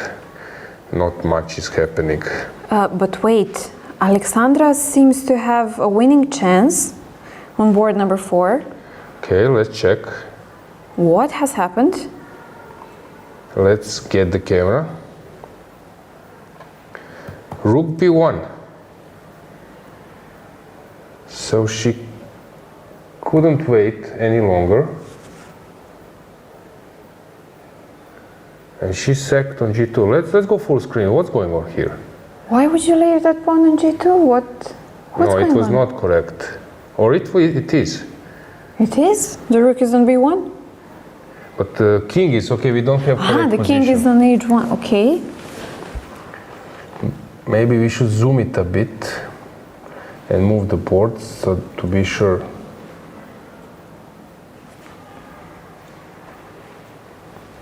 So g4 was pushed.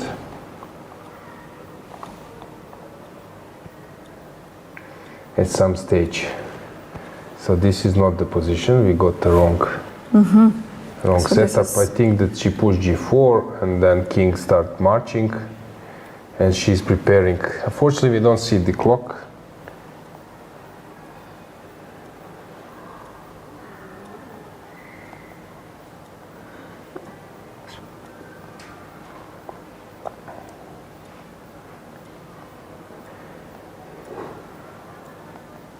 Some nervousness around. Rook d6 played.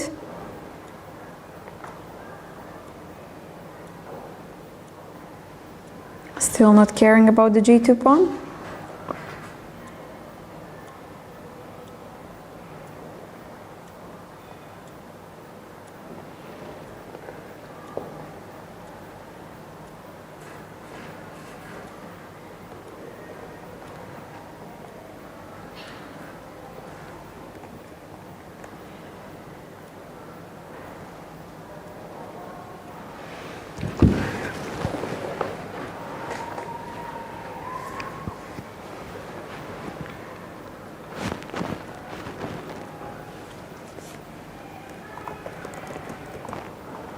Rook g2.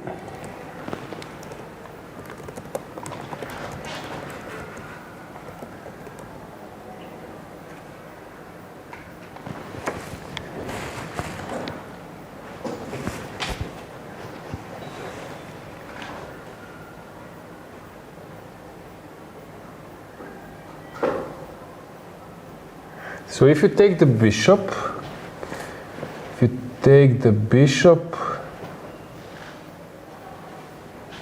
hang on.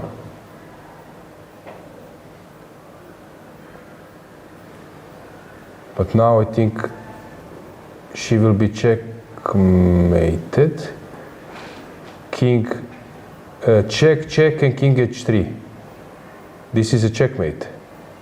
Is it a checkmate? Yes, she's aware.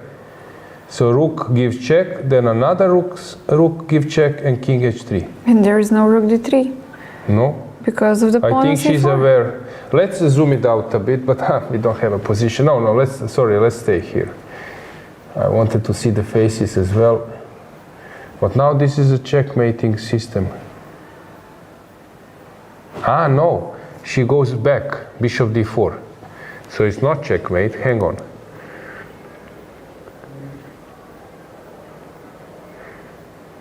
She can also play bishop d5. She's calculating that. What a mess. And she has how much time? It seems like 2 minutes? 2 minutes and 13 So seconds? bishop d5 or check, king h3. Let me think. Bishop d4 back. And then I push f3 and f2. Hang on. No, yeah. This is winning. Check, king h3. No, checkmate. What am I saying? This is an easy checkmate. Bishop d4 doesn't do king anything. h3. Yeah. I'm blind. You got blinded by this light on the clock. King h3.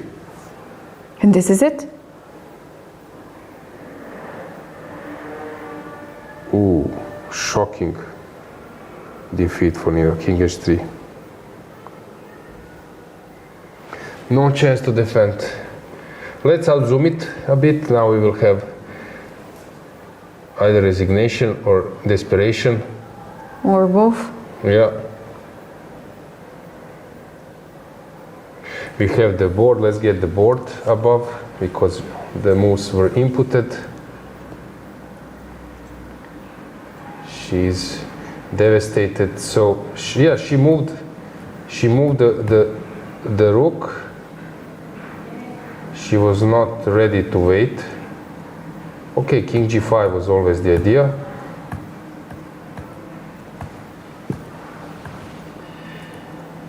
Here. If you take on e6, check, and king g3, that was her concern. That's why she went for bishop e5 to stop this.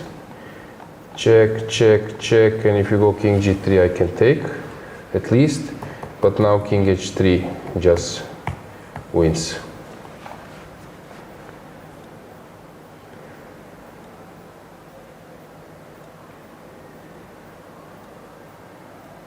Resignation.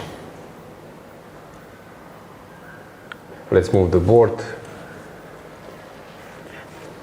What a turn of events.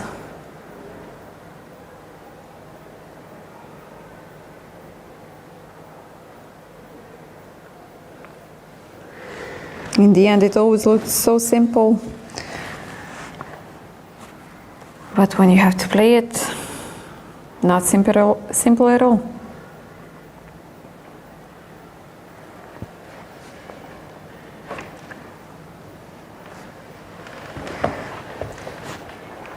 Okay, let's get the camera. Okay, Laura Unuk has resigned, I believe. So that game is finished. We can go to Savina, maybe. This is board number 15.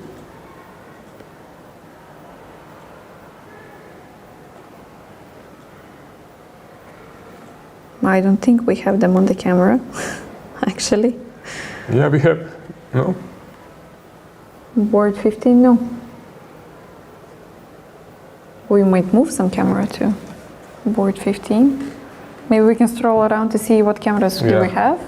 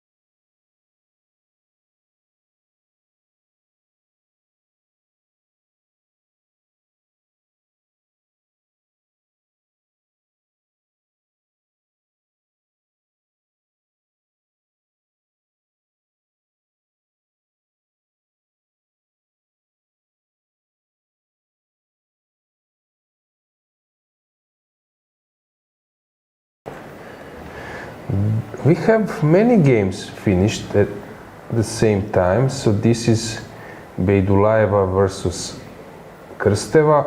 It ended up in a draw.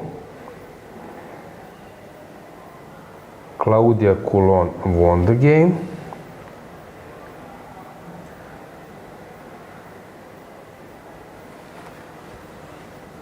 Savina won. She just finished, huh? So Zhereptsova won. Let's get the active boards. We can stay with Dolukhanova versus Khotenashvili. Interesting rook's endgame.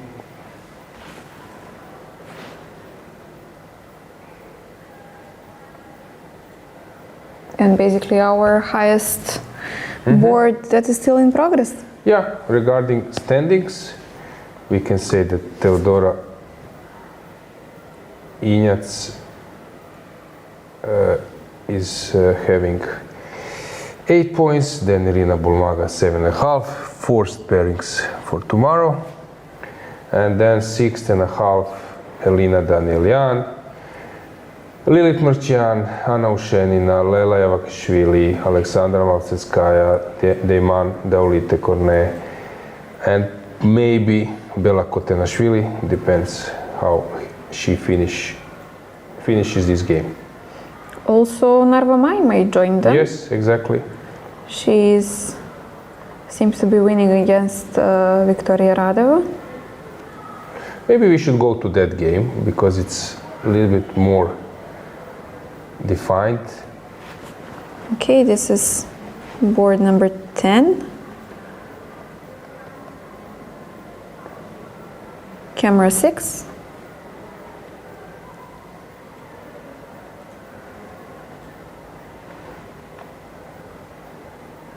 Let's get the board.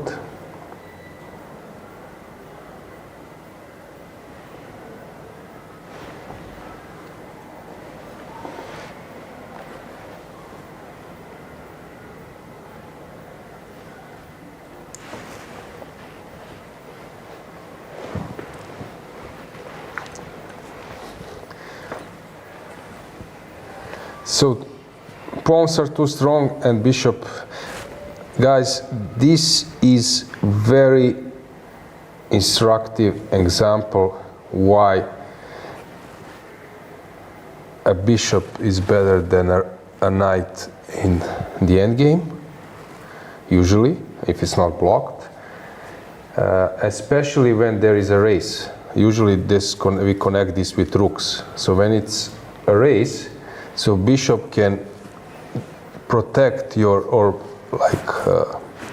encourage your own pawn pushing, and at the same time it can control the square where opponent is heading for.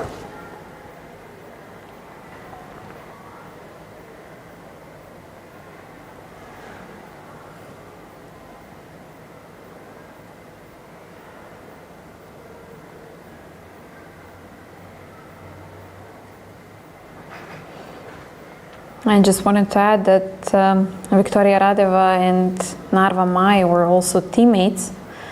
I know for sure that they were teammates playing for Mushaka Center at the last European Club Cup in Durres. Okay, it was not the last, but they were teammates over there. If I'm not mistaken, they were teammates in Vrnjačka Banja as well. I'm not sure if there is some other league or club where they play together.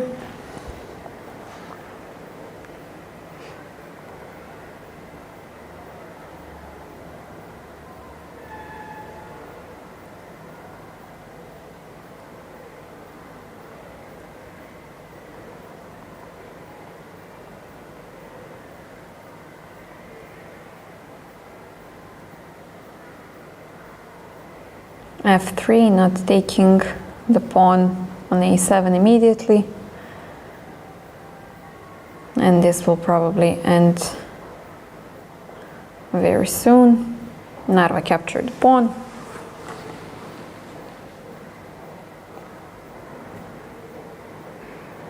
Even though maybe f2 was also, but no, okay. It wasn't possible because the promotion would be with check. And of course, this is the easiest continuation.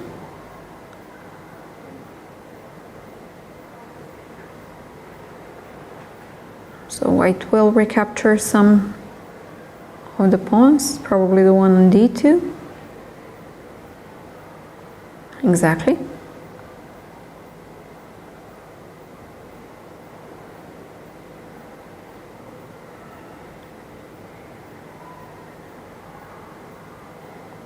So will we see bishop e3 now, or?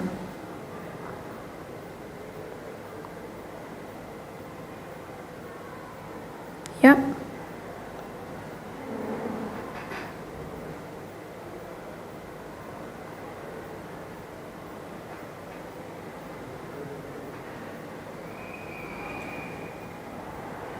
And probably bishop c1 after that, or?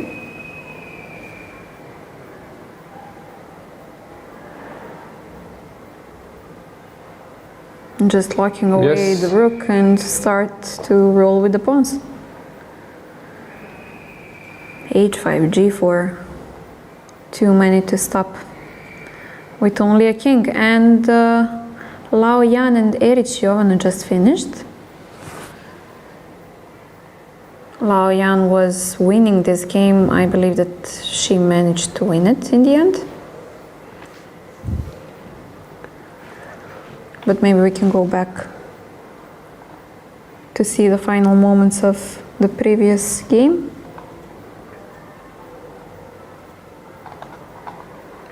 Okay, let's get the board. Okay, our final moments, I don't know, regarding Lao. My Narva won, let's go back.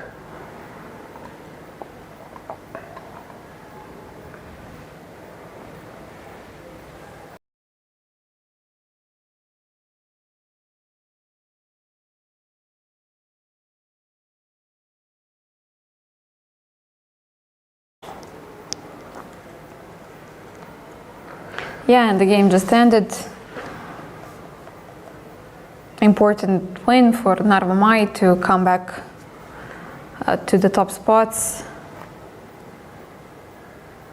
And better chances for Victoria tomorrow.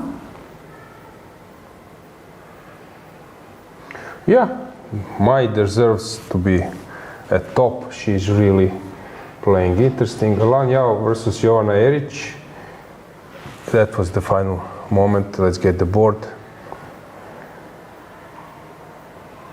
We can switch the camera somewhere else, but... And for some reason I thought that Narva Mai had already qualified last year, but she didn't. No. We were touching this. Yeah. So regarding our games in progress, we have Doluchanova, we have them on the board. And actually it seems that Bella misplayed it. What happened? A bit, but I don't know when. Okay, maybe never she was winning. So no, it's a draw all the time. Dinara Wagner, it's a mess. Let's go with the camera there. This is Inga because Okay. yeah. Maybe we can get them all cameras if we have this simultaneous view possibility. That would also be cool to add our existing games to multi-screen view.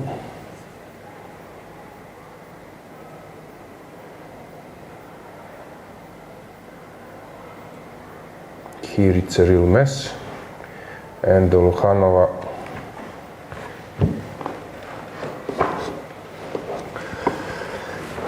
as well. It's so hard to play.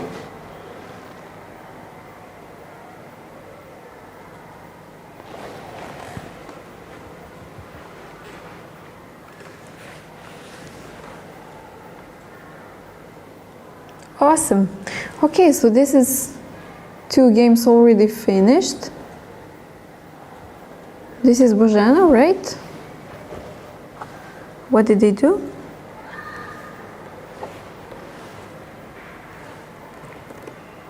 can check. Yes. Pauline Guichard won the game. So we have for Bogdana, I believe, lost. We have. No, it was a draw. It was a draw because she was a lost. draw. We will check that one. Let's see. Or at least that's the result, but it's... Is it possible? With a piece up? Yeah. It's a draw. She managed to. How did you manage to make this a draw? Her opponent, Helped a little bit, huh? yes, didn't push enough.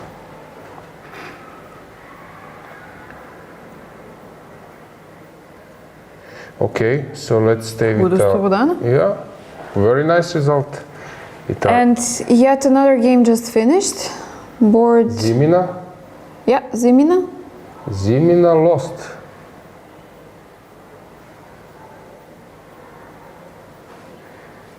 Zimina, after a good start, +2, scored -2.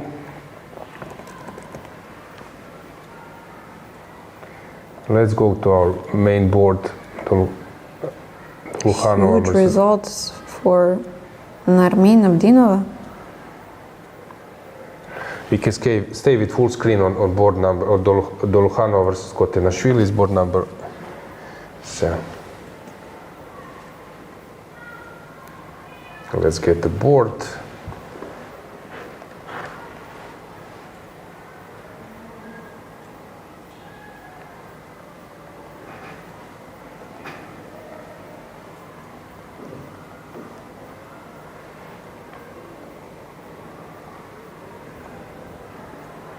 Just to mention, Narmin, she also has an incredible tournament.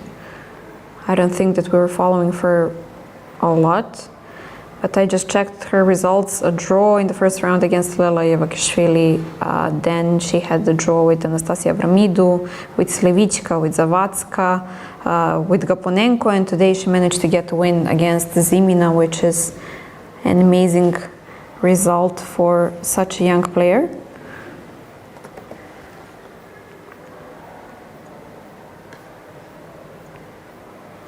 And prior to this round, she was performing 2300 and being +60 ELO.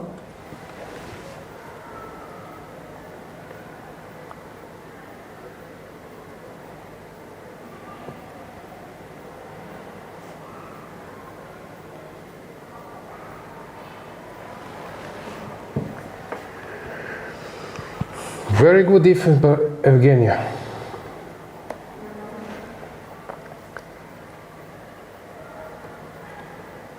At the same time, Dinara Wagner is really low on time. Same as Inga, last moments.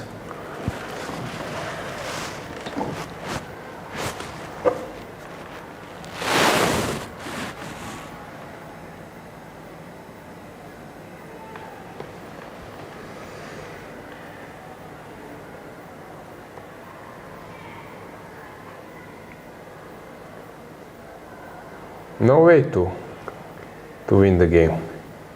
F2 would be a nice trick if you take.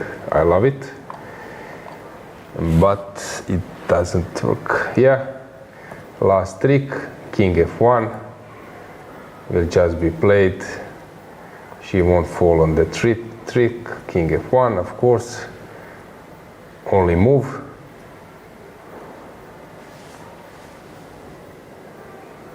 Really? She's thinking?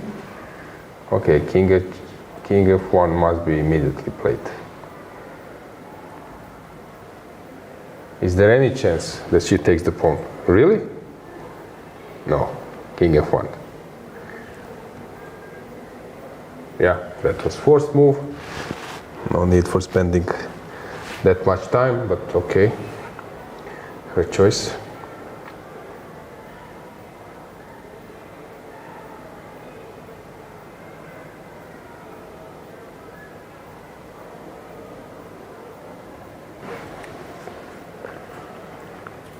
How many seconds? Okay. It was last 15 seconds, basically.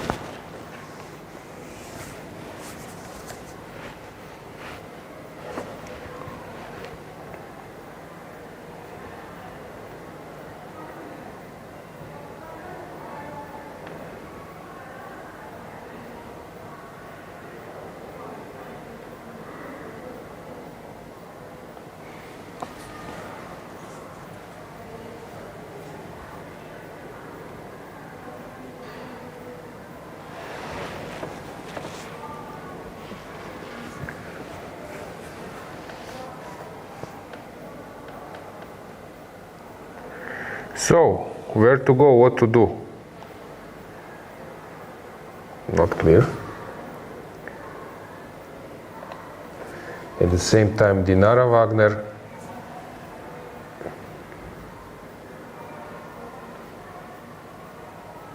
maybe we can go with the camera to that game to switch a bit.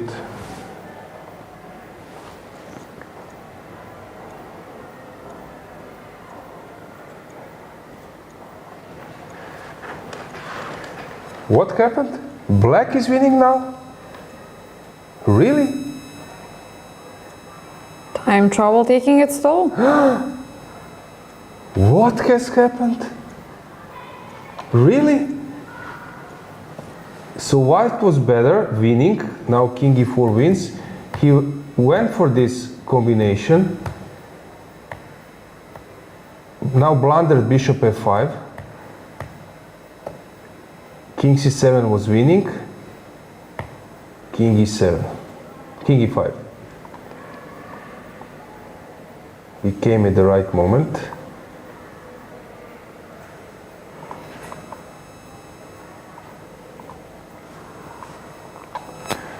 King e5 played 20 seconds.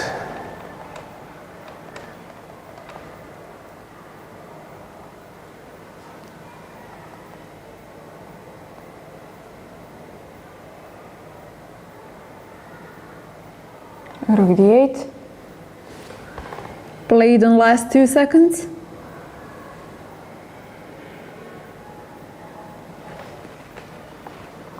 Bishop exchanged.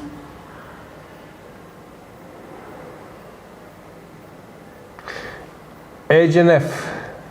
I won it twice, one versus Csaba Horvat Grandmaster and one I am from Croatia. Okay, let's go back to our game Doluhanova now, because this one will take some time. Let's go to camera.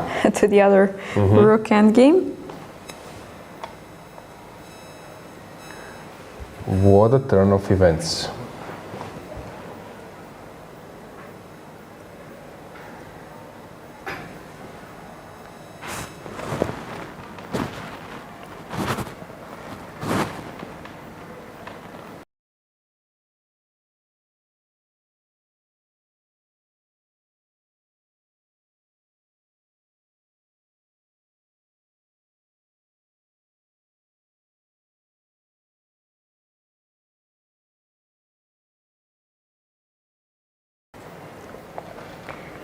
And also there is one more game that is still in progress. Rida seems to be completely outplaying Ines Prado.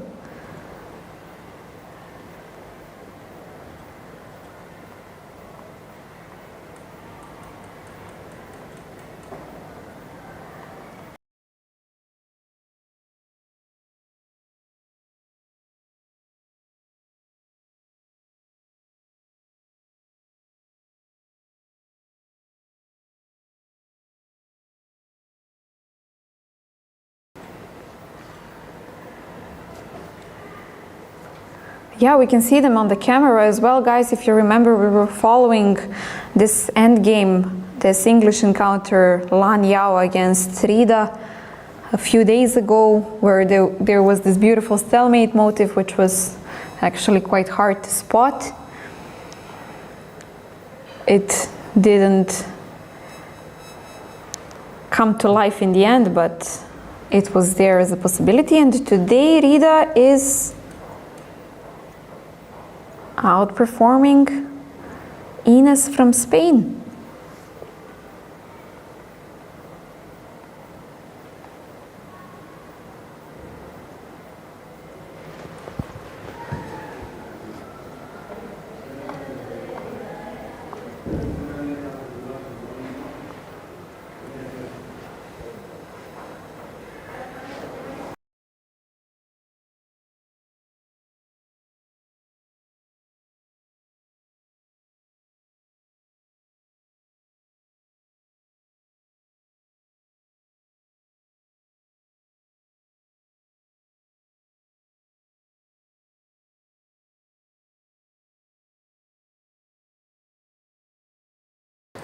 They are blitzing the moves, and now we have this view a little bit closer.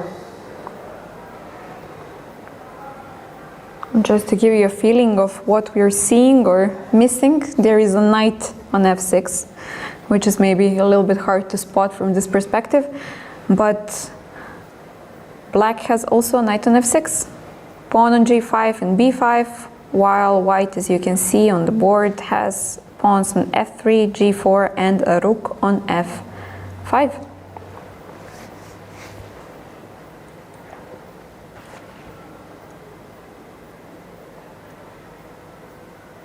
Reid already being used to finishing amongst the last in the playing hall. Nothing new for her games.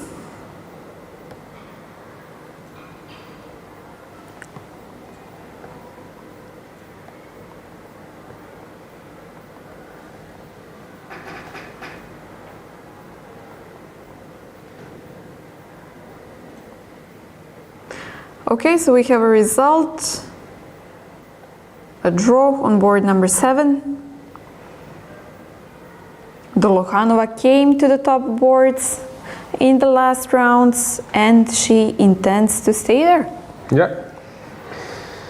Small chat, crazy game, kudos to both. It was a really, I would say, high level game, but maybe Bella disagrees.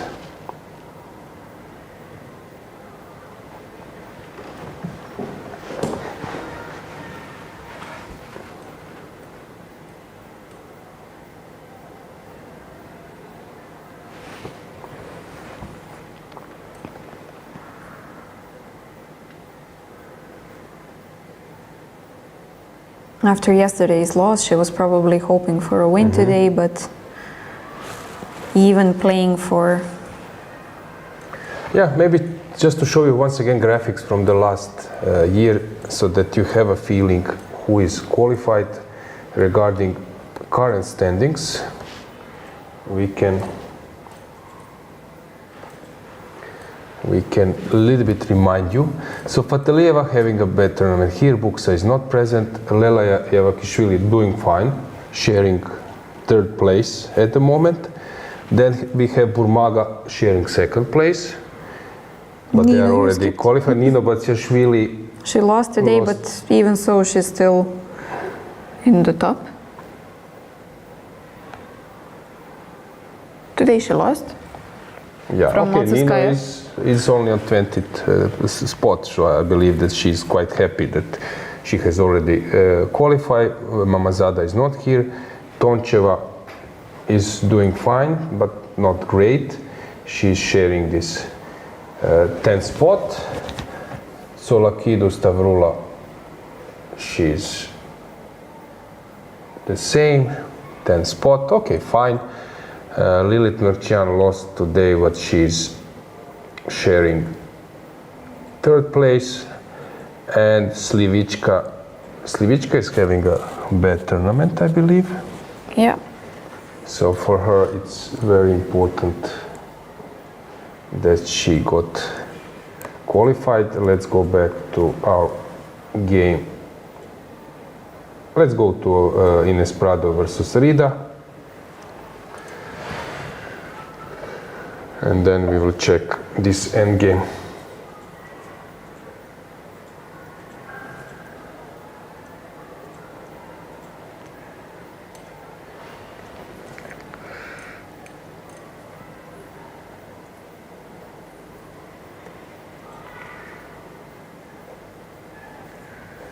Can we add the board? I don't know. If we could get the board above them, maybe it would be great.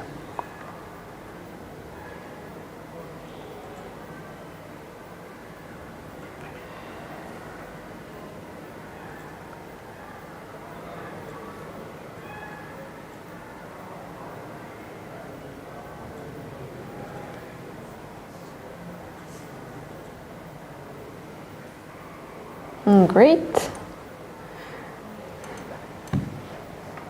We have fast technicians, so it seems that everything is possible. Slow games, fast technicians.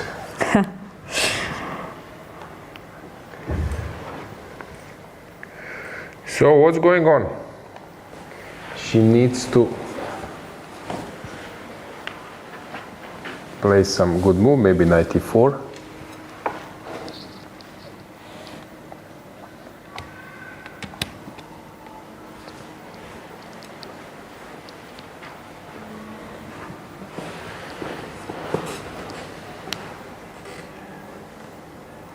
Okay. So we already took on f4. Now we got those moves and probably 95. But okay, still it's not so easy. Maybe 97 is a better move. Are we going to get another b3? rook in Okay. a knight against rook in Rida's games? Calculated well. Yeah, it seems so.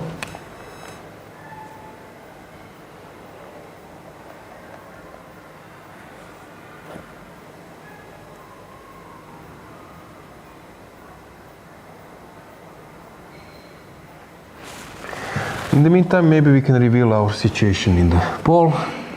We will soon close it up. Yeah, Still, well, people think that that Teodora Injac needs 2 draws to clinch the title. yeah, that could be a possible result, but nothing is sure at this moment. 2 rounds are many possibilities actually. Yeah, exactly. And basically 50%, almost 50% of our chat seems to think that 9 out of 11 should be enough, and we will be here in the next 2 days to witness if this will become true or not.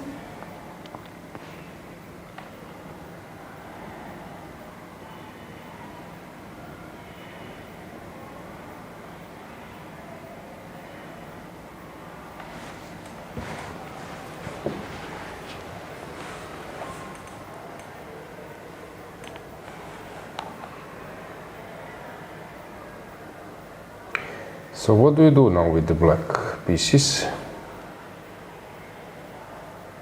Start jumping somewhere. Knight d5, knight b6, no, knight d5, rook d4. So if I do knight d5, rook d4, and I cannot come here because of this check. So as I mentioned, maybe knight d7 is more precise. But it's not so simple. She's very calm. The situation, That's a good sign. yeah, situation is quite tense. Okay, when we mentioned that she's very calm, she just like sort of jumped from the seat. So, okay, She's we're listening. not saying anything anymore. Or maybe we should say the opposite. She's not calm at all, so that she becomes calm. Who knows? Dinara also playing on her last seconds, defending this rook and king.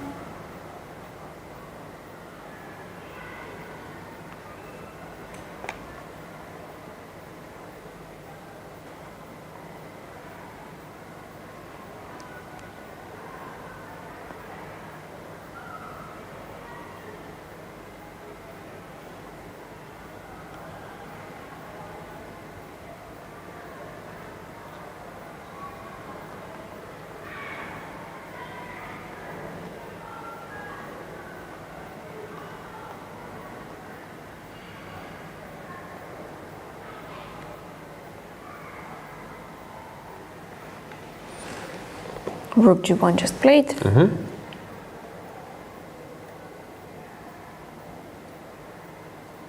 Attacking the g4 pawn. Basically, there is no way to defend it. You can just attack the b3 pawn instead. Hence, rook b4.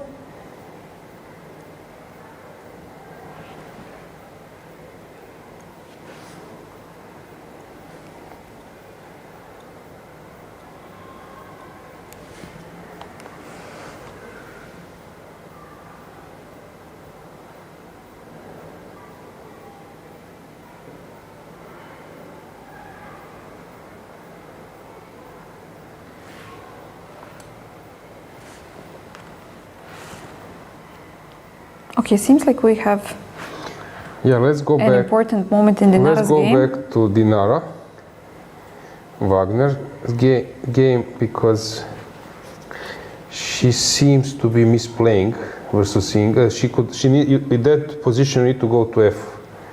So I think that here everything was fine.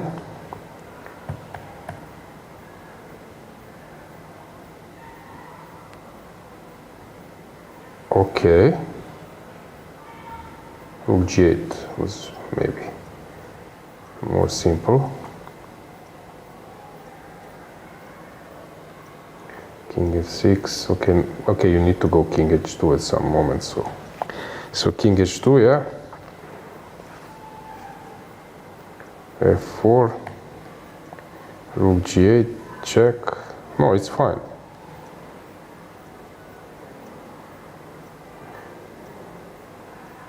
Oh, but now maybe it's not.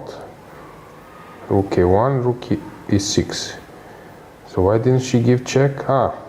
This is what I was showing. This is a draw. You're acting like it's a position without this pawn. And then this is what I've showed many times. You just wait.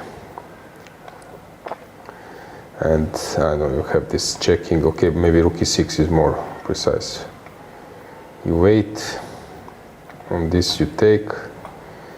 If king goes, then you check. You can take maybe. Yeah, you can take now. And this, and you give check. And on this you play Rook A1. This is the system. So here, there were some games, important games. You can check, for example, Hracek, Stevic hold it. But now, she misplayed it. Is F3 winning? Rook E3 played. F3 probably is not. Probably wins as well. If you go up, down, I can push.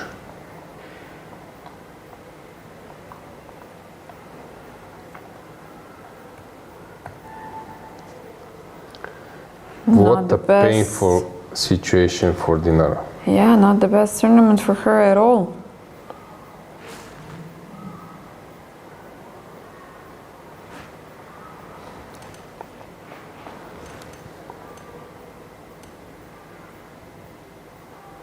While having a win against Dinara will be an amazing performance by Inga.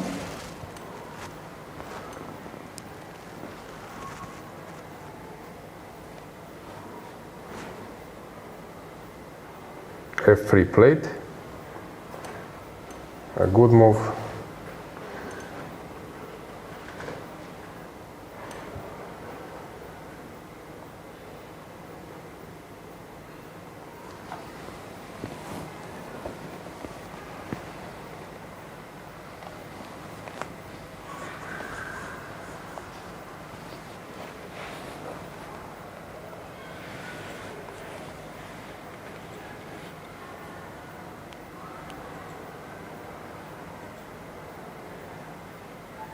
Seconds for Dinara, but this doesn't seem to be the biggest problem now.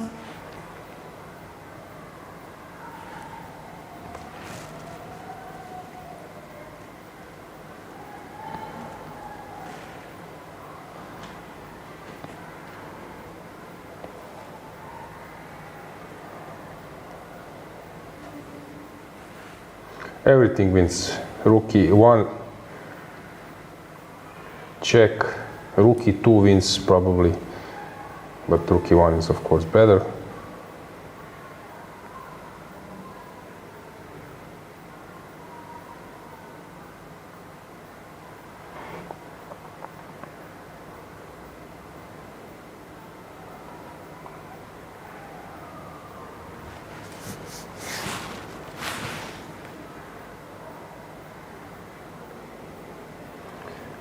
Last seconds. King H2 heading for a stalemate, but now F2 just wins. F2 and you start climbing. F2 is the simplest. Yeah, it's hard. I've been many times in those situations that you are like pushing, playing a model game or a good game, getting from small advantage in the opening to close to winning advantage in the middle game, but the game is long. Your opponent is trying to make your life harder and succeeding in the end. Yeah, and you blunder and then you feel that you showed more in the game, but the result is 0 to you, 1 to your opponent. But the result is not.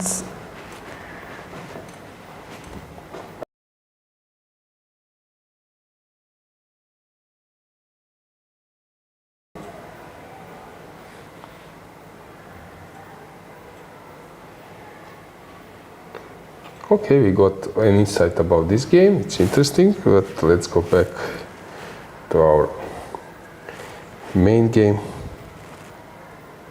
And what happened there? Rida misplayed it. Yeah, we've entered yet another rook and a knight against the rook endgame. Oh, cool. We can see even better now. We believe that these are the final moments. King needs to decide. King f4 played.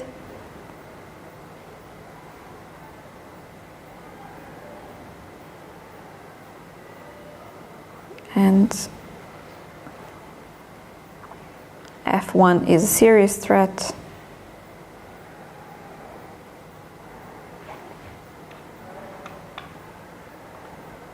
And the game just ended in a draw.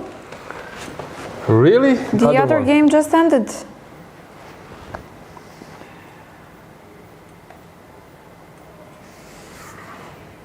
Yeah, Rida was completely fine with just a draw. Let's get the board there.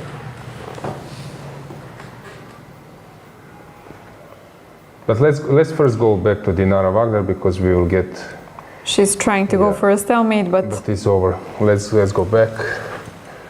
Dinara is aware that there is no stalemate. She tried this. She will be devastated.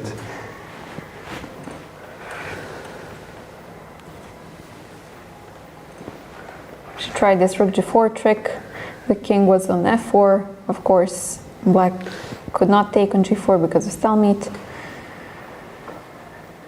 Probably the last trick in the book, yeah?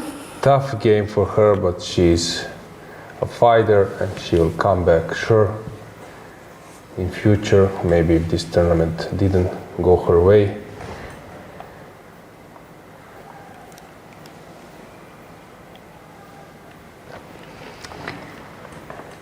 Yeah, tough losses happen.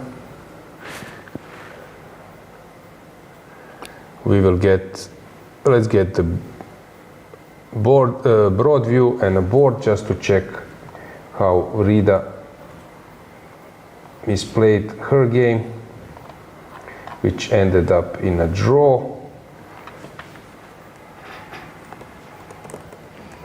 So Rida was basically playing on board number 46. So around few moves before, everything looked great. So she was a clear piece up, and then she was pushing. Everything looked fine. Okay. Yes. Aha. Here already. Hang on. Is there any idea now? Knight e4 check. King d3.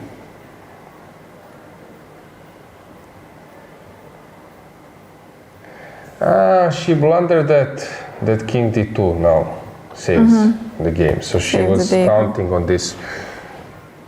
But if she comes closer, hang on, King f4, if I do, you go rook b4. And then I give check. King e2, rook d2 and b2. Game over. She had enough time, but she misplayed it. It reminds me of Bodana's game. So somehow, they will learn from painful experience, but Rida is doing very well in this event. And let us just remind you that she's only 13 years old, so still the future is ahead of her. Yeah, our day is slowly finishing. We can close the chat, close the poll a bit just to announce. Final results and final point of view of our dear viewers is that 9 out of 11 will be enough for clinching the title. Will this happen? We will see. And you will need to follow us tomorrow and the day after to view who will be our next champion. Penultimate round tomorrow, same time, final round starting earlier. Thanks for watching us and see us tomorrow.